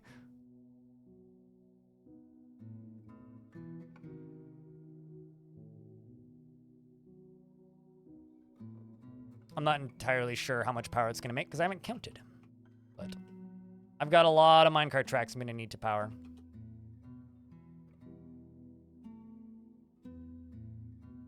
Let's just watch dwarves constructing things because they got to construct stuff. I should probably just make a Gabbro blocks pile down here. I think I'm going to do that. When this dwarf gets to the bottom of this stairwell, I'm going to make a Gabbro block stockpile all the way at the bottom of the underground. We're going to do that. Yeah, we're making a repeating lava shotgun and a not repeating disc shotgun. Because even though demons are immune to lava and burning, I'm hoping that the brute force of them getting slammed into with lava will be enough to batter them.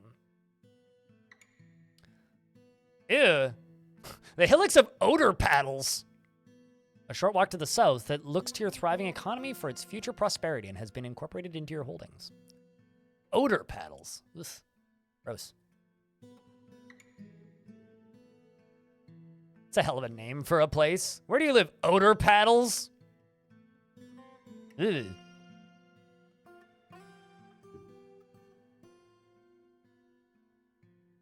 have to drop for your ceramics class? Have fun in ceramics class.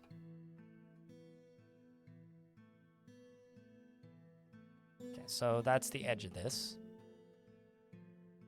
I'm just going to floor a chunk of this off.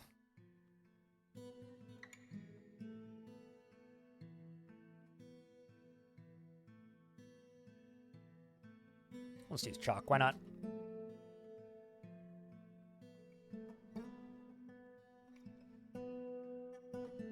How many discs are we up to? 338 bronze. Not bad. 25 bronze bars. How are we doing on steel? Because we're actually making steel again. 115. Let's do 115 steel discs.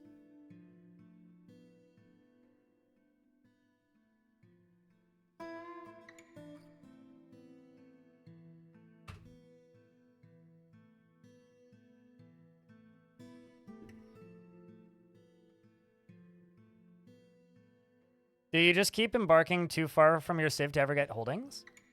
I don't know exactly what triggers holdings. I'll be honest with you. And I will also be honest, I've never actually looked into it too closely. From what I can tell, you get holdings when they are available and you have the right noble. As far as what that requirement is, I don't really know. Like I said, I've never really looked into it.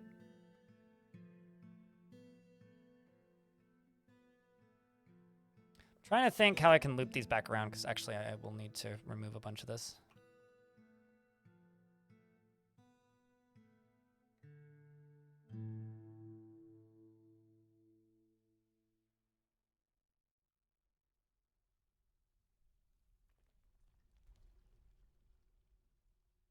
Yeah, like I said, I don't know what the requirements are, because I've never actually looked into it.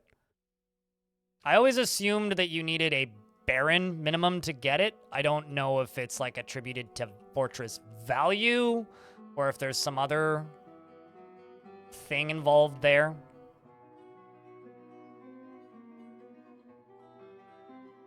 Anyway, this is just going to become a little stockpile for blocks so I can build this stuff quicker. I'm also going to queue up Gab or Rock mechanisms, and we'll swap those to Gabbro. Sweet, I got 5,000. Anyways, we'll just make 500 Gabbro mechanisms and iron chain. Ooh, let's make 80.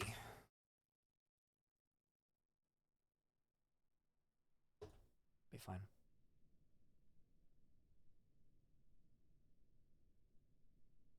Do I still take fortresses to make videos on? People keep asking me about the Community Fort series, which I think is interesting. The short answer is yes. The series hasn't gone away. But people are just like, you haven't made one in a while, which is true. And the reason I haven't made one in a while is people stopped watching them. There is, on paper, nothing stopping me from making more of them, and I would be totally okay with making more of them. In fact, I probably will make more of them. I'm just not going to make more of them until I feel like people are going to watch them. And it was either something to do with the format, and I tried swapping up the format, but that didn't really change much. But long story short, just traffic on them, YouTube-wise, kind of sucked. So I would like to make more, but essentially I'm going to make, because they're quick and easy to make, I'm going to make them when there's big sales and, like, influxes of players, because that's when people watch them. If I just kind of keep on continuously making them, the vast majority of the people who watch the YouTube channel have played this game for a while now. So fortresses don't get super interesting or unique, just at a glance, from what I can tell. So what people kind of want from the show is something that kind of eludes me, right? So, yeah, I don't know.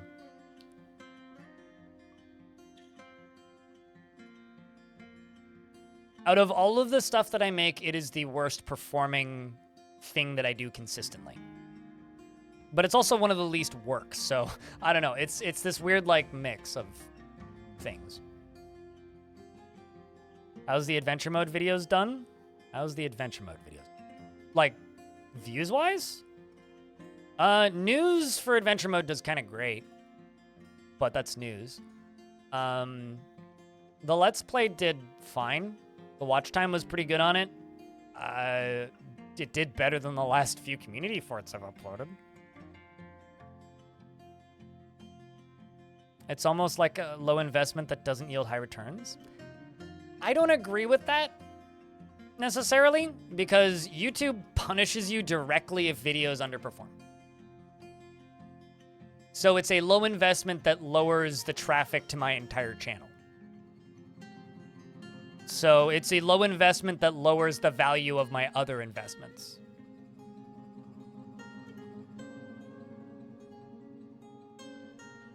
But essentially, I guess the sentence that I was trying to say is when adventure mode is out, what I would like to do is explore the fort in adventure mode and then do the overview afterwards. Because that's kind of, it would make it into a two-part process where I would first explore the fort, and it would also make the like time to make them longer. But I have a feeling that something like that would potentially have a bit more get when it comes to things. YouTube has no taste. YouTube likes things that does well on YouTube. I don't make things that does well on YouTube. Except for when there's huge value gets, basically. Like when there's big releases, YouTube likes me. The rest of the time, YouTube is like, hey, Blind, why aren't you like making something that is popular, basically? So we got diorite, shale, pig iron, rough praises, amber opals, more praises, steel bars, Drothla child, right front foot bone. Okay, it's gonna be an interesting artifact. Mr. Beast ruined YouTube. I mean, 20, well, not 20 years ago. Like 13 years ago, people would have said that Ray William Johnson ruined YouTube. But before that, it was, I don't know, Sneezing Panda. And like after that, and in between the two, it was, or before that, it was Angry Video Game Nerd. I don't know, people have been ruining YouTube as long as YouTube has existed. YouTube just, I would say, if anything, YouTube ruined YouTube, because YouTube has made itself into that, right? YouTube is what made that kind of style of content possible and popular and profitable. And whatever's popular, profitable, and makeable, people will make it. That's just how industry works. Money ruined YouTube? I would argue money ruins almost anything, but if I'm not careful, I'll become socialist propaganda again, and that one person will get mad at me in the YouTube comments. Still not as funny as the one person that got mad at me about religion, but yeah, different subject for different day.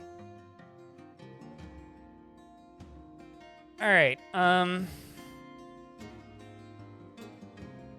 it's just one of the greatest comments I ever got of all in like my entire career was quite literally somebody saying, Blind, I love your content, but I can't follow you or support you because of your problematic takes on religion. To which I say, hail Satan, but also, lol.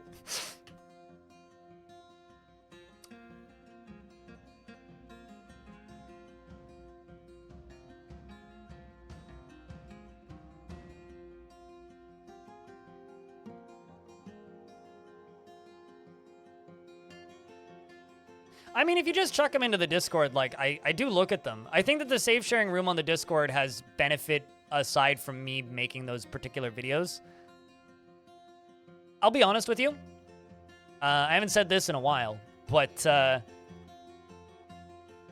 for me, that whole series has always been a little weird. The Community Fort series. Salty Tempest used to be rich. Check and get a round of beers. It was a audience requested thing. I would never have made them of my own volition. I only, that's funny, chat. I only started making them because chat asked me to make them. It was like an overwhelming request. To me, it's weird to make a series that is a constant staple that exclusively uses other people's content. What's problematic about my religious opinions? Oh, I was referring to the Mormons as a cult. In that particular VOD, I was referring to Mormons as a cult. For a little bit more context on that, Urist. Also, I am agnostic. I don't give a shit at this point, and I was raised very, very Christian. So I've read a number of religious texts in my life. My best friend growing up is now actually has a master's in philosophy. So I spent years as a little kid, like, debating religion with my friend at the time. I was Lutheran, he was Catholic, and we had fun arguments. It was good times. So, like, I know way too much about religion, and have absolutely no problems just throwing shade at religions, basically.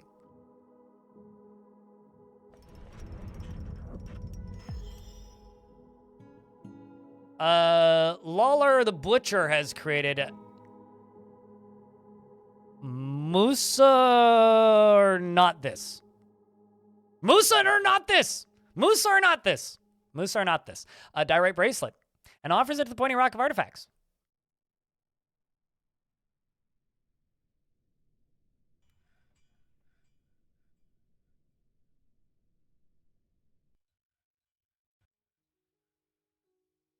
This is an expensive ring.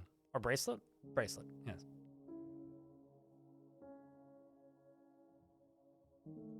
Or the theology degree rebadged. I don't know. He's in politics full-time these days. He writes for a political magazine. Musar, not this, yes. There's no like in there, unfortunately. Thinking about that a minute ago, I just ran into another kind of certain conspiracy theory that sounded a lot like creationist propaganda, which is basically this is designed to be, this has to be designed because it couldn't develop naturally. I mean, okay, in that same VOD where the person was talking about my opinions on religion I was just saying that simulation theory is just a creationist theory for assholes. It's literally just people who think that they're smarter than people who study religious texts, who are just like, we need a creationist theory because I'm a lost, lonely, sad boy. Okay. That doesn't change anything. It's like, we live in a simulation, so nothing matters. It's like, that's not how that works. We live, even if we did live in a simulation, nothing would be any different. This is a really long description. Oh, it's because it's of the killing the goblin as drug. I've seen this goblin before. So.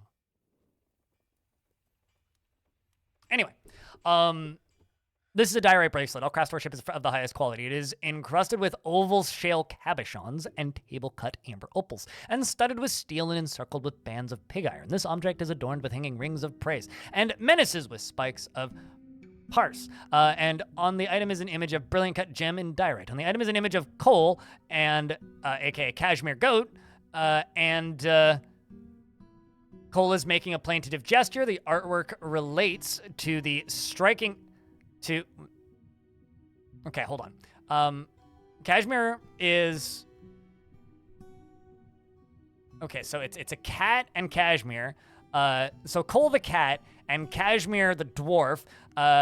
Cole is making a plaintive gesture. Cashmere is striking a menacing pose. The artwork relates to the wounding of the cat, Cole, by the dwarf Cashmere. Well, thanks for gifting 2 subscriptions and for the first notification of money in 40 minutes. And I think that's the second and third gifted sub of the week. Appreciate you. So Cashmere beat up a cat once. Good for you, I suppose. It's in the early autumn of 130. On the item is an image of Astrog, the goblin, and Shortast Abbey Tone in Drathlabone. Shortast Abbey Tone is striking down Astrog. The artwork relates to the killing of the goblin Astrog by the dwarf Shortast in Strokals in the Blue Spike in Midsummer of 32. Not the one I was thinking of. During Koknako, the Assault of Torment.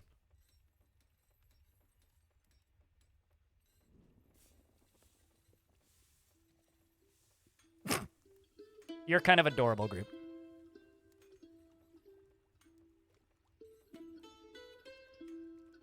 I know earlier you said that there's a language barrier here. I can't tell if you're trying to be funny or not. I'm just going to assume that you're trying to be funny. Crypt beer to a dwarf-filled year. Dominic! Thanks for a 15th month. Welcome back. Greatly appreciate you.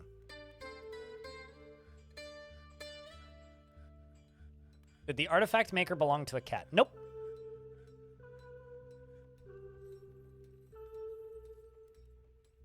It'll just go into a bin next to the rest of the artifacts.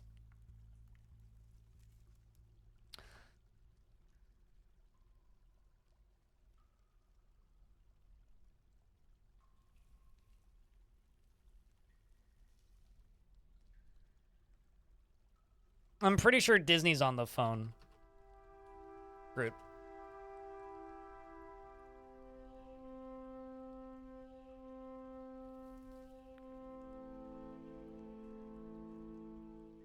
Something to do with an imposter.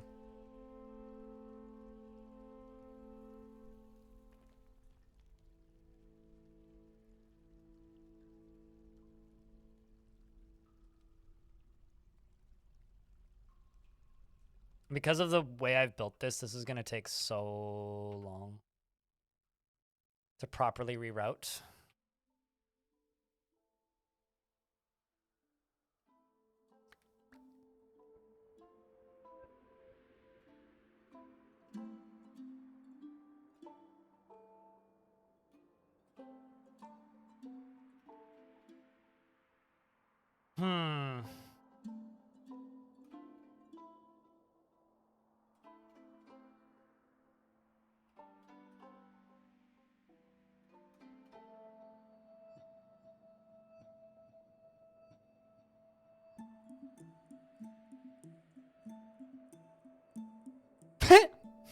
Philosophy amazing. I'm a permanent agnostic in principle. The Mormons are absolutely a cult and fuck Notch. Wow. I love how those last 2 bits not related, but yes, I agree. You do in fact have most of your bases covered there.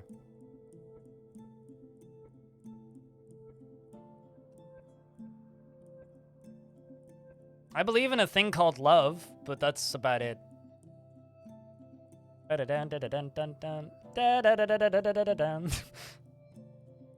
believe in a thing called love. Where can I go from here? So I could do like kind of a weird... It does get in the rhythm of your heart, yeah. Funny how that works.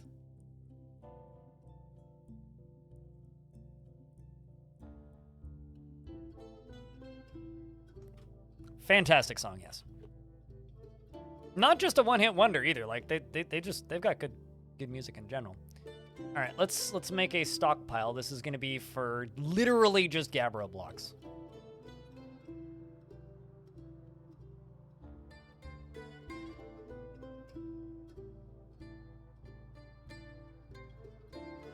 It's going to be a lot of stuff hauling, but this is going to speed up this construction quite a bit.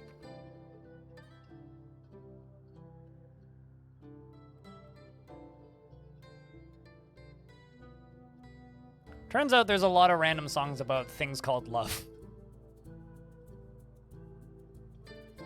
I think I've actually got enough discs that I can start making this one.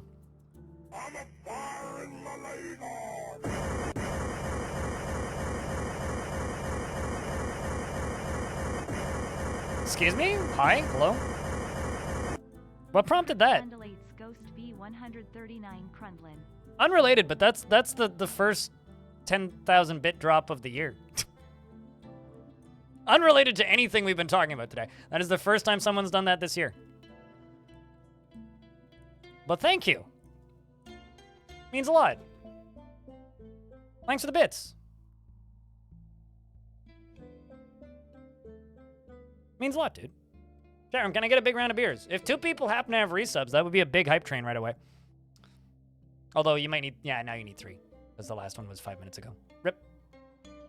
But thank you. Means a lot, dude.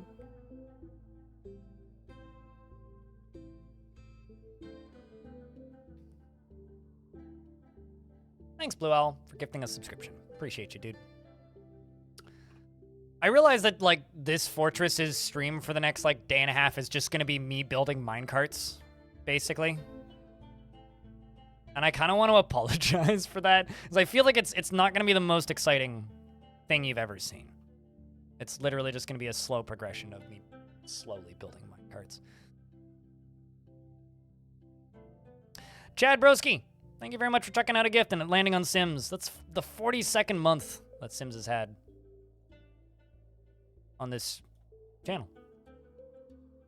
Disc Shot 1.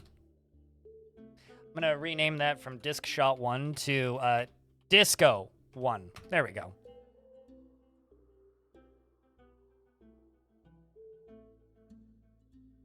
No, that's the 42nd month of resub. Sims is actually a founder on this channel.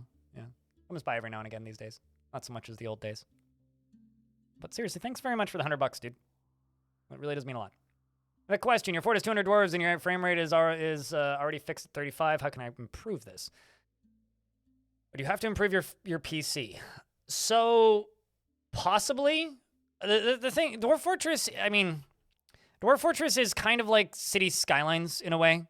Well, that's okay. Actually, that statement ages worse than I'd like it to, because City Skylines runs way worse than it used to even. The longer you play Dwarf Fortress in a particular save file, the worse it runs. That's just kind of how this type of game ends up being, usually. Which isn't to say that there's no way to fix it. You may very well be able to improve your frame rate. Can I necessarily tell you the one thing that will improve your frame rate? Unlikely. But disposing of old items generally increases frame rate. Making sure dwarves are not bunched up all in one spot in the fortress will increase your frame rate. So spreading the dwarves out. Because a lot of the frame rate issues come from dwarves talking, which is hard to explain how that works without you playing adventure mode. And like disagreeing, arguing, spilling stuff. Yeah, getting rid of excess animals that you don't need. No, I'm talking about City Skylines 1, not City Skylines 2, specifically. Yeah, if you have a really well multi-threaded CPU, turning on multi-threading, but like I have a top-of-the-line CPU and this fort's running at like 40 frames. It was running at like flat 80 and then it just dropped one day and hasn't returned and I'm kind of sad. Cleaning the caverns if you have access to the caverns, although they probably can't hear me. Here, I'm just gonna chuck out a gift. As anonymous, type train that.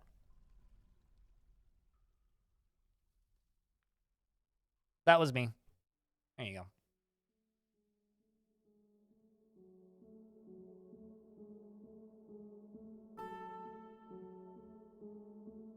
It depends on your biome for stable temp, but yeah.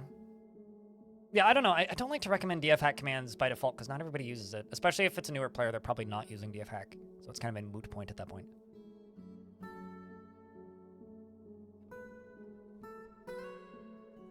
But 35 FPS for like 200 dwarves, that's pretty good. New animated emote incoming? What? Oh, yeah. Although, don't you have to finish level 5 for it to get it? What am I using? One of these years, people will stop asking that question. Bunch of mid parts and then a beefy-ass CPU.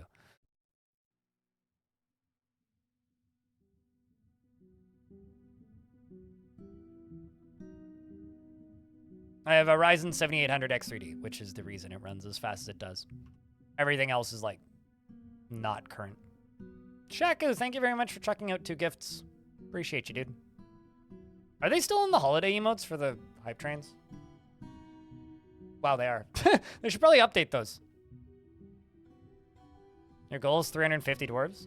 I've never had 350 dwarves, so you'll have done something I've never done. It's really kind of funny. People always ask me that. They're like, what's the most dwarves you've ever had? Not knowing that this is basically the first version of the game where you could actually have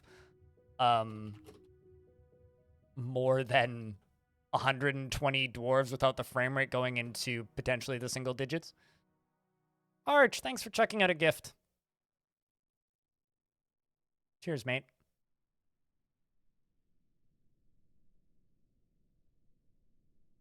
It's a good CPU, sure, Trish. But I don't like to brag about the CPU that I have because it I'm aware of 2 things. 1, some people just straight up can't afford it, and 2, it's not available everywhere. Not everybody can buy it. So I kind of feel bad bragging about CPU parts. Because it's not really useful information. It doesn't really help people, you know. Like maybe with like a purchasing decision, but as far as like making the game run better, it's like not really gonna help you much. Deviled thank you very much for the 5-pack. You're very kind as always. You've gifted an absurd number of subs here, so thank you. Why do I hate KV boars? Because they do nothing. They are a grazing... I feel the same about KVs as I do about bunnies, just less dwarves have bunnies as pets. The reason I hate them is because they don't produce meat, they don't produce leather, they don't produce anything of value for the fortress except for a skull. That is all they do. They produce a skull. Brag away, Baka. So, like, they're annoying because they're a very common pet for dwarves, and they serve absolutely no benefit aside from that. It's another thing for me to manage into... It's another thing for me to manage because I have to make sure that they end up in a... Like, what's the word? I have to make sure that they end up in a... Thanks for the $10. Neokai. The new username that it's going to take me a little bit of time to not call you Holy Kai. Neokai, thank you very much for the $10. But yeah, they only produce totems, which is annoying, and they're grazing. Basically, if an animal is grazing, it has to produce something that makes my time worth it for raising them.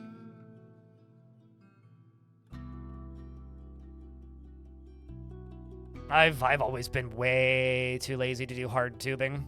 I have a Noctua beige cooler. Fuck it, it works. Keeps the temps nice and low. More than good enough for me.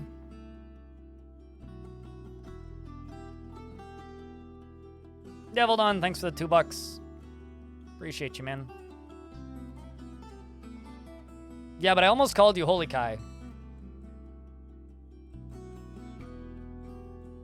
Unless you're French, then it's Pentium Trois.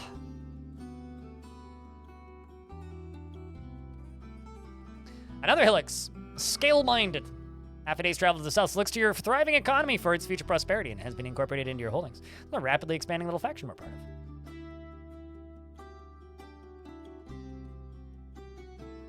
And there you go.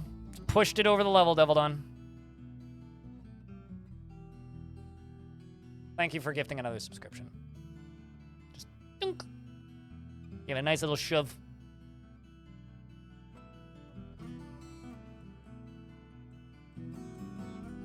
I don't know. I should probably just make a command for specs. Hold on, chat room. I'll make a command for specs so I can stop answering that question.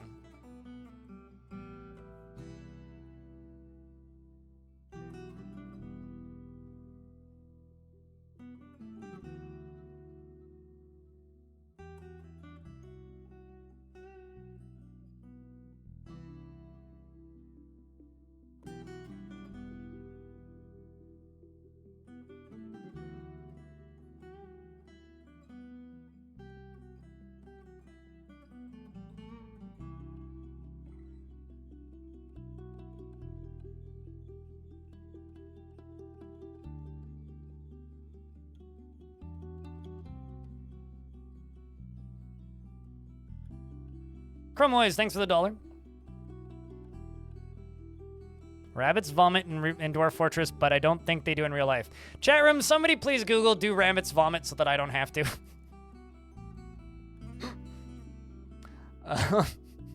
Spectacles, please, if you will, Arch.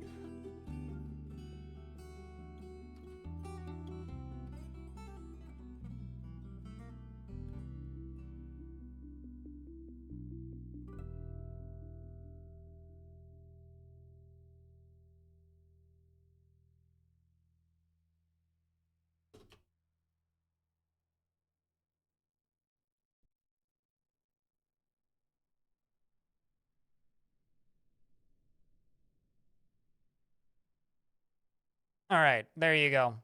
Exclamation point specs is now type-inable.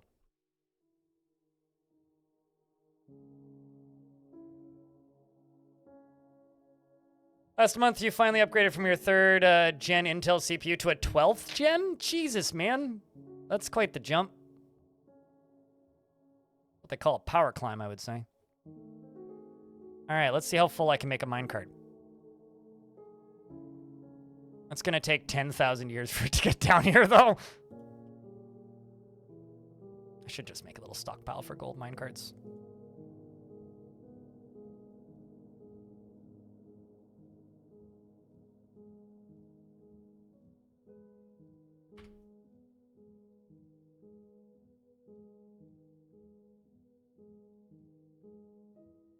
What's going to end up happening, though, is minecarts that are stuck in the wrong place in the track are going to end up getting placed there, but that's fine.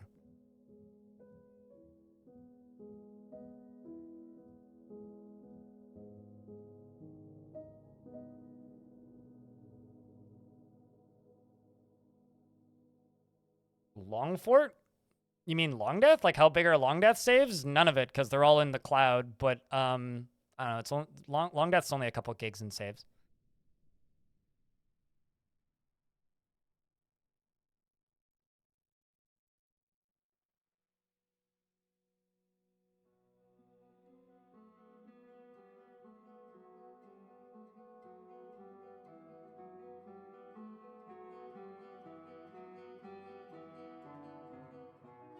So what I really want to do is I really just kind of want to loop around and then have every other one go underneath.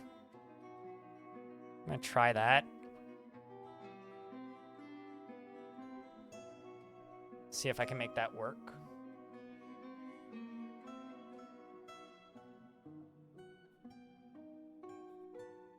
Because then this could go like...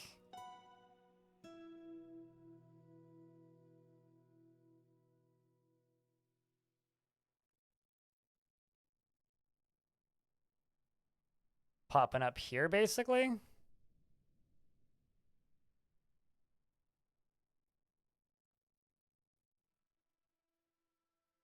But then I don't know where I would go with this one. Maybe I could go, like, underneath that one. Let's do the top ones first, and then we'll figure out what to do with the bottom ones. We'll do it that way. So I will just get rid of this. So I will just remove every other one. Although this doesn't, like, not actually all of these need to end up being used. That's the funny reality of this. Not all of them actually need to be used. Chat room, thank you very much for that hype train. I don't know where. $100 or $110. Sorry, $113.69 in bits and 12 subscriptions. Thank you much, chat.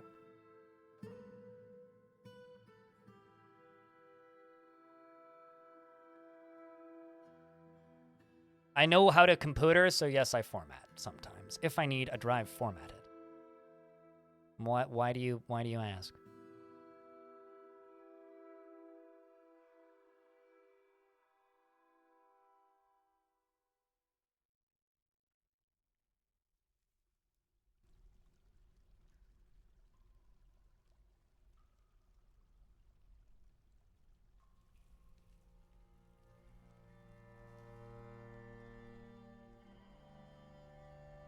I'm gonna need to slow this down quite a bit by the time it hits here.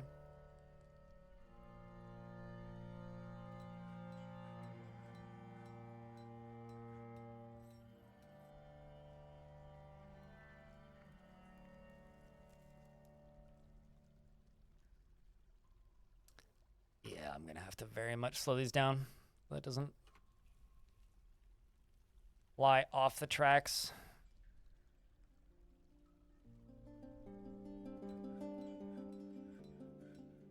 Because this is going to need a wall here.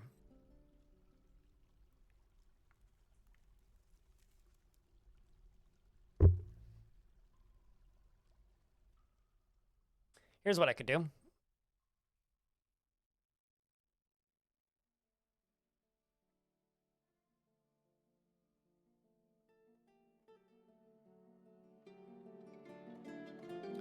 Is this top one I could have go to here and then duck down into here.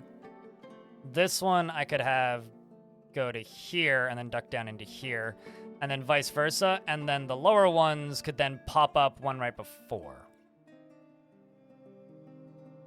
If you go to here, pop down into there, I could put a wall there and pop this one out here.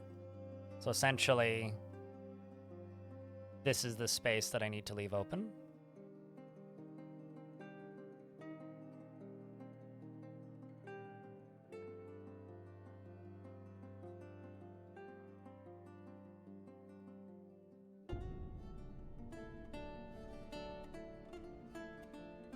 And I'm gonna just state this now. The reason for years I've never had a, what's it called? A specs command is because I really hate answering random tech questions.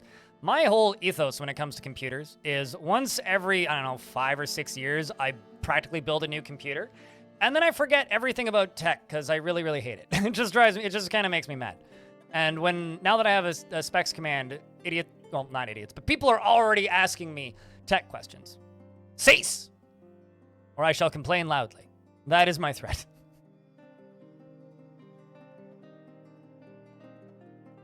Please. All right, let's go.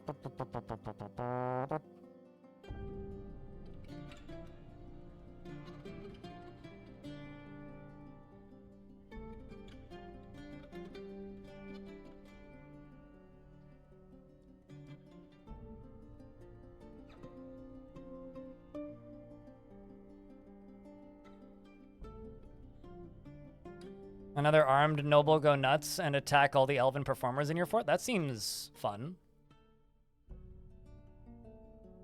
You must really be making those nobles upset. Are they visiting nobles?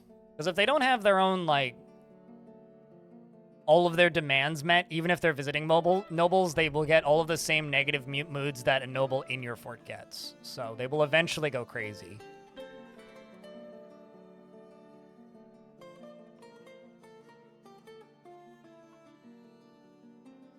Which is probably what's going on. That or there's just some weird, like, cascading happening, which is, I think, what we talked about last time. So, like, yeah, if they're visiting nobles, they are slowly going crazy because they don't have their proper bedrooms and whatnot. Also, they, it could just be some weird loyalty thing going on under the hood.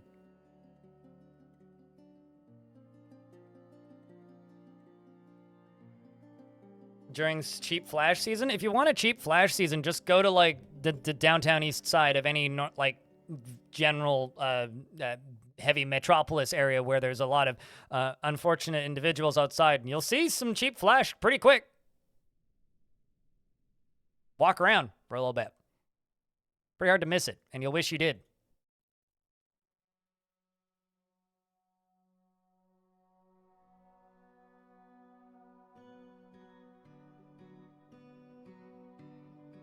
You want Flash that won't fail on you. Yeah, this ain't gonna help.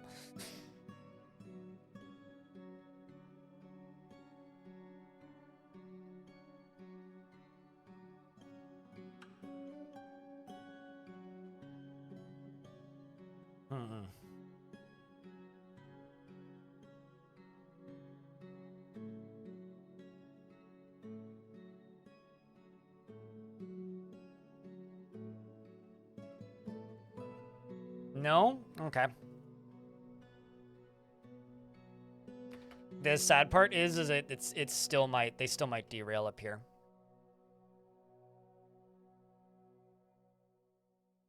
There's only one that's guaranteed to not derail, and that's the first one. So I just need to make sure that they go slowly up that, basically.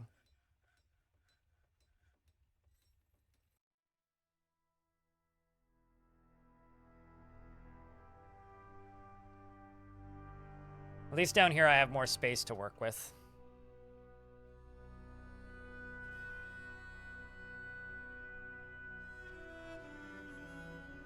Hey, Pac, what's up, dude? Hope you're doing well, man. The North American homeless thing is so strange from a EU perspective.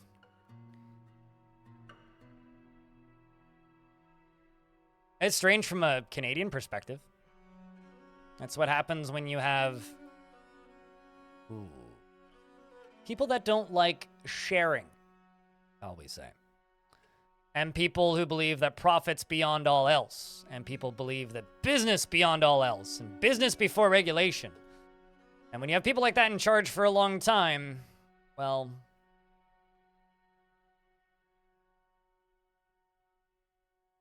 Are we just talking about politics now? Because, like, we can do that, but that usually upsets some people. Could just, like, extend each one slightly.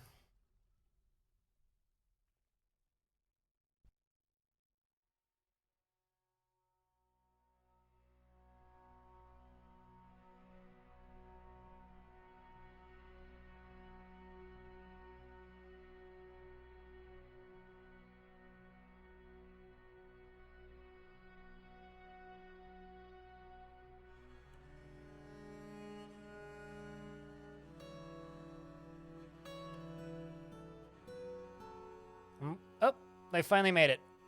All right, so you, minecart down here. We're gonna load any trap components of any material, of any quality, usable or unusable.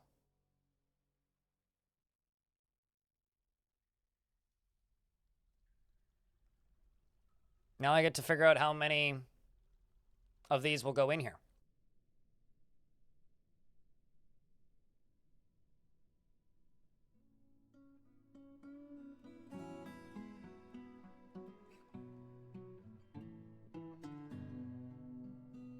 Like I said, I'm totally fine with talking about politics, but only when people are absolutely capable of having a mature discussion without it just devolving into yelling.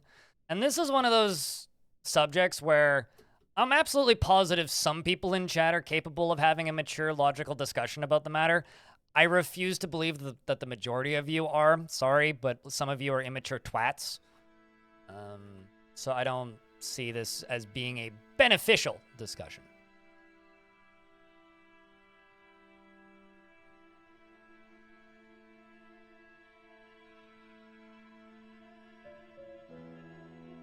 Is it okay if it devolves into Monty Python references? If it devolves into Monty Python references, I will ban you.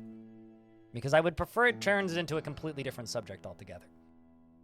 So at this point, the only logical Monty Python reference would be, and now for something completely different.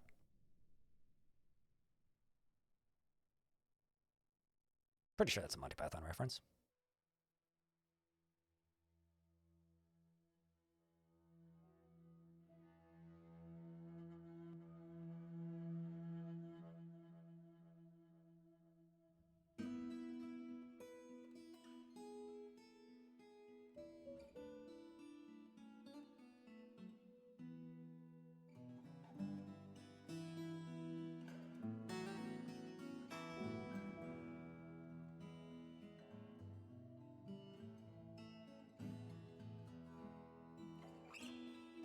Why would they be useless? Glass is extremely sharp.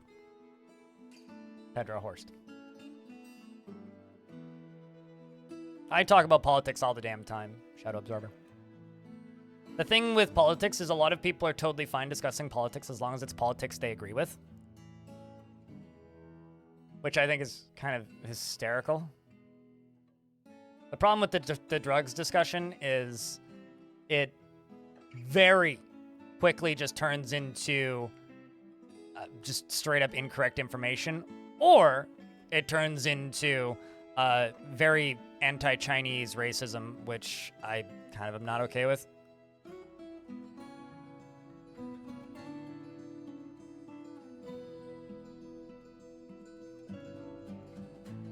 Because even though that government does a lot of shitty things, there's a lot of nice people from that area. I think painting entire countries based on the decisions of a government or criminal actors within a country is ridiculous.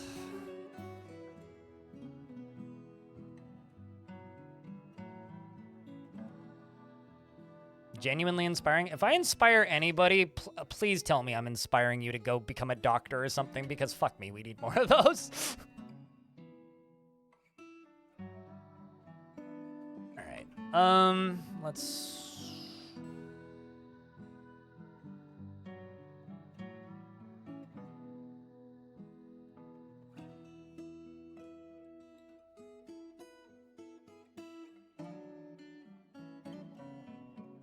Username checks out, Vaxis.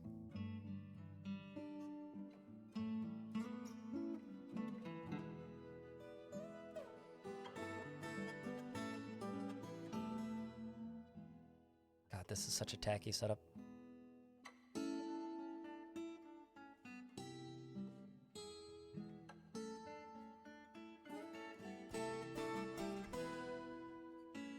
No statement enforcement of boundaries. I've been doing this a long time, and I've learned that there are some people that are extremely, like, understanding when streamers put up rules. And then there are some people who just, like, don't give a shit and will just, like, keep arguing. Texans, we call them. No, but, and then they get mad that you're just, like, restricting their ability to speak, and it's like, well, I'm always just gonna, like, state the result of something if you keep yelling about a thing. Like, just nonsensical yelling doesn't fix problems. And that's all the only mode of communication that the internet is used to at this point. Because we're so used to communicating on social media platforms that don't really allow for actual conversation.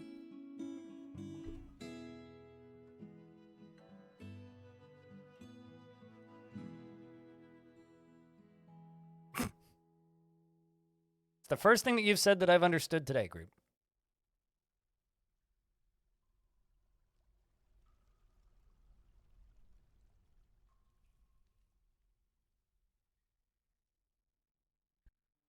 Oh, I've always assumed that your name was a joke because you seem like a logical person. Although, I'll be honest with you, Vaxes, I had like, my sus meter was like above like 95 when you first tuned in, because I was like, all right, how long until this person says something shitty? But, no, you're fine. You made it through the sus check test.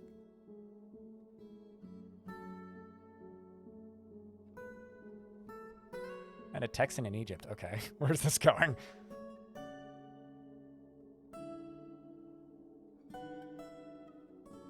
With a really big, heavy outdoor wooden chair.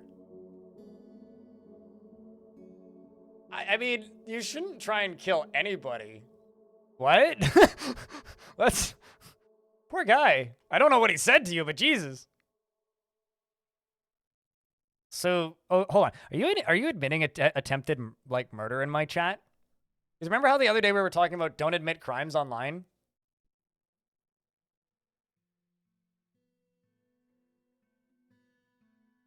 Because, geez, that's like attempted murder with malice. Maybe don't do that. Allegedly, sure.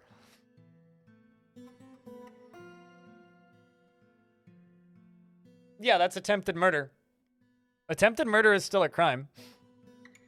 Maybe that's acceptable in Egypt? I don't know that much about Egypt, I'll be honest with you, but I'm pretty sure attempted murder is still a crime in Egypt.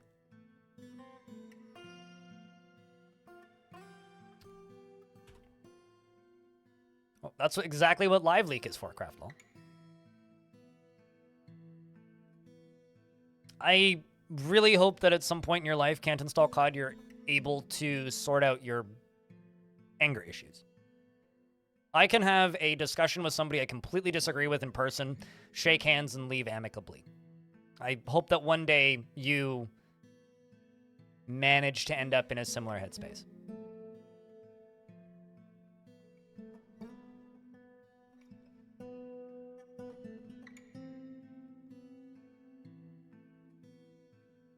But only in Minecraft. I was expecting you to say only in Among Us, because that's the only way I've seen that, like, copy pasta before. I was gonna queue up... Oh, food, right. More booze. We're short on brews.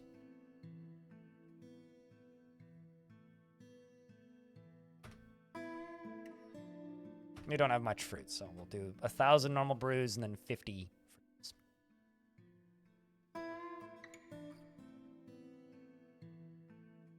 Chat just go full War on Fun Thunder forums.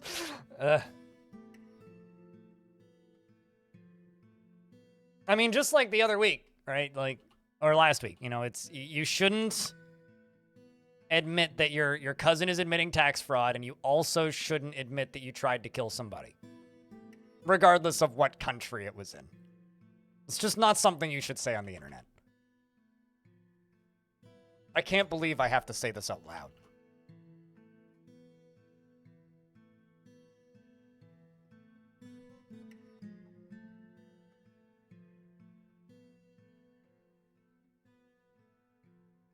Okay, so report him to the authorities, mate.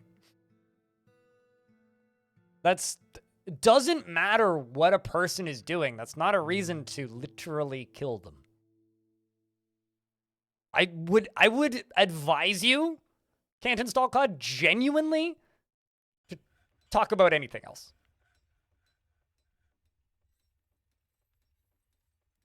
Did you say you've never tried to kill somebody? I mean, you can.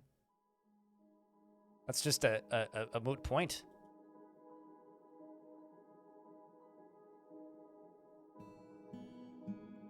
I certainly hope you've never tried to kill anyone.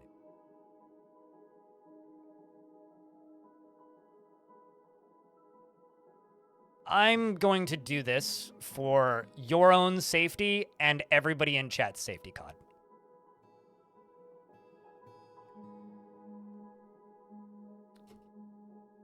Even though you've been around this stream before, if you genuinely feel that way, I do not want you around my community. All right. Moving on. What's up, Gazoom? Your stickers are here? Hell yeah. They're kind of huge, aren't they? Even like the small ones are big. Stickers are giant.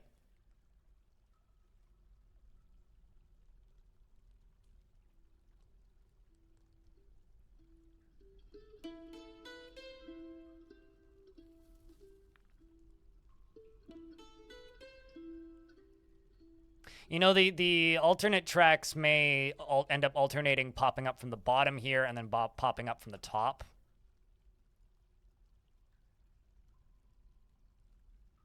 What I may actually end up doing is like extending them around here so they just go straight. and then looping over top of themselves and then popping out here. That's probably what we'll do. Yeah, so they'll just go, they'll go straight and then loop over top of themselves. And so they'll stop one layer earlier than they're currently stopping. That's probably what we'll end up doing. What kind of new trap is this? I mean, it's not new. This is just me breaking my brain with a design that I've done before, but differently because I never built things the same way twice. I'm building a repeating lava minecart trap. Some borderline spaghetti.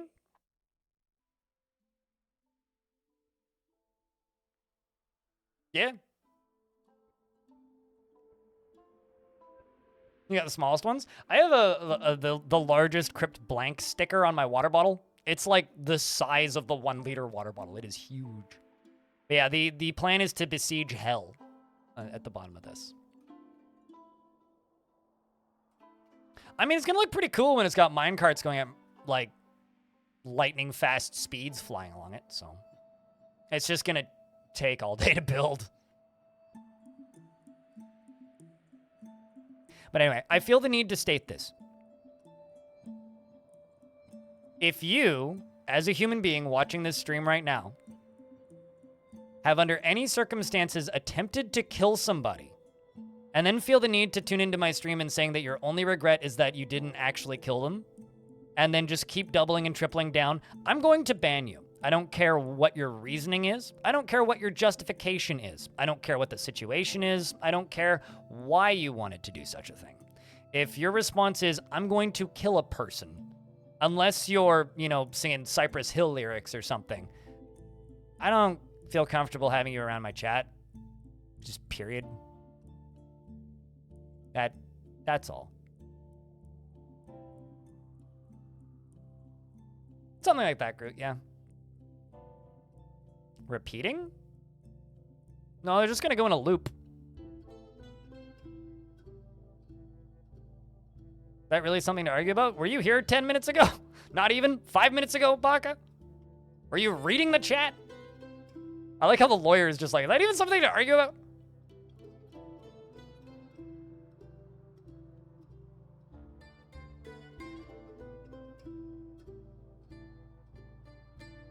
You know, I might just, like, nuke every other track, because I don't actually need this many tracks. It'll just make this take, like, 1/10 of the time to build.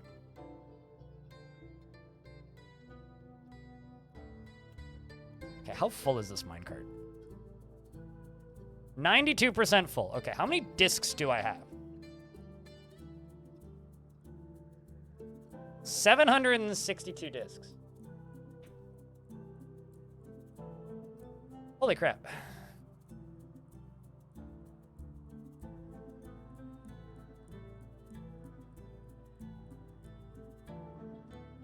I would state it depends on the felony. Because, like, if somebody has, like, a felony charge for possessing weed, mate, you're fine. But, like, within logical reason, I'll say.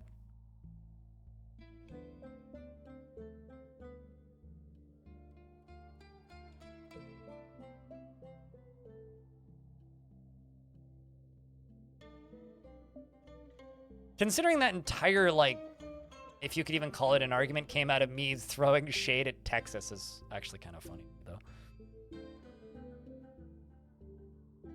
Illogical amount of weed?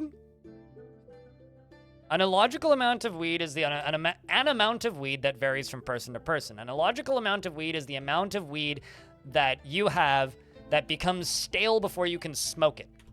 Like, if you have weed that you intend on using and it becomes stale before you can use it, you have too much. Fucking stop it. I think it's a pretty valid thing to say. Act like you're in a room with 230 people. Generally, yeah. Although there's some people that can be kind of nutty in a room with that many people in it, but... I mean, have you seen half of the stuff that, like, Gene Simmons says on stage? I once found a recording on YouTube, which was just a mic recording of Gene Simmons. Oop, Valley's just got beaten. Please throw all the shade. I think it's fun to throw shade at Texas because every single person I've met from Texas can take it. Like, people from Texas are extremely understanding of the shade most of the time. At least everyone I've ever met has been extremely understanding of the shade.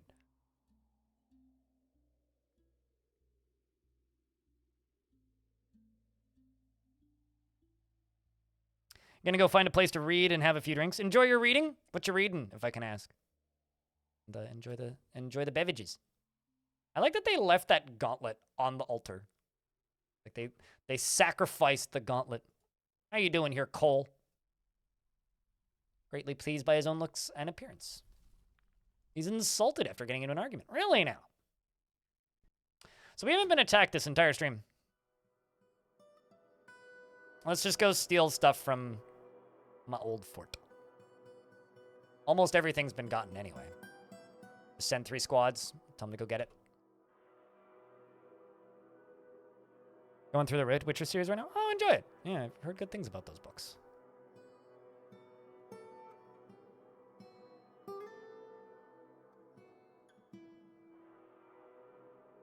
Disgusted by romance? I like how I just have this beak dog walking around because this one beak dog is the one that's like not pastured. It's the most recent one that we caught and I just didn't put it away. And over here is Lanix's Grizzly, who's 16. There's Tygo, socializing, delighted after watching a performance, blissful after remembering sleeping in a bedroom. Like a personal palace. I like how it just looks like it ends like there, but it says a bedroom like a personal palace, but it just says sleeping in a bedroom. You know, I too was blissful remembering that I got to sleep in a bedroom. I don't have a bedroom, I just have a room. He is in a constant state of internal rage, though. That kind of checks out.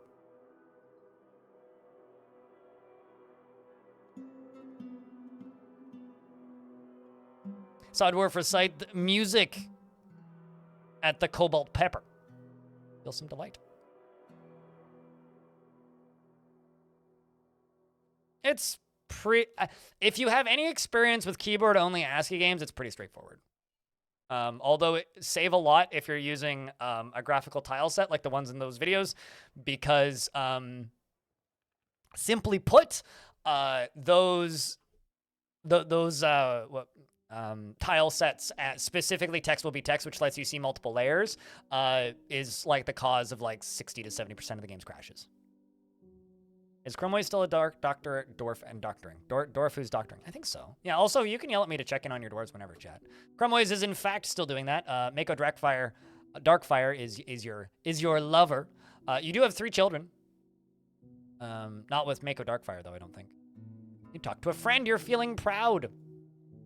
You're always in love with somebody and easily develops positive feelings. Well, I guess that answers that. You got many friends and kindred spirits. Actually, hold on. Is Mako Darkfire? No. Okay, so you came here with children and have managed to... Never mind. You were together with Black Rose Bronwyn, who has since passed away. Died in one of the calamities we had. One of the big fight breakouts, I think. And you now have a new lover, who's Mako Darkfire. Interesting. I'm not the only person who calls kids ankle biters? Holy shit. That's crazy to me. I always thought I was the only person who did that. Can I make you a carpenter dwarf? Do I have a carpenter around? The only woodworker I have is named. And I don't have any carpenters. I could give you a dwarf, though.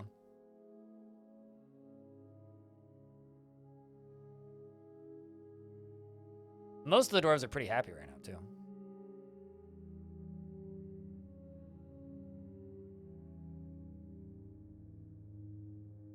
Where do kids bite ankles? Think about that sentence for a second.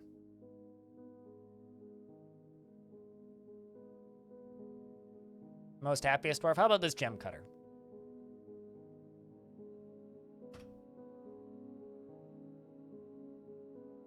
Yeah, that's it. I don't put my face in most of the videos, so some people make the connection after the fact. It was really funny back in December when I made the majority of those tutorials of, not December this past year, but the year before, 2022, because I was streaming and I had like 1,000 people watching, and people would just tune in and be like, I think I was just watching your video. Not even like I was just watching your videos. It's I think I was just watching your videos. Anyway, I am Groot never fails to feel discouraged, and generally acts impartially and is rarely moved to mercy, isn't particularly curious about the world and is interested in what others think of him. He does not often feel lustful, and he generally finds himself to be quite hopeful about the future. He is slow to trust others and has a greedy streak, and he does not have a great aesthetic sensitivity, and an animal has grown to become a troglodyte. I've got troglodytes in a cage somewhere, and he really should just stab them to death. He can handle stress, and he has a greedy streak, and he does not have a great aesthetic sensitivity. He is conflicted by this. He values artwork and its creation. When he's thinking, his body becomes very still, and he needs alcohol to get through the working day. Dreams of raising a family, and he values sacrifice. Values hard work and doesn't care if others take the time to master skills. And he doesn't particularly value loyalty. Doesn't have any family, doesn't have any lovers. Well, good luck with raising a family. You do feel quite happy when being near a fine door, which is funny because that door is just a rock door and you're standing next to a frickin' golden, like, chair and you're interested in the door. I mean, checks out. You were frightened because you got hunted by the dead ones. Did I ever memorialize those? Shh. Yeah, I'm good at this game. Don't let anybody tell you otherwise. Nope. I've had ghosts floating around this whole time. I have more I need to put. No? Okay. Well, then.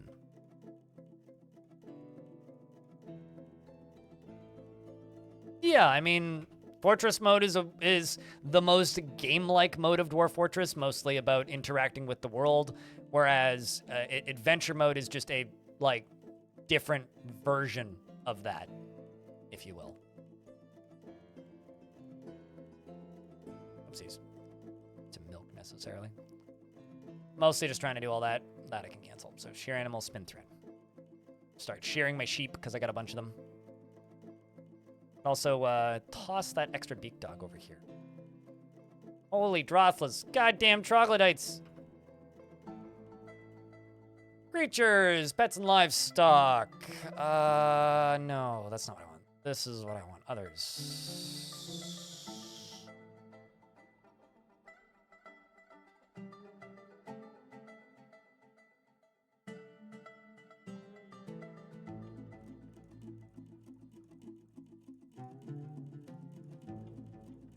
Yeah, but you're a weird scientist, historian, right? But yeah, I do tend to agree with you, though. I mean, like, the best ways to interact with adventure mode is as a tool to bend the simulation to your whims.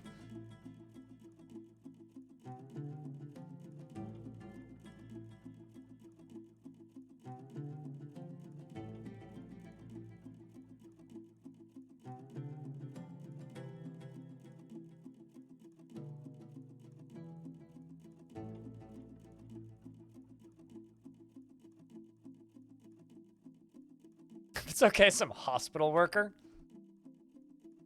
I can tell you for a fact, all of my doctors are named, I'm pretty sure.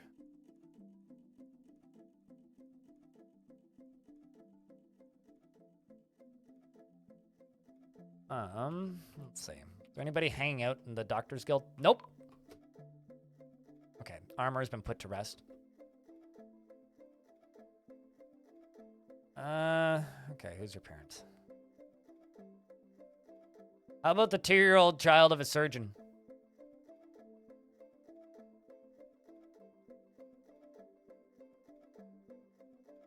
I can't hold all of these. It's basically just like a person trying to carry way too many things and everything's falling out of their arms, Vaxes. You have poor empathy, which is kind of... Slow to anger, perfectionist, frenetic, poor empathy, brawler, flights of fancy. Excellent.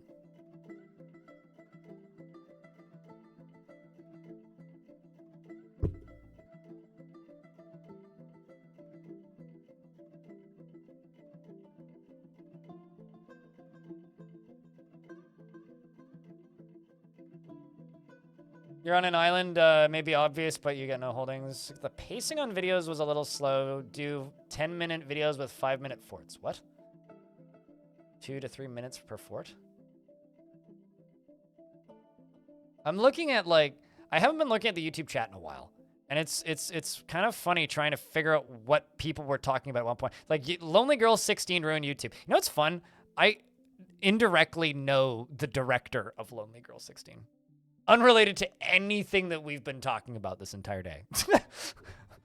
All right. Too many vaxes. Never becomes angry.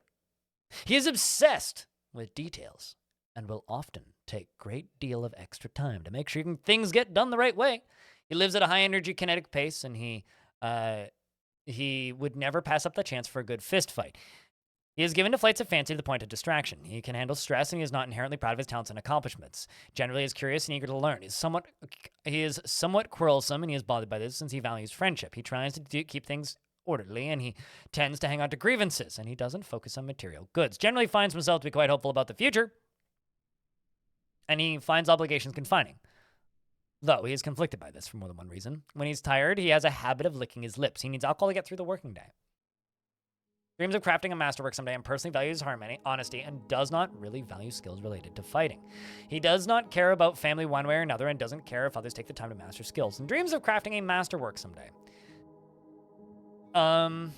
His mom is Ace 7, and his father is Dodok, who's no longer with us, who I think was actually that ghost I just memorialized.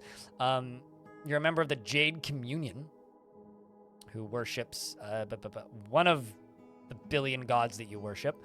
You have plenty of brothers and sisters. Half of them are still alive, and yeah, welcome to the fort. Off to the warehouse. How do I hold all this back pain? With your spine, I would assume.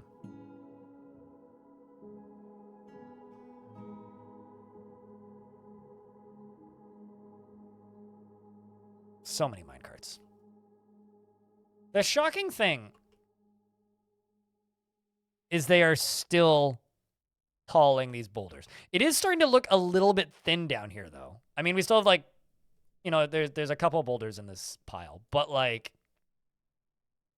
it is starting to feel like these stockpiles may be beginning to have an effect, kind of.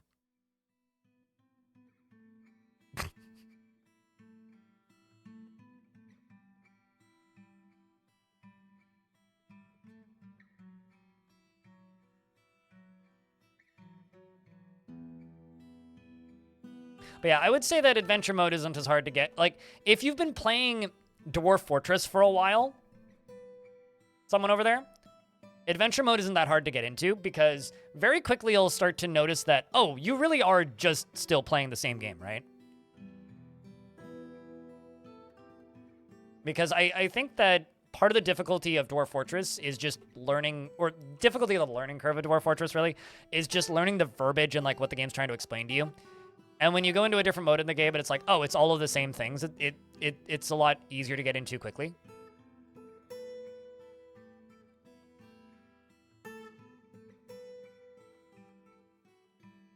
We're out of coal again. Just queue up that.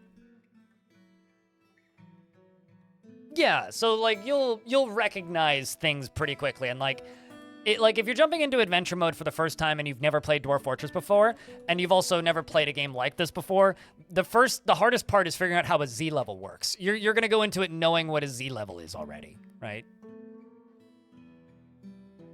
Been all right, devilish. So based on the assumption that you know what a Z level is, it's not that bad.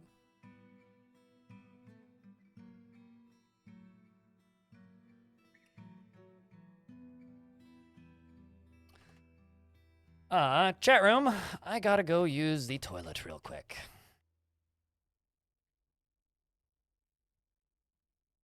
So I will let you guys follow, I don't know, Eustace. I'll be right back.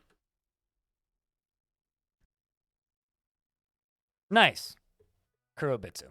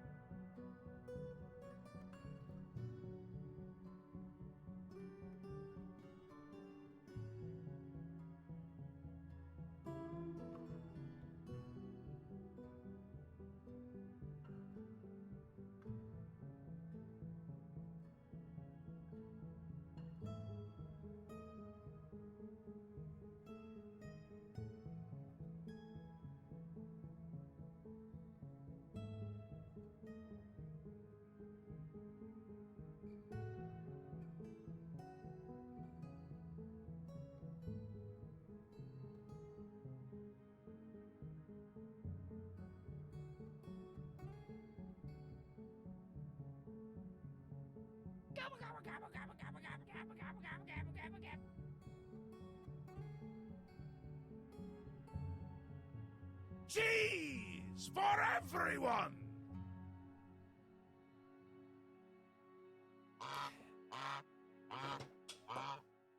You're trying to think of what you're going to do with added back in adventure mode, after fixing all the adventure mode focus scripts you made. I have no idea. I was gonna say, is there anything like super new that like your type of science could go after in this version? Fortress has been really quiet today. Like, we were getting invaded a ton, but that's like kind of stopped.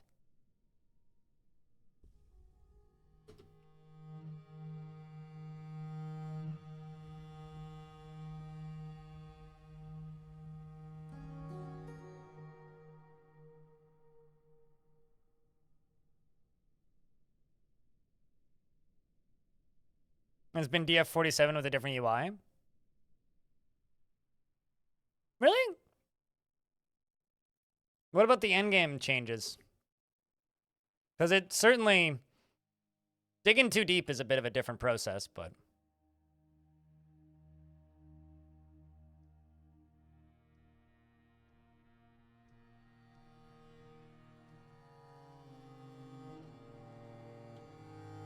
I think so, yeah. I may need to just go start more wars. But I'm also kind of okay with it because it's giving me the opportunity to just build. It's kind of like a we've won sort of thing. It's also the reason that I've like decided, even after saying that I was going to stick to this world for adventure mode purposes, I don't think I'm going to actually. Because if I stick to this world, then I won't really have the, for lack of a better term, population to keep things super interesting, I guess.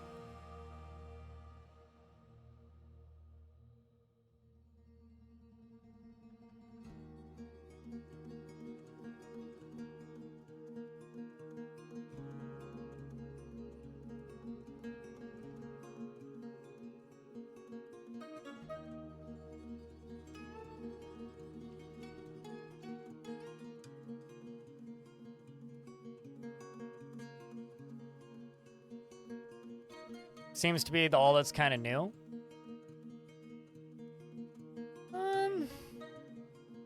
Trying to think.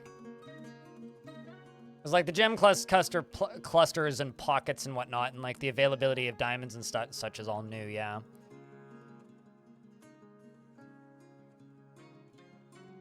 Yeah, I think it's more things that like aren't there in a lot of ways. And then just like features, I suppose, like you said, UI. No, I didn't. I barely was even on my computer on my days off. I edited the 2 videos that came out, and that was kind of all I did. I basically just took the weekend off. Like I was, outside of the few times I responded to things on Discord, like I wasn't even at the computer really.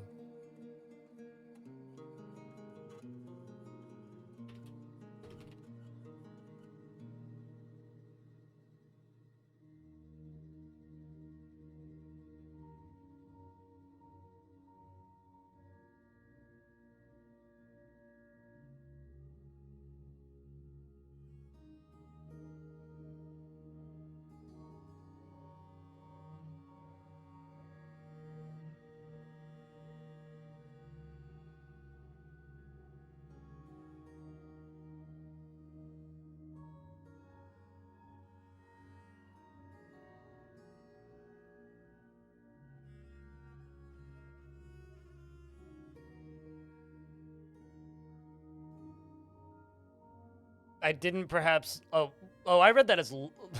I mean, I certainly didn't laugh at your fort. Also, chat room, my friend Kevin has just reminded me that I have to end the stream at... Well, so it's 3:30 right now. I have to end stream in an hour. Because I apparently am going to go see Machine Head tonight. I forgot, but I'm going to go see Machine Head tonight. That'll be fun. That's okay. We'll just say that it's part of me dedicating to, like, my I'm going to be working less this month statement earlier.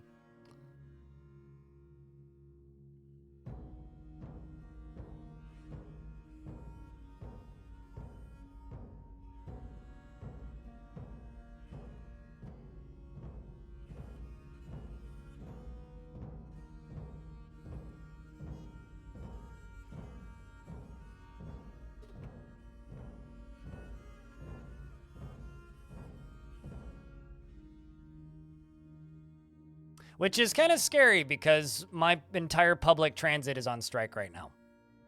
So I'm expecting the trains to be crammed.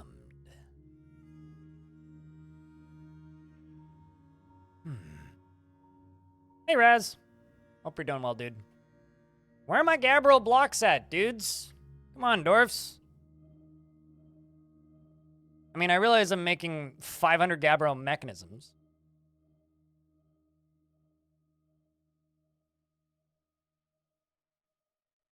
Oh, I see. We're just making generic rock blocks. Okay. Well, let's just do 800. Yeah, bro. Get that done.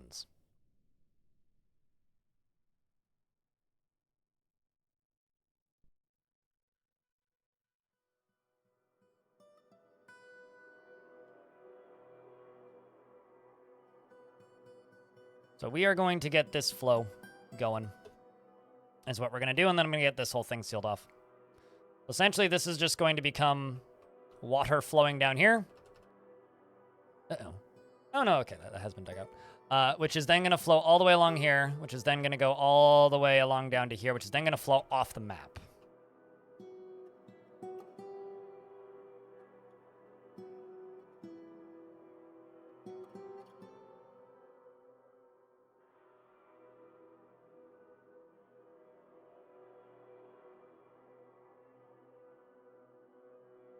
Strikes are bad. One thing CS teach me is public transport needs to work and free. Okay. You can say that. That's about it. Your roads are going to be cramped. All right. Now, keep stating the obvious. Terrible video game, City Skylines, that.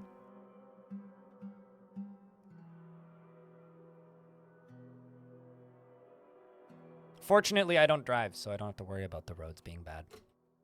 And also, when I say our public transit's on strike, to be clear, the bus union is on strike. It means one portion of our public transit is on strike.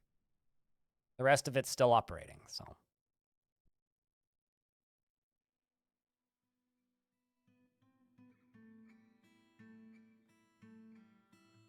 Yeah, where in the world do they have... Well, we actually, fun fact, one of the best parts about the pandemic was they actually did make all of our public transit free, and they ran twice as many buses and at half capacity. It was wonderful. Buses were free, and nobody fucking used them, and they were twice as efficient. It was great. I missed that part of the pandemic.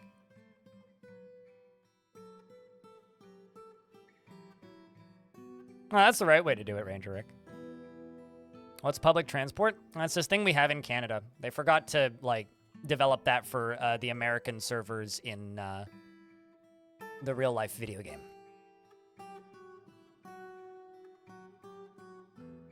So one thing I still genuinely like about Reddit is the real-life subreddit masquerading as a video game.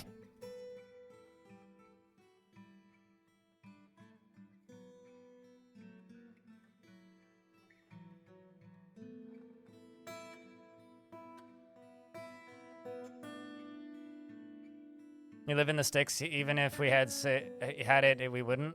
I grew up in the sticks, and we had a bus that would go by twice a day. It was not ideal. In your country, it's free for students? Cool. I'm happy that you have such awesome things. You know, I really like it when people are just like, this is bad and your country is doing it wrong. Our country does it better. Okay. How does that benefit, help, or do anything? To be fair, and I would argue you shouldn't be able to get an Uber anywhere because Uber is a horrible service. It's an awful service.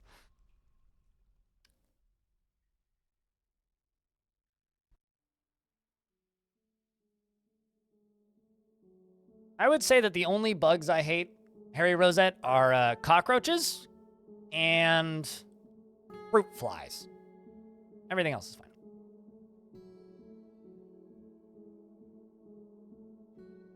What's up, Tomb?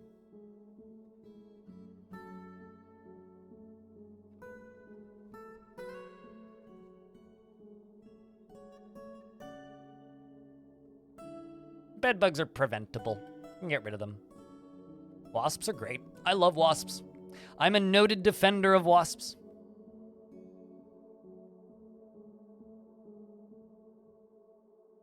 Mosquitoes are awesome. Mosquitoes are great. We need those. They feed the birds and the bats. But wasps are wonderful. And the reason I say that is I'm a gardener. I have a garden. And if you are a gardener and you garden, very quickly you'll learn to like wasps. A mild... Okay, well, that's actively waging war against your crop. That I would understand, but...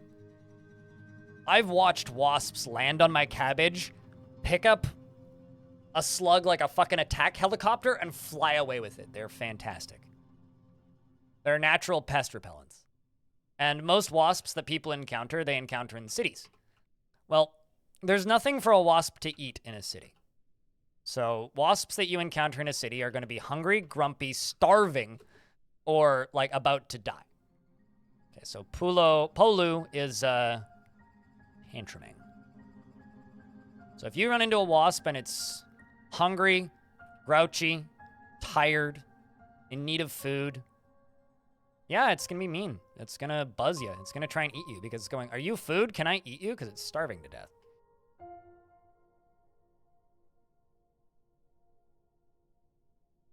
You have a very sad view of the world if you feel that way. Because you say, Groot, when people see other countries do things right, they will judge.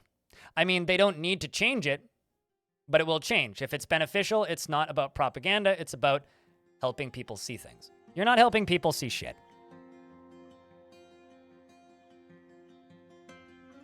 It's going to be blunt with you right now.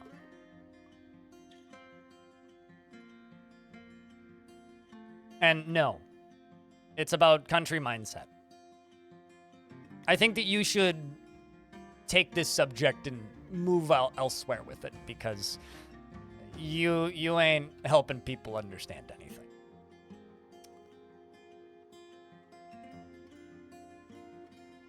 No, that's fine. It's like I don't mind spiders at all unless they try to touch me. Just like most people. I don't mind them as long as they don't try to touch me. Try to touch me, I might break your arm. But it'll only be a reflex and I will apologize afterwards because of my Canadian heritage.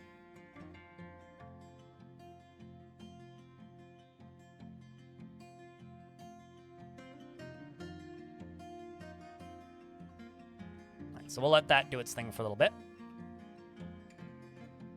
These kids are still filling that. This is finally starting to build out again.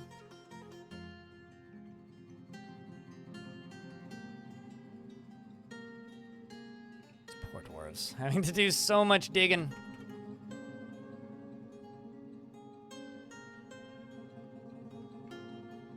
Just curious if this would be a more effective method or not. I guess what I'll end up doing is just this.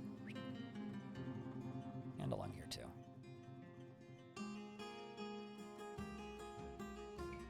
It's not a finite water. Water that connects to the edge of the map basically has like Minecraft water spawners sort of deal, where if it's connected to the edge of the map, it'll just infinitely refill, basically.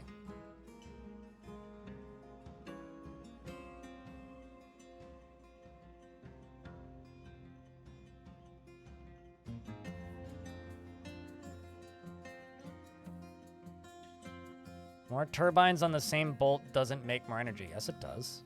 What?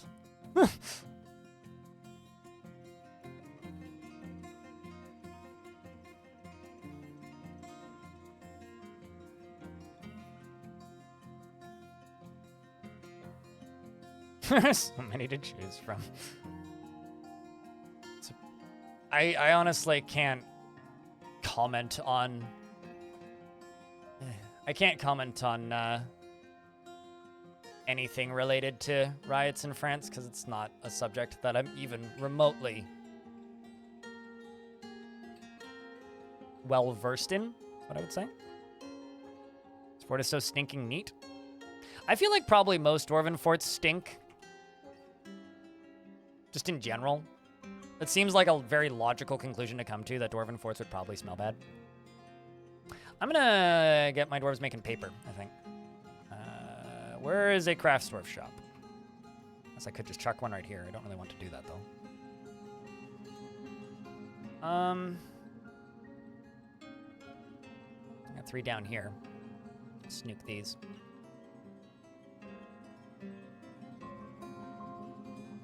Right, yeah, there's that little area right there.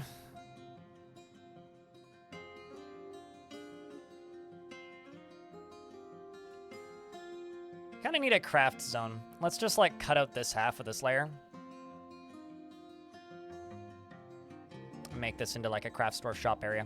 So I want to start making, not paper entirely, but I want to start making quires. I'm like, well, if I'm making quires, might as well just make a crafting area.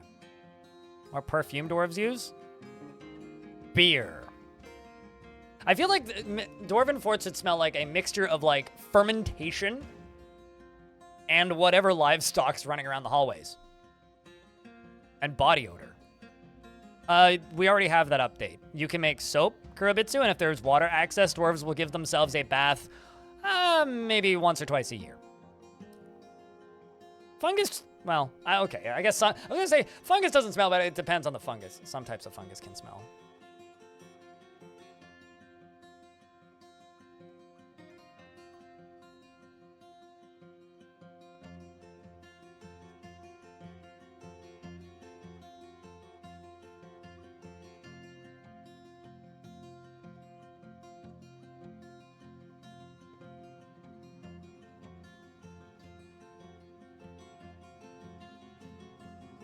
Yeah, I would not want to smell a dwarven fort.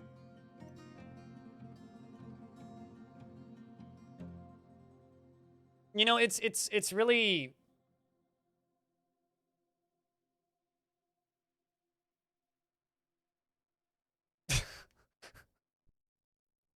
it's funny. People think because I live in Canada, I've never had to deal with bad public transit. I've absolutely had to deal with bad public transit, and I've intentionally moved somewhere specifically that has good public transit so that I can have good public transit. Except for, you know, once every 10 years when they go on strike because, like, yeah, they should be paid more than $40,000 a year.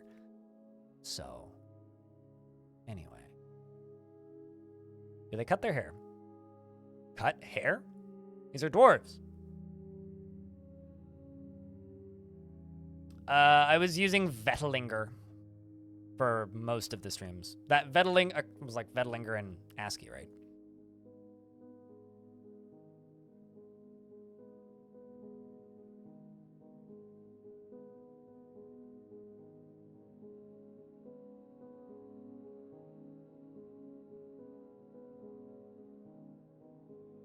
It's in the starter pack. So it's pretty easy to find.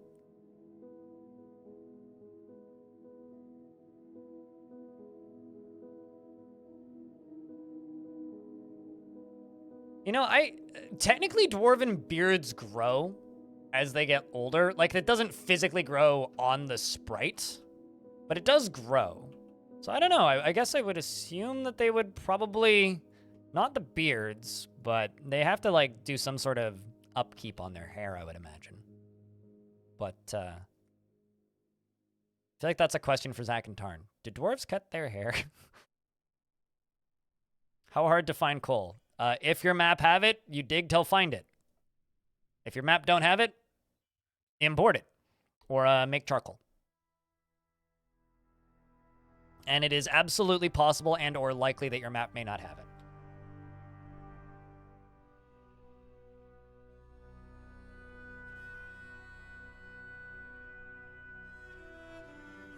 I mean, I'm just about to run out of coal, too. Dreadlock beards? I mean, some dwarves do actually have dreadlocks and dreadlock beards, but... How do metal industry with no coal, no wood? Lava. Use magma forges. I think I have a tutorial about that.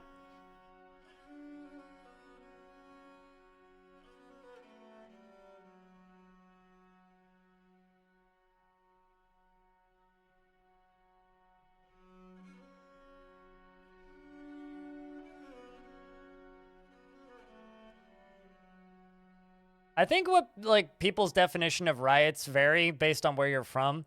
Generally, I would describe a riot as something where large portions of the city are damaged, is kind of my general definition of a riot. The only time riots really happen here is when it's a, how do I put it? Sporting event where people decide they didn't like the team that won. That's the only times we've really had riots here, which I think is kind of sad. Really?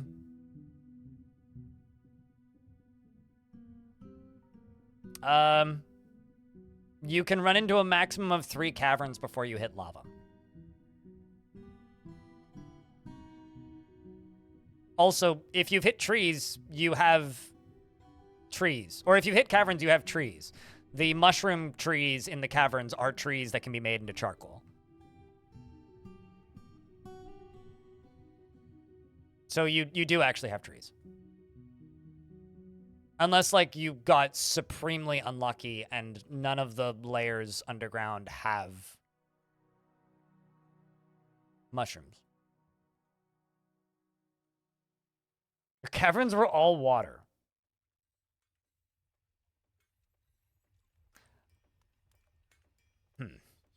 Well, I mean, okay, so you could pump the lava, you could pump the lava into the water, and then have access to trees. I don't know. I mean, I could probably dam the edges of it, but it would be hard to explain. Like, you could cave in the ceiling above in wall chunks, which would plug sections of it and then pump it out. But yeah, at that point, just go down to the lava.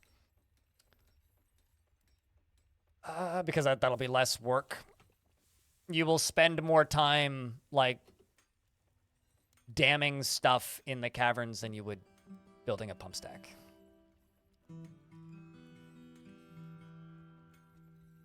What? I mean, that would be... I would pay money to see somebody just, like, dig from the surface all the way to the... Maybe not money, because you could, like, orchestrate this, so that's a dumb thing to say. But it would be amazing if somebody went to dig from the surface to all the way to the bottom of the possible map area. And then... like, just starts digging a single file channel, like, stairway from the top all the way to the bottom and somehow manages to go directly into hell, gets up in AFKs the whole time, and by the time they get back, they're in hell. That would be one of the greatest things to ever happen in this video game. But it won't happen. If you don't let the magma out and you go on top of it, basically, okay, so when you're going down, right, you'll hit the first cavern layer, right? It'll look something like this. Okay, maybe not like, it'll look something like this. Then you'll hit the second cavern layer, which will be a little further down. And in my case, it's got a big chunk of water over here. And then the other half is pretty shallow. Parts of it shouldn't be entirely flooded. It's actually really weird if you have 3 cavern layers that are all entirely flooded. Like, this one is partially flooded, but this side isn't. So I would explore them better if you haven't fully explored them.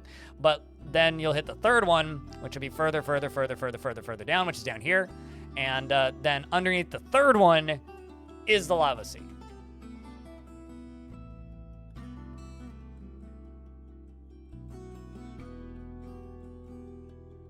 You've seen that happen? That'd be crazy. Thanks, Fraga. For the kind words, as always. Didn't hit the caverns until you reached the second or third layer? Oh, I've definitely missed all 3 before. I've done that more than once. Like, I've hit... There was a fort once where before the first trading session, I was making steel armor in the magma sea because, like, I don't know, I found it. I was like, well, I'm might as well. I'm already here. Like, I just ended up in the magma sea.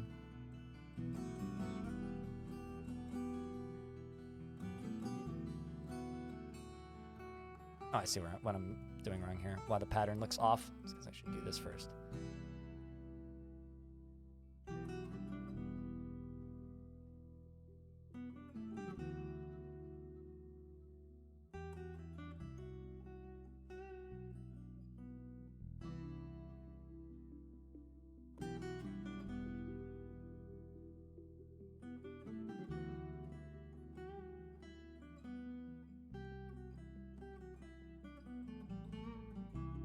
You miss the caves more often if you dig down on the chunk borders? Sure. Yeah, no, absolutely. But I've done it unintentionally in, like, odd spots in the map. I actually did it 3 times in one fort once. The caverns were just really, really, really, really, really dense. Honestly, I think that embarking on a volcano is the best way to learn how to screw around with lava. Because it's like... I mean, I guess you could theoretically really, really mess it up, but it's like, it's the least likely that you will total your fort. This is 98% full. Am I making discs right now? I'm still making large serrated steel discs. What else am I making? Actually, hold on. What do I even have currently? I'm probably out of charcoal again, knowing luck. Oh, nope, I got 5 currently.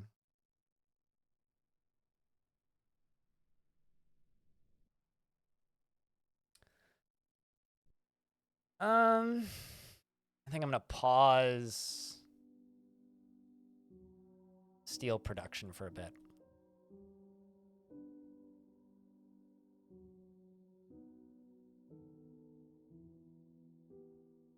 Or at least slow it down. Some migrants have arrived. If anybody would like a dwarf, if you do not currently have one, let me know. If you think you may have one, let me know, and I will take a look. But this is our first migrant wave of the fort. Got 2 dwarves. Is it more than 2? Okay, there's more. Shutterbug is still alive, I'm pretty sure. Yep. You are a surgeon. Very happy. Currently constructing a building. You love your job, even. Has adventure mode been released? For version 47, yes. For version 50, no. It should be out in April. At least that's what the trailers say. Although, I've heard through the grapevine, it's likely we will be hearing something in the next couple of days about release dates and updates. All right. Darren. Whoops. Is this the second one you've had, Darren? I can type.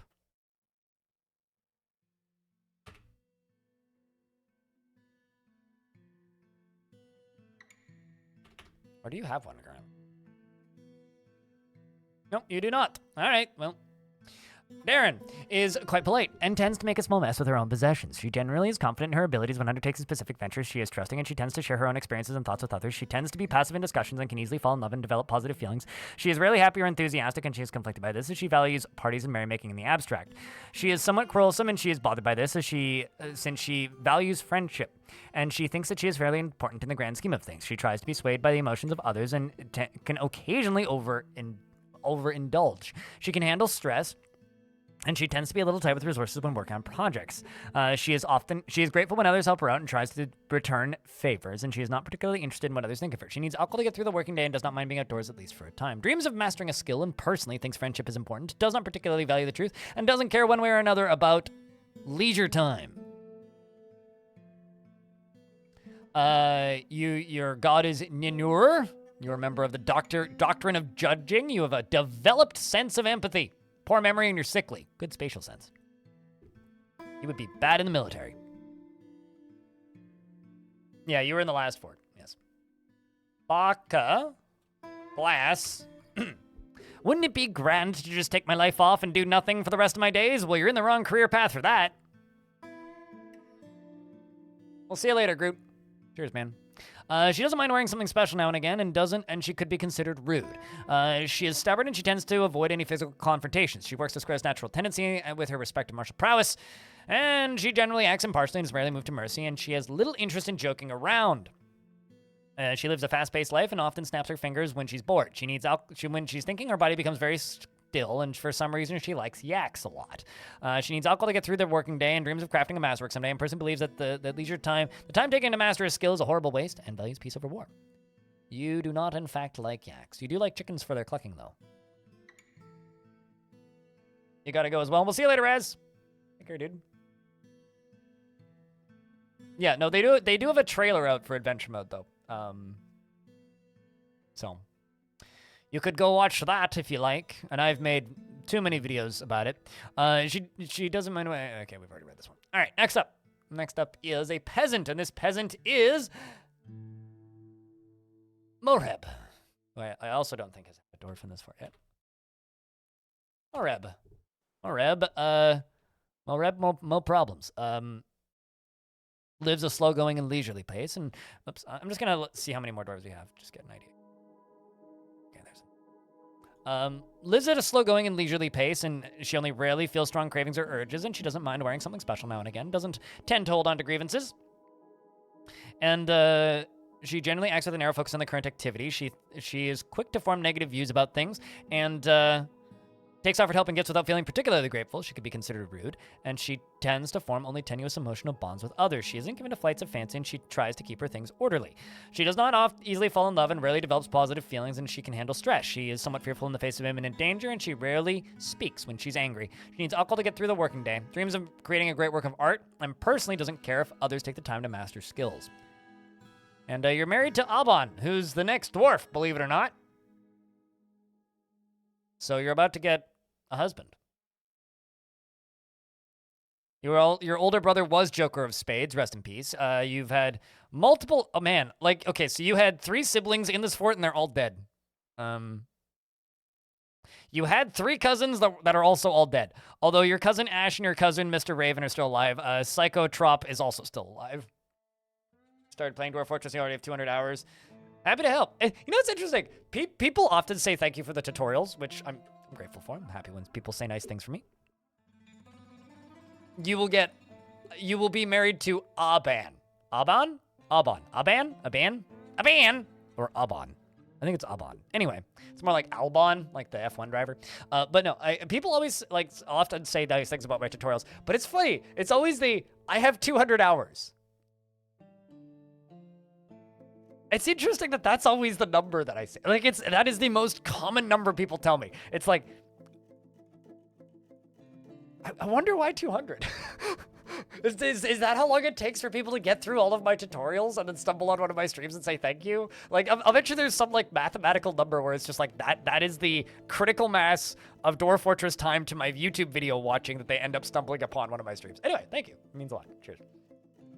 So this dwarf here is Kurobitsu.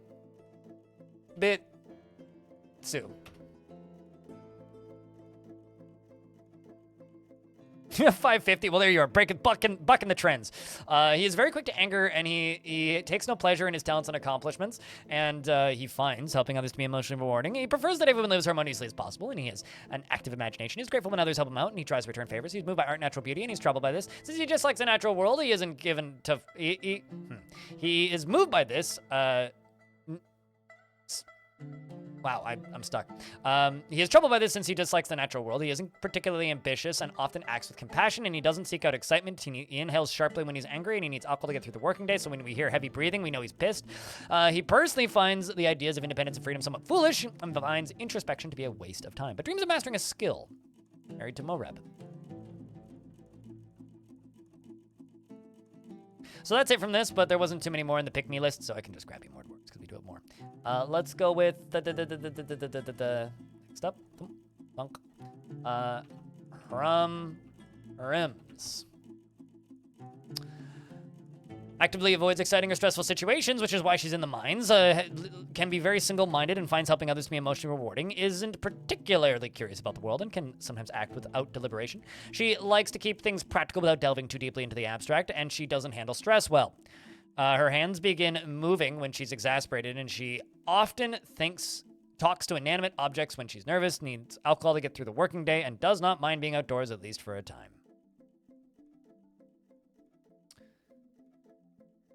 Her hands begin moving when she becomes exasperated, and she often talks to inanimate objects when she's nervous. You know, honestly, I can relate to that. Except I talk to my plants. That's not technically an inanimate object. Strongly values loyalty, or strongly values tranquility and quiet and introspection, and finds introspection valueless, and values those that, and those that waste their time in... Hold on a second. She personally strongly values tranquility and quiet and thinks that introspection is valueless, and those that waste their time in self-examination are deluded fools. Well, I guess I'm a deluded fool then. Finds ideas of independence and freedom somewhat foolish, and sees no value in holding back emotions and refraining from and holding back complaints and concealing emotions. There we go. So what this description is telling me is that if this dwarf was a podcaster, they'd be canceled and probably have like a Spotify exclusivity deal. You are you're a member of the Weaponsmiths Guild, the Metalsmiths Guild, the Miners Guild, and obviously this fortress, and the Fresh Sect is your religion of choice. And you have no friends. I won't make the same joke I just made, but the jokes write themselves. Lovely dwarf. I'm sure they're a fine individual. Who's up next? Let's grab a... But Unib. Unib can be Judge Gred. I'm sure that's what your name means, right?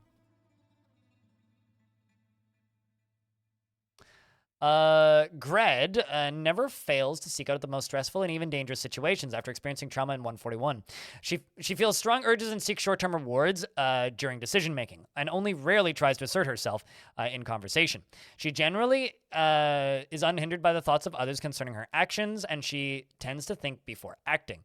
She is moved by art and natural beauty, and she is torn by this, since she sees the whole pursuit of art as a waste, and she is quick to anger and tends to avoid crowds.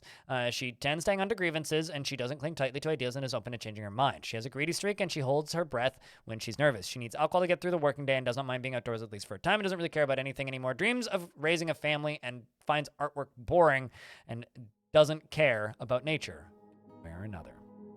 What a dwarf. How you doing, Nasty?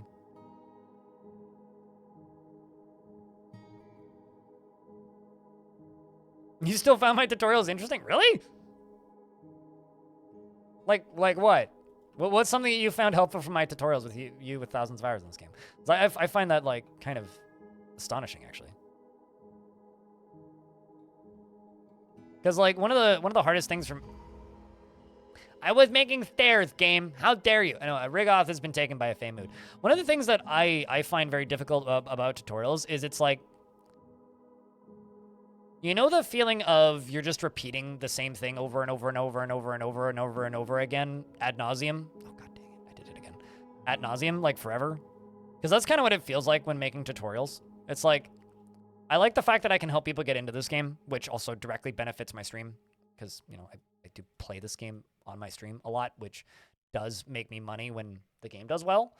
So because of that, it's like, I am benefited by helping people learn this game. This dwarf's making... Hello. Huh. How you doing, Phineas? So, like, I am directly benefited by this game doing well, right? So, for that reason, I do make tutorials, but the act of actually making tutorials is like a slow, plodding, monotonous process. How's things? Things all right. I mean, I had an all right weekend. I've decided that I need to take it easy for a little bit because April is going to be really busy and I haven't actually taken, like, time off since June. That's what I realized recently. Like, I've had some work trips, which from the outside look like time off, but anybody who has to do any kind of convention trips will understand that, no, that's very much not actually time off. So I've had things that may appear from the outside as time off, but I've really had no time off. So that kind of answers some questions as to why I've been so goddamn tired recently. Like, it's just, it was a really stressful year last year. Like, it was a great year for, like, my stream and whatnot, but personally last year sucked. And I'm, like, just kind of coming out of it and going, oh, man, I haven't taken a vacation in a really long time, so kind of like realizing that it's like, well, I guess I'm just gonna work less for a little bit instead of actually taking a vacation, because I don't actually want to take a vacation. The brain needs it, regardless of if you like want to do it. Brain needs break. So that's kind of where I'm at. I'm all right, pretty good. Just trying to figure out how I'm gonna relax over the next week or 3, basically, without actually taking much time off.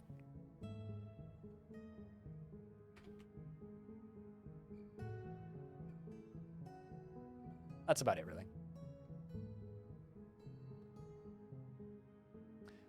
Mostly the fact that they are 100%, but mostly the fact that they are 100% right. I looked to many content creators as background and often ended up watching some DF tutorials, and there were invalid facts, and yours are accurate, and you prefer not to make one if you're not sure.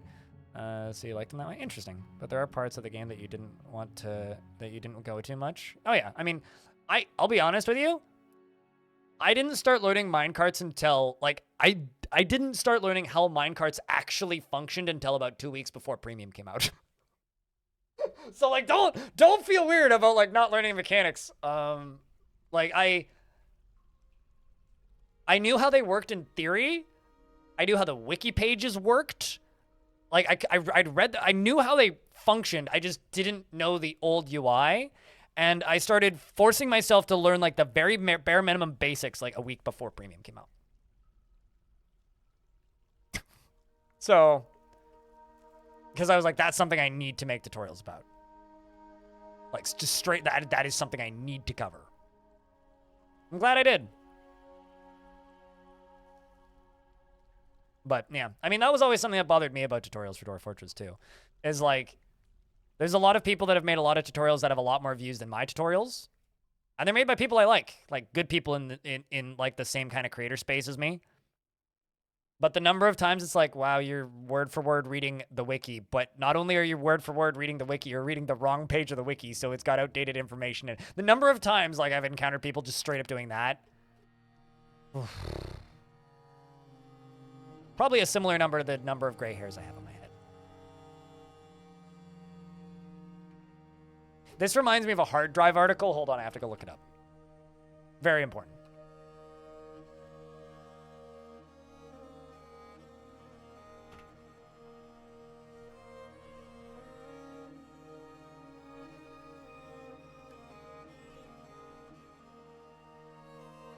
Okay, here it is.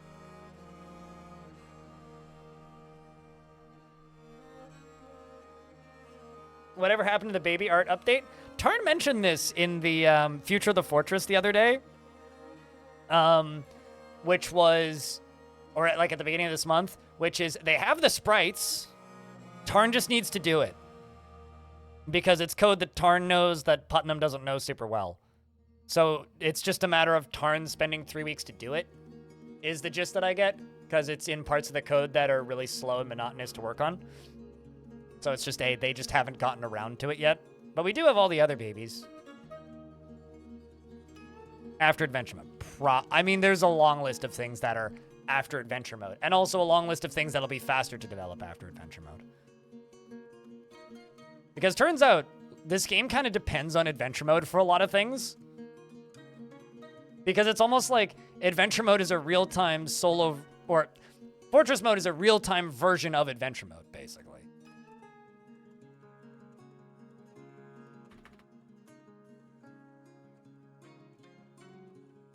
You gotta show the babies being used as shields. I mean, for whatever it's worth, I've seen the baby sprites. I know they exist. I've seen them. Like, there is a little boy baby sprite where he's, like, wrapped up in a beard. And there's a little girl baby sprite where it's, like, just cuddled up in mommy's arms. Like, those both exist. The thing I want to know is... Like, the big sprite change that they've said is possible that they'd like to do eventually, in air quotes, is they want to, like, show the dwarves' arms out and carrying objects. I remember seeing a very early prototype version of that ages ago. I don't even think that was ever released officially. But I do remember seeing a very early prototype of that. And that's something I would love to see. It's like, people, like, when you look at, like, people who don't like this game and critique it for the sake of it or whatever. Something that you often see is like, oh, I don't play this game because the dwarves jump from tile to tile. Which, okay, if that's the thing that's going to stop you from playing Dwarf Fortress, don't even try, because you won't enjoy this game. But I honestly think that showing what the dwarves are carrying would make the barrier to entry for this game so much lower.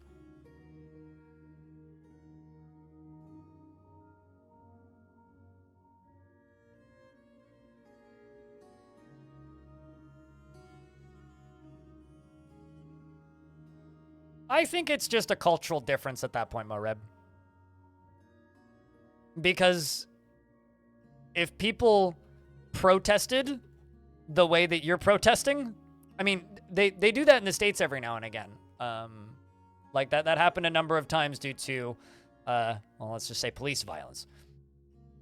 But usually what ends up happening is because of the way America works as a country, it's not taken in a beneficial way for anybody when stuff is destroyed.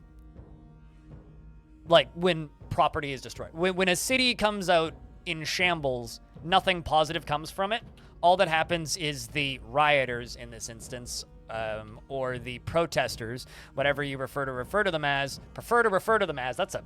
Prefer to refer. That is a series of words that shouldn't exist in any language. Anyway,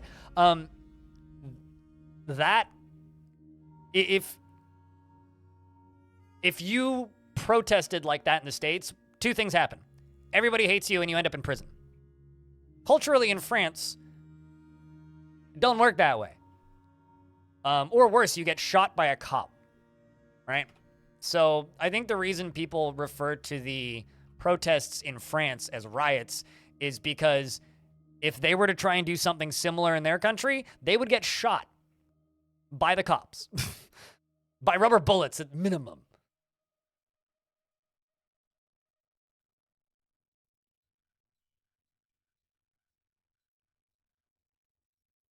Clean up your garbage when you go home? Yeah, that's generally how protests work here. So I think it's because what France does from this side of the pond perspective looks like what Philadelphia fans do when they win or lose. And they generally go to prison. Or fined, hopefully. Or, like I said, beaten up.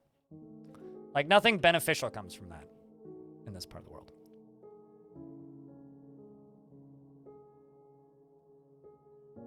Yeah, but it doesn't matter. It could be 200 people, it could be 25 people, it could be 30, right? But if that's the image that surfaces on the internet, that's all people see, right?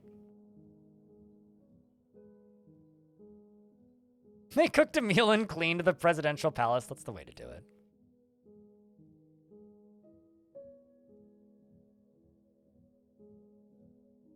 Yeah, also, even if you're peacefully protesting, it'll end up not peaceful pretty quickly because of the way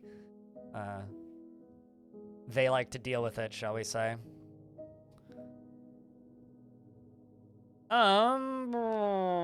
Choirs. Choirs. And I will make a sheet stockpile. This stockpile is going to just be a bunch of sheet, unfortunately.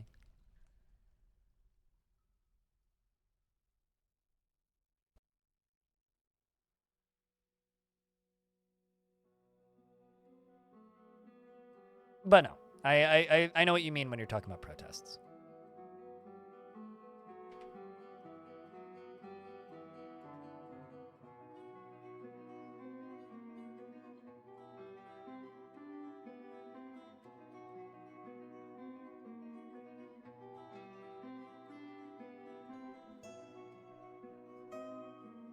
And it stains the 20,000 plus peaceful protesters? Certainly.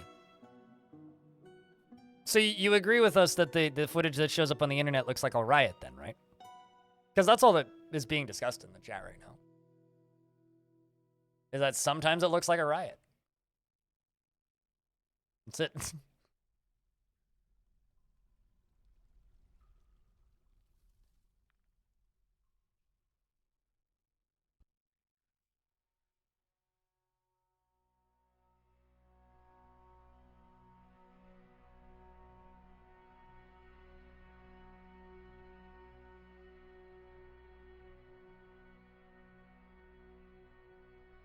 so we are now making quires,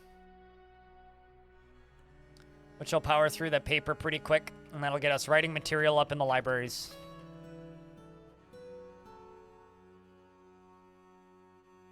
I mean, it's modern news channels, but it's also more than that, right? It's the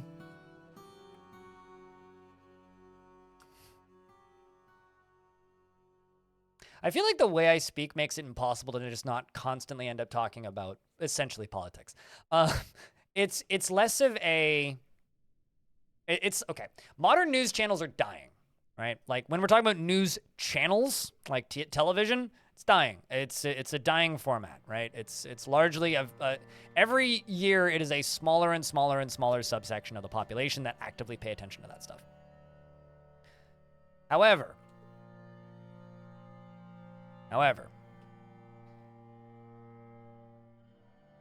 Google ain't helping.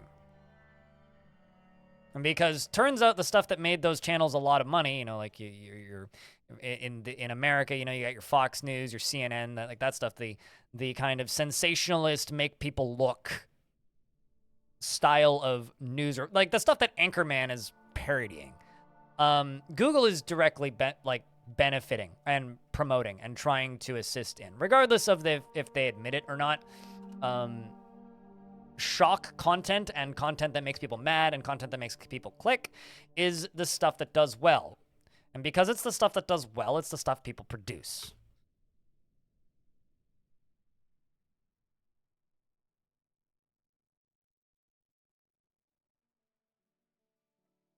So it's not just news channels on television, it's news channels, it's websites, it's search ranking, it's everything.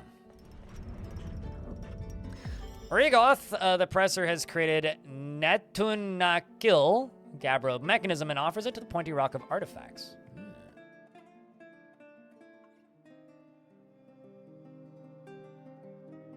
That's a 25,000 Dwarf buck mechanism. This is a Gabbro mechanism. All craft ship is of the highest quality. It is it is encrusted with oval diorite cabochons and decorated with alpaca wool. This object menaces with spikes of gabbro and steel and spore tree. On the item is an image of a forgotten beast in mudstone. On the item is an image of In Fragrance the dwarf and in large gem. In Fragrance is admiring the large gem. The artwork relates to the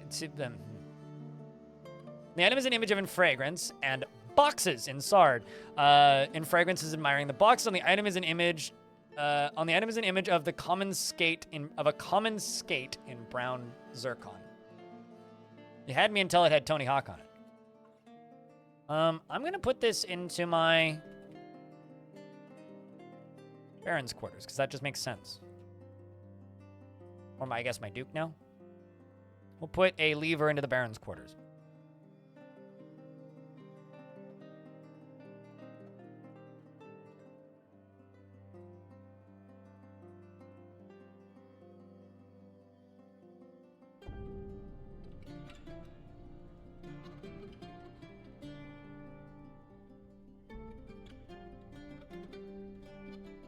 Yeah, the trucker protests are one of those really funny things to me.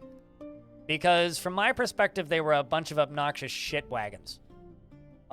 They actively, like, even in town here, actively made my life I wouldn't say hell because that's an over-exaggeration, but annoying as fuck. Like, it's bunch of annoying as hell people to deal with. Like, there's such a thing as, like, peaceful protests, and then there's just harassing people on the street for no reason. And that's 1,000% what they were doing here, was just harassing people on the street for no reason.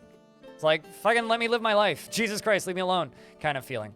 And so for that reason, it was really tricky to be around where they were existing because of how much general unrest and annoyance they would cause. So, I have pretty emotional thoughts on that one.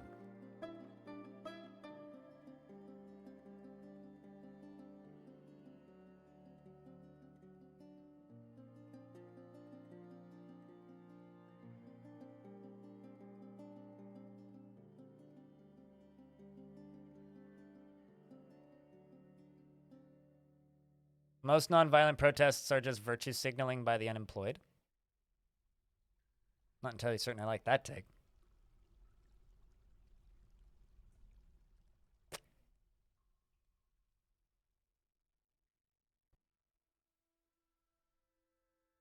Investments are happy with you today? Time to go buy a lottery ticket.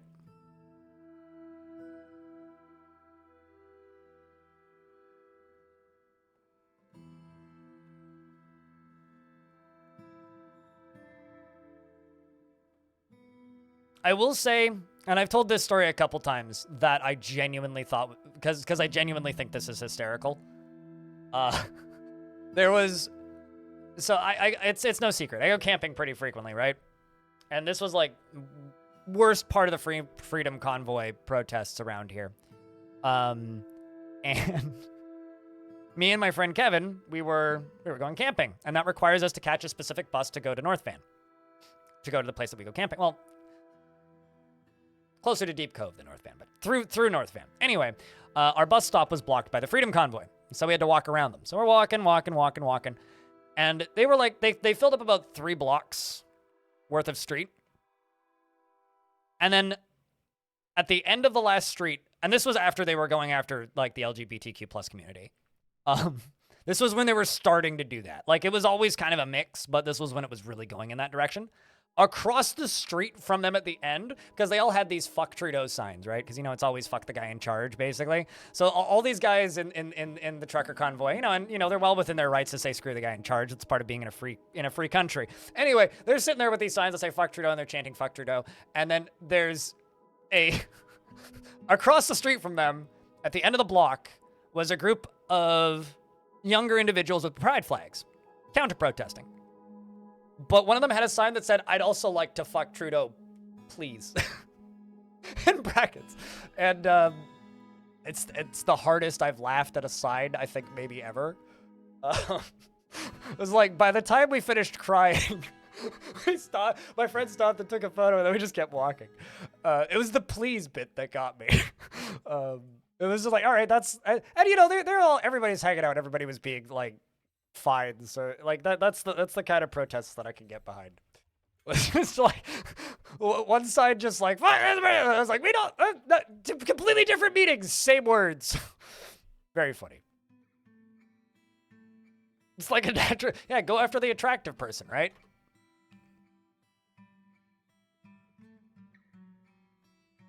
Anyway, very funny to me.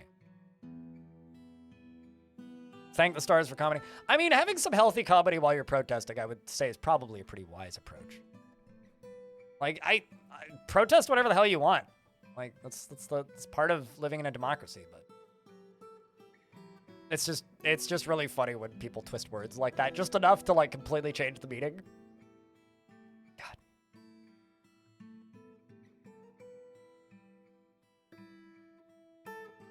It's always important to ask for consent. Yeah, exactly. That's why I said please. Anyway.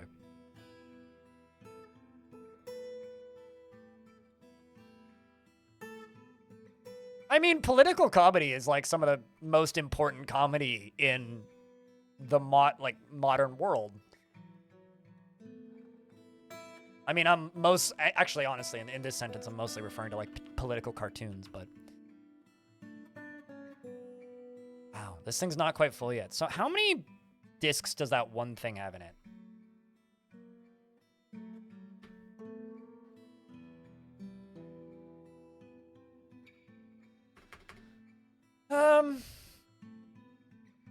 You know, I was planning on building a pump stack, and now I've kind of like gone back on that. Should I just throw all of the enormous iron corkscrews into here? Because I could just do that. Although a lot of these are just wood.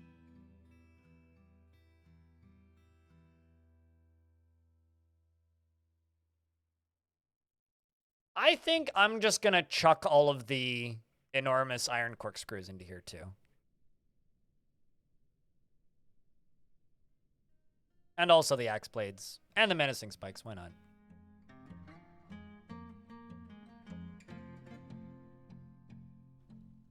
As long as they're not wooden.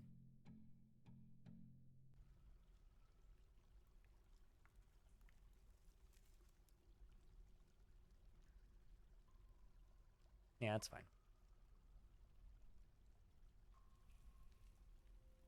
All the projectiles in case the demons dodge. Exactly. Well, I mean, the plan is going to be to fire off all these because I need all of them to be full. So it's going to take a while. But I need all of these to be full.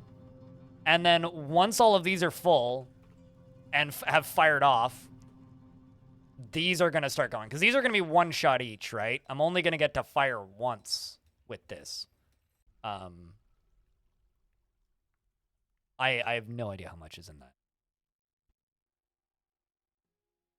Welcome back, Arga. The anxiety is out of control, so here's hoping this will distract you long enough to calm your body down instead of... and so that you can function for the rest of the day. Yeah, I hear you. I know the feeling. I would say drink water.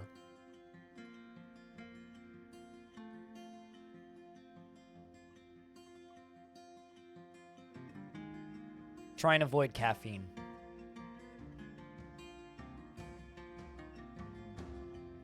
And don't do drugs. Wink.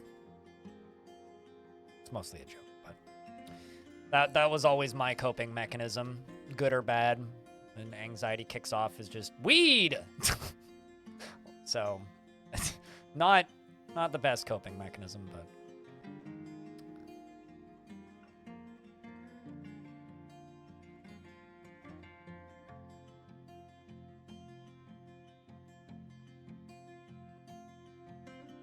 also, I need to check in on that power and see how much power it's generating. I have no idea how much power I need, by the way. So that's generating 2,800 power. All right.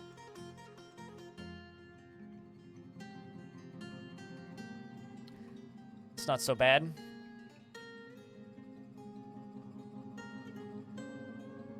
We may end up just getting randomly attacked by elves if I keep just going around and like digging up all of this stuff.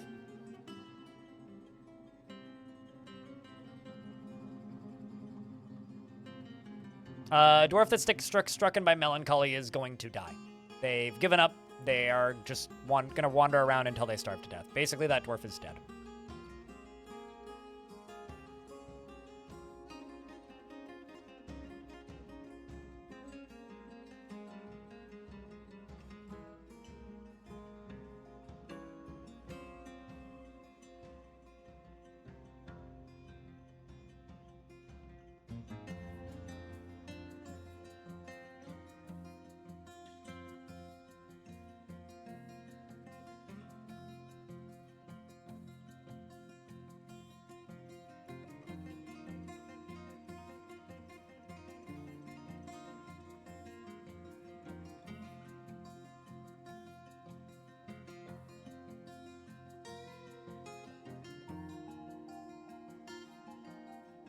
Yeah, it kind of sucks. What's up, Afro Man? I really like the time that you got high. But, and no problem, dude. Happy to assist.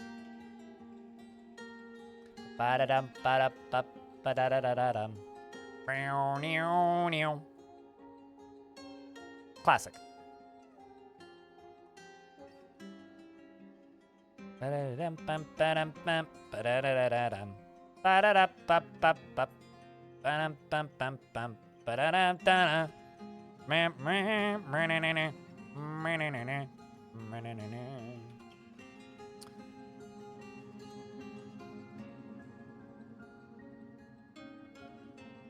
Oh, I see what I did wrong. Why this all looks off by one? It's because I screwed that up.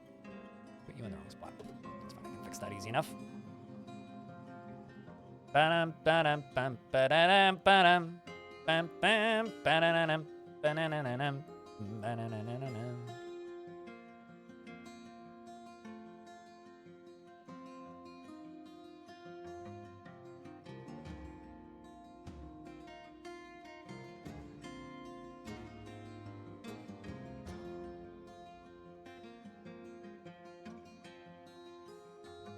What are we sitting at frame rate wise? I haven't been looking. 40 still? Yeah. 30s? Ugh. Ugh. Oh, that's probably because of all the trees, too. Here's hoping we can recover that a little bit. This one's gonna shoot lava. So this one is just shooting trap components. And then this one's gonna shoot lava.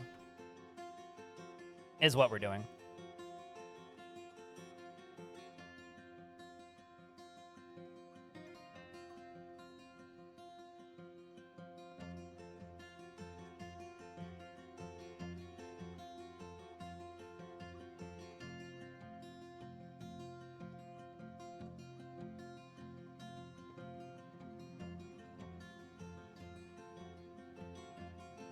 Speaking of, we're starting to get a second one filled in a little bit here once they get another minecart down here. Boink.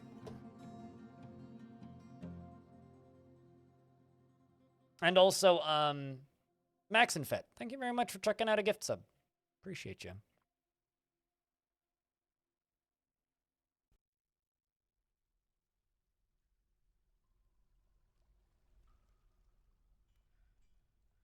On making these kinds of shotgun traps, the one that you sent you the other day worked out great. Oh, hell yeah. I can't remember which one I sent you. It was probably the FAMP, right?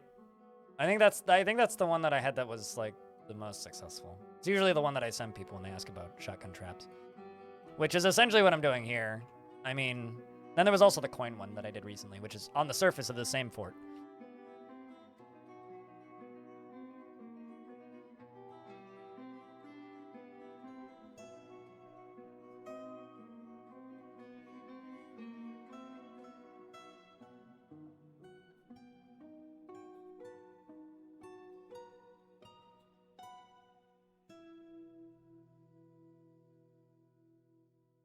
There's a cave blob corpse. Oh, that's not good.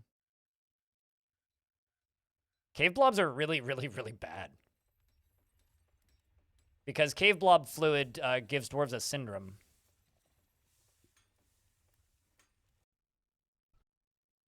Like a particularly bad one, too.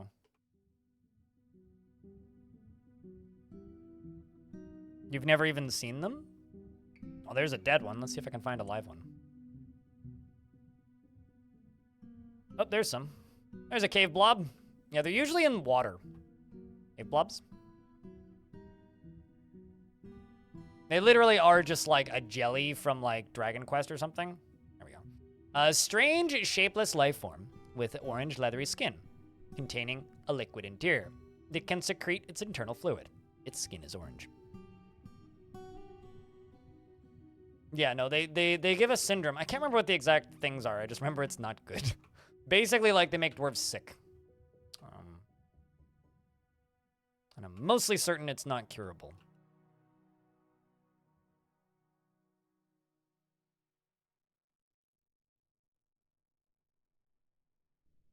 We'll just use tower cap on the rest of these. Tower cap. Tower cap. Tower cap. Tower cap. Tower cap. Also, I have a suspicion that I'm going to say out loud. Hey, to the people who saw the comments that I posted in Discord the other day where I was like, I'm confused by this person. I think that Groot from Twitch chat might be that person. Just the way they were talking. I think. Water flow doesn't impact my CPU like at all. I don't find that, at least not since STL2, water flow used to have a minor, and I do mean minor, effect on my frame rate. But since we moved into SDL2 land, that kind of went away, at least for my computer. On even older versions of the older computers, too. We'll do Bloodthorn next.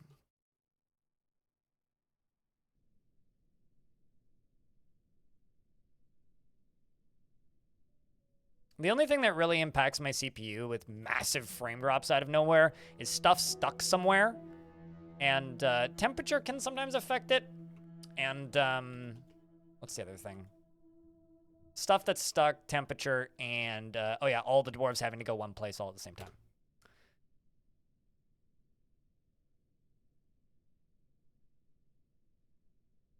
Every symptom that you've run into has been permanent and debilitating for your dwarves. Yeah, like getting bit by cave spiders. If you have a well available, dwarves will give themselves baths. If you have a well with soap available, they will give themselves soapy baths. And if they have clothing on, and the thing doesn't touch their skin, they don't get infected. So they can get it on their person, but not get infected unless it touches their skin.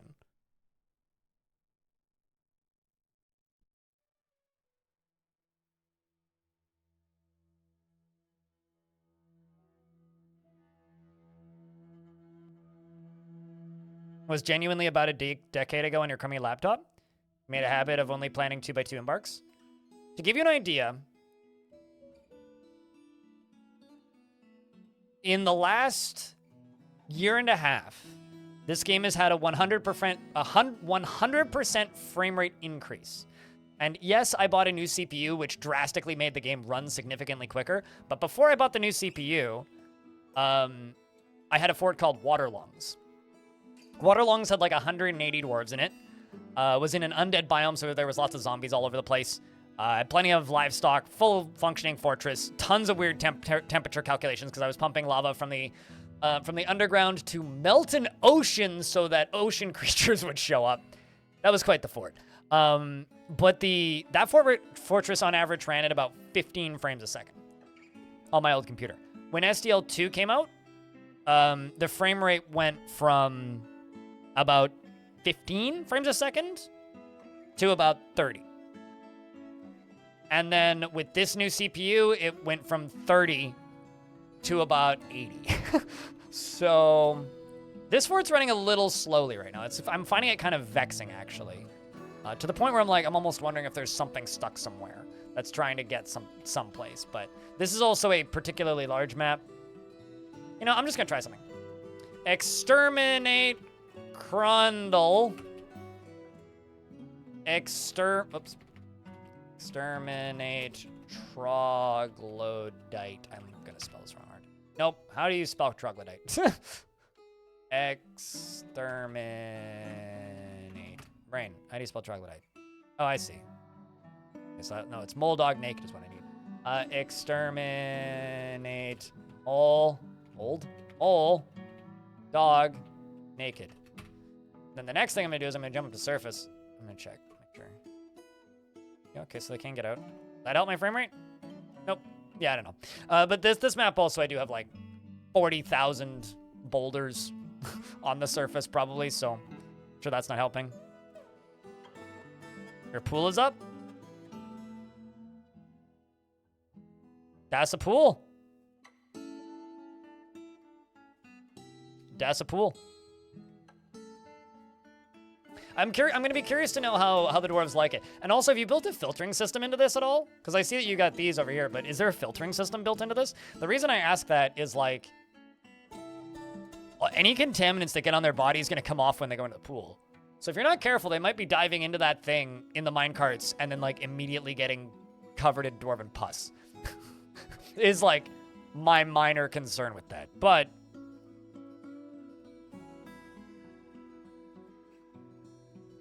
do you think it's those boulders? There is a part of me that's tempted to just do a mass auto dump destroy over like 90% of this map. Like just in right here. I'd be really curious to know. There is no filter. Well, keep that in mind. Remind your dwarves to shower before they use the pool. Saves coming.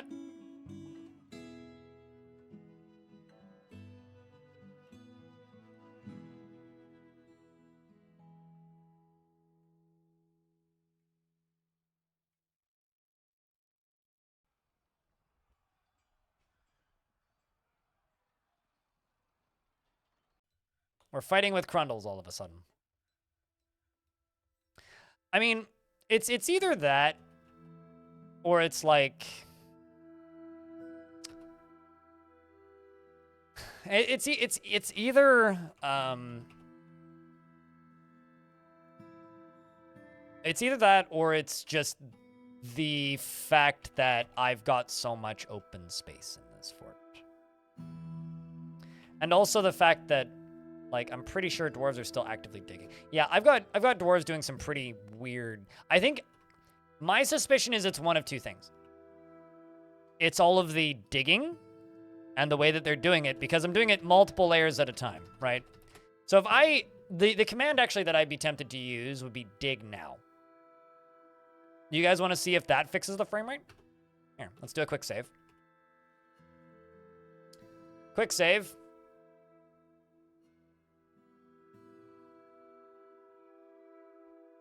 Actually, I'm looking at the clock and going, I need to head out shooting.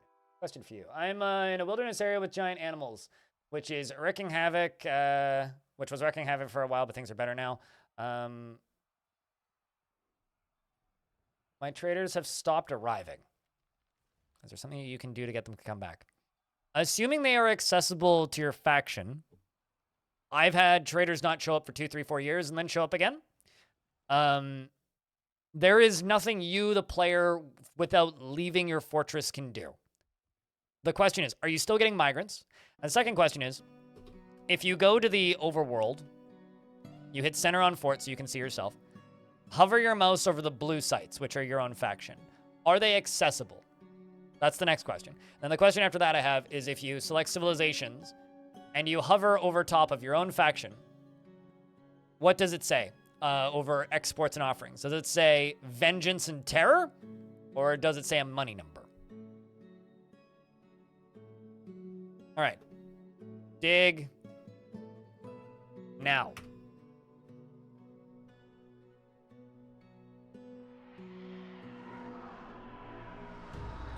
It's a good thing I saved. I know exactly how that happened. Well, I just spoiled myself on something, but that's convenient, actually. Because I have, like, X's marking the spots that are sus. Anyway, good thing I saved. You didn't see anything, Jet.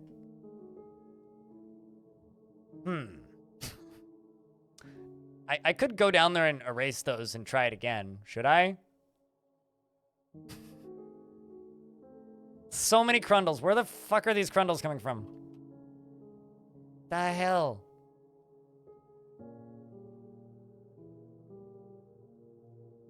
Grr. My Christ.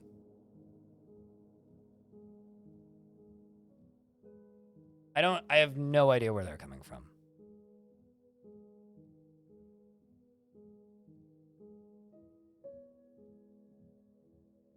So what? I don't know. What?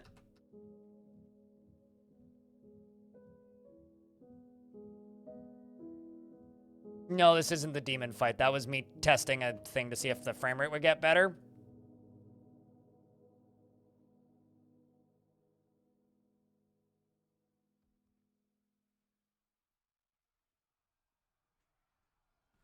And the answer is probably not, and I'm blaming the crundles right now.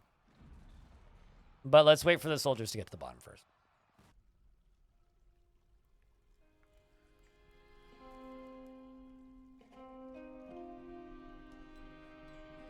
We're still getting migrants. Only vengeance and terror to elves and humans. Dwarves have trade value listed. Nothing you saw was inaccessible. Yeah, it's just a matter of waiting. You just kind of got to wait if that's the case. Because if nothing that you saw said that it was inaccessible, it means that there's something blocking them, which means maybe... What?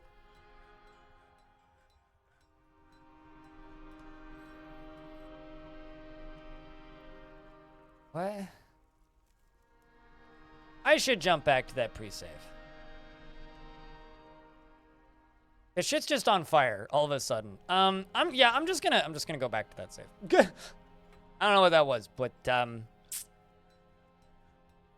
no, I wasn't testing kill creatures. No, I was testing dig now. Anyway, I'm not gonna do it again. It's fine.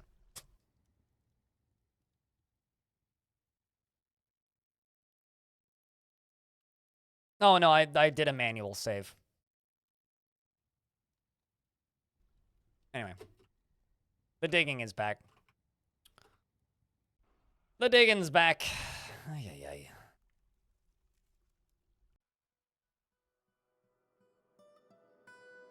You know, actually, let's just do this.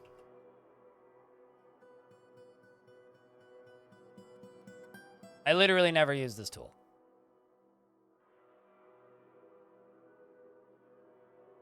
There we go. This might be my first time actually using this tool in Premium. Okay, why is shit on fire? What?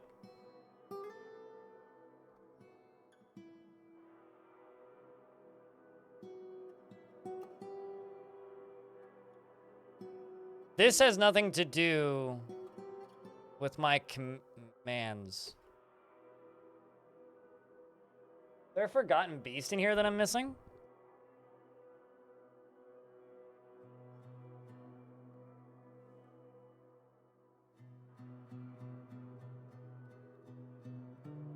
Yeah, but it hasn't been burning the entire time.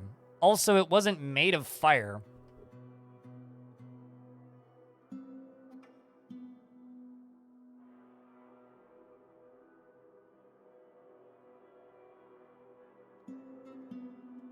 It's also not like there's lava there.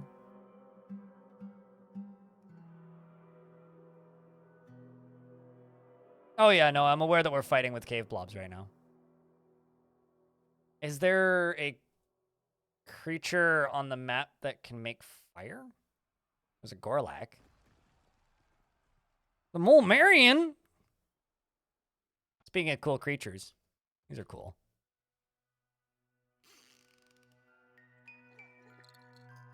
Who my military are just horribly murdering.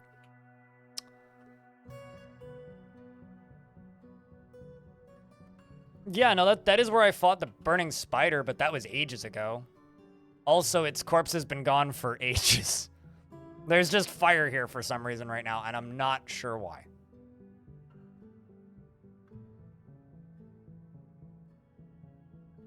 Like, genuinely, I have no idea why there's fire here.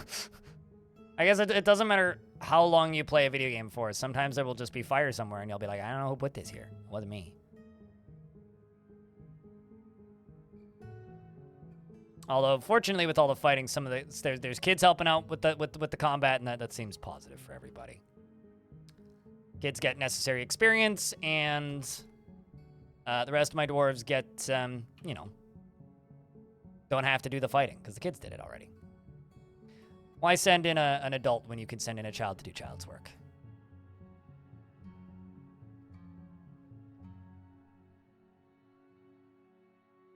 But no, there's cave blobs on the map. It's just kind of inevitability. Okay, so if the elves are like, if you're at war with somebody that's directly between you and them, it is possible that they are interfering. It is certainly possible that they are interfering. Like, I can only guess why you're not getting traders, if I'm being honest. And that it kind of sucks, but it's almost impossible for me to just be like, bang, that's your issue. Because 9 out of 10 times, it could be something completely different. All right, chat room. So, I got to be walking out the house in 15 minutes. So, looking around, we have made good progress today. It's been slow, but we've made good progress. There's a lot of fighting going on the map currently, and hopefully these goddamn Crundles will die soon. But we've, you know,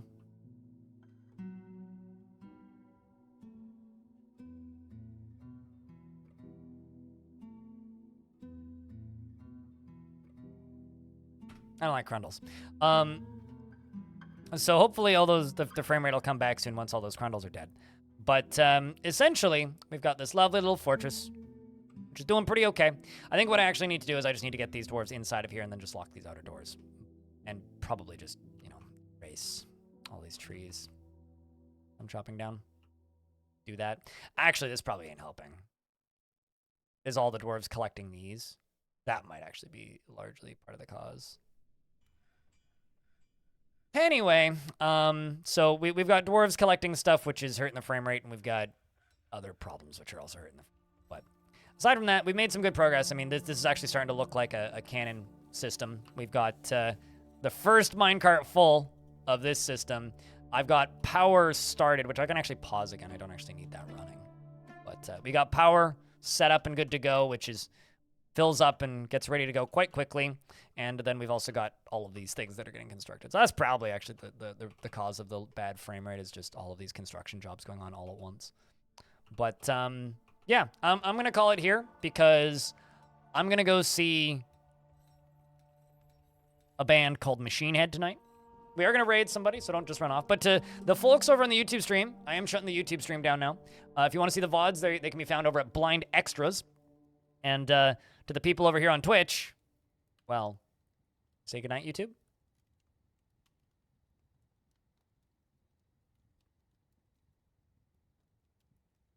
Unfortunately, yes, Craftlaw. It will be goodbye. Night, YouTube. We'll see you guys tomorrow, normal time.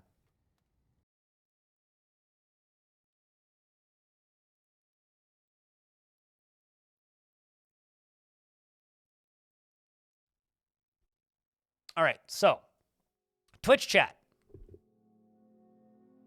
Twitch chat.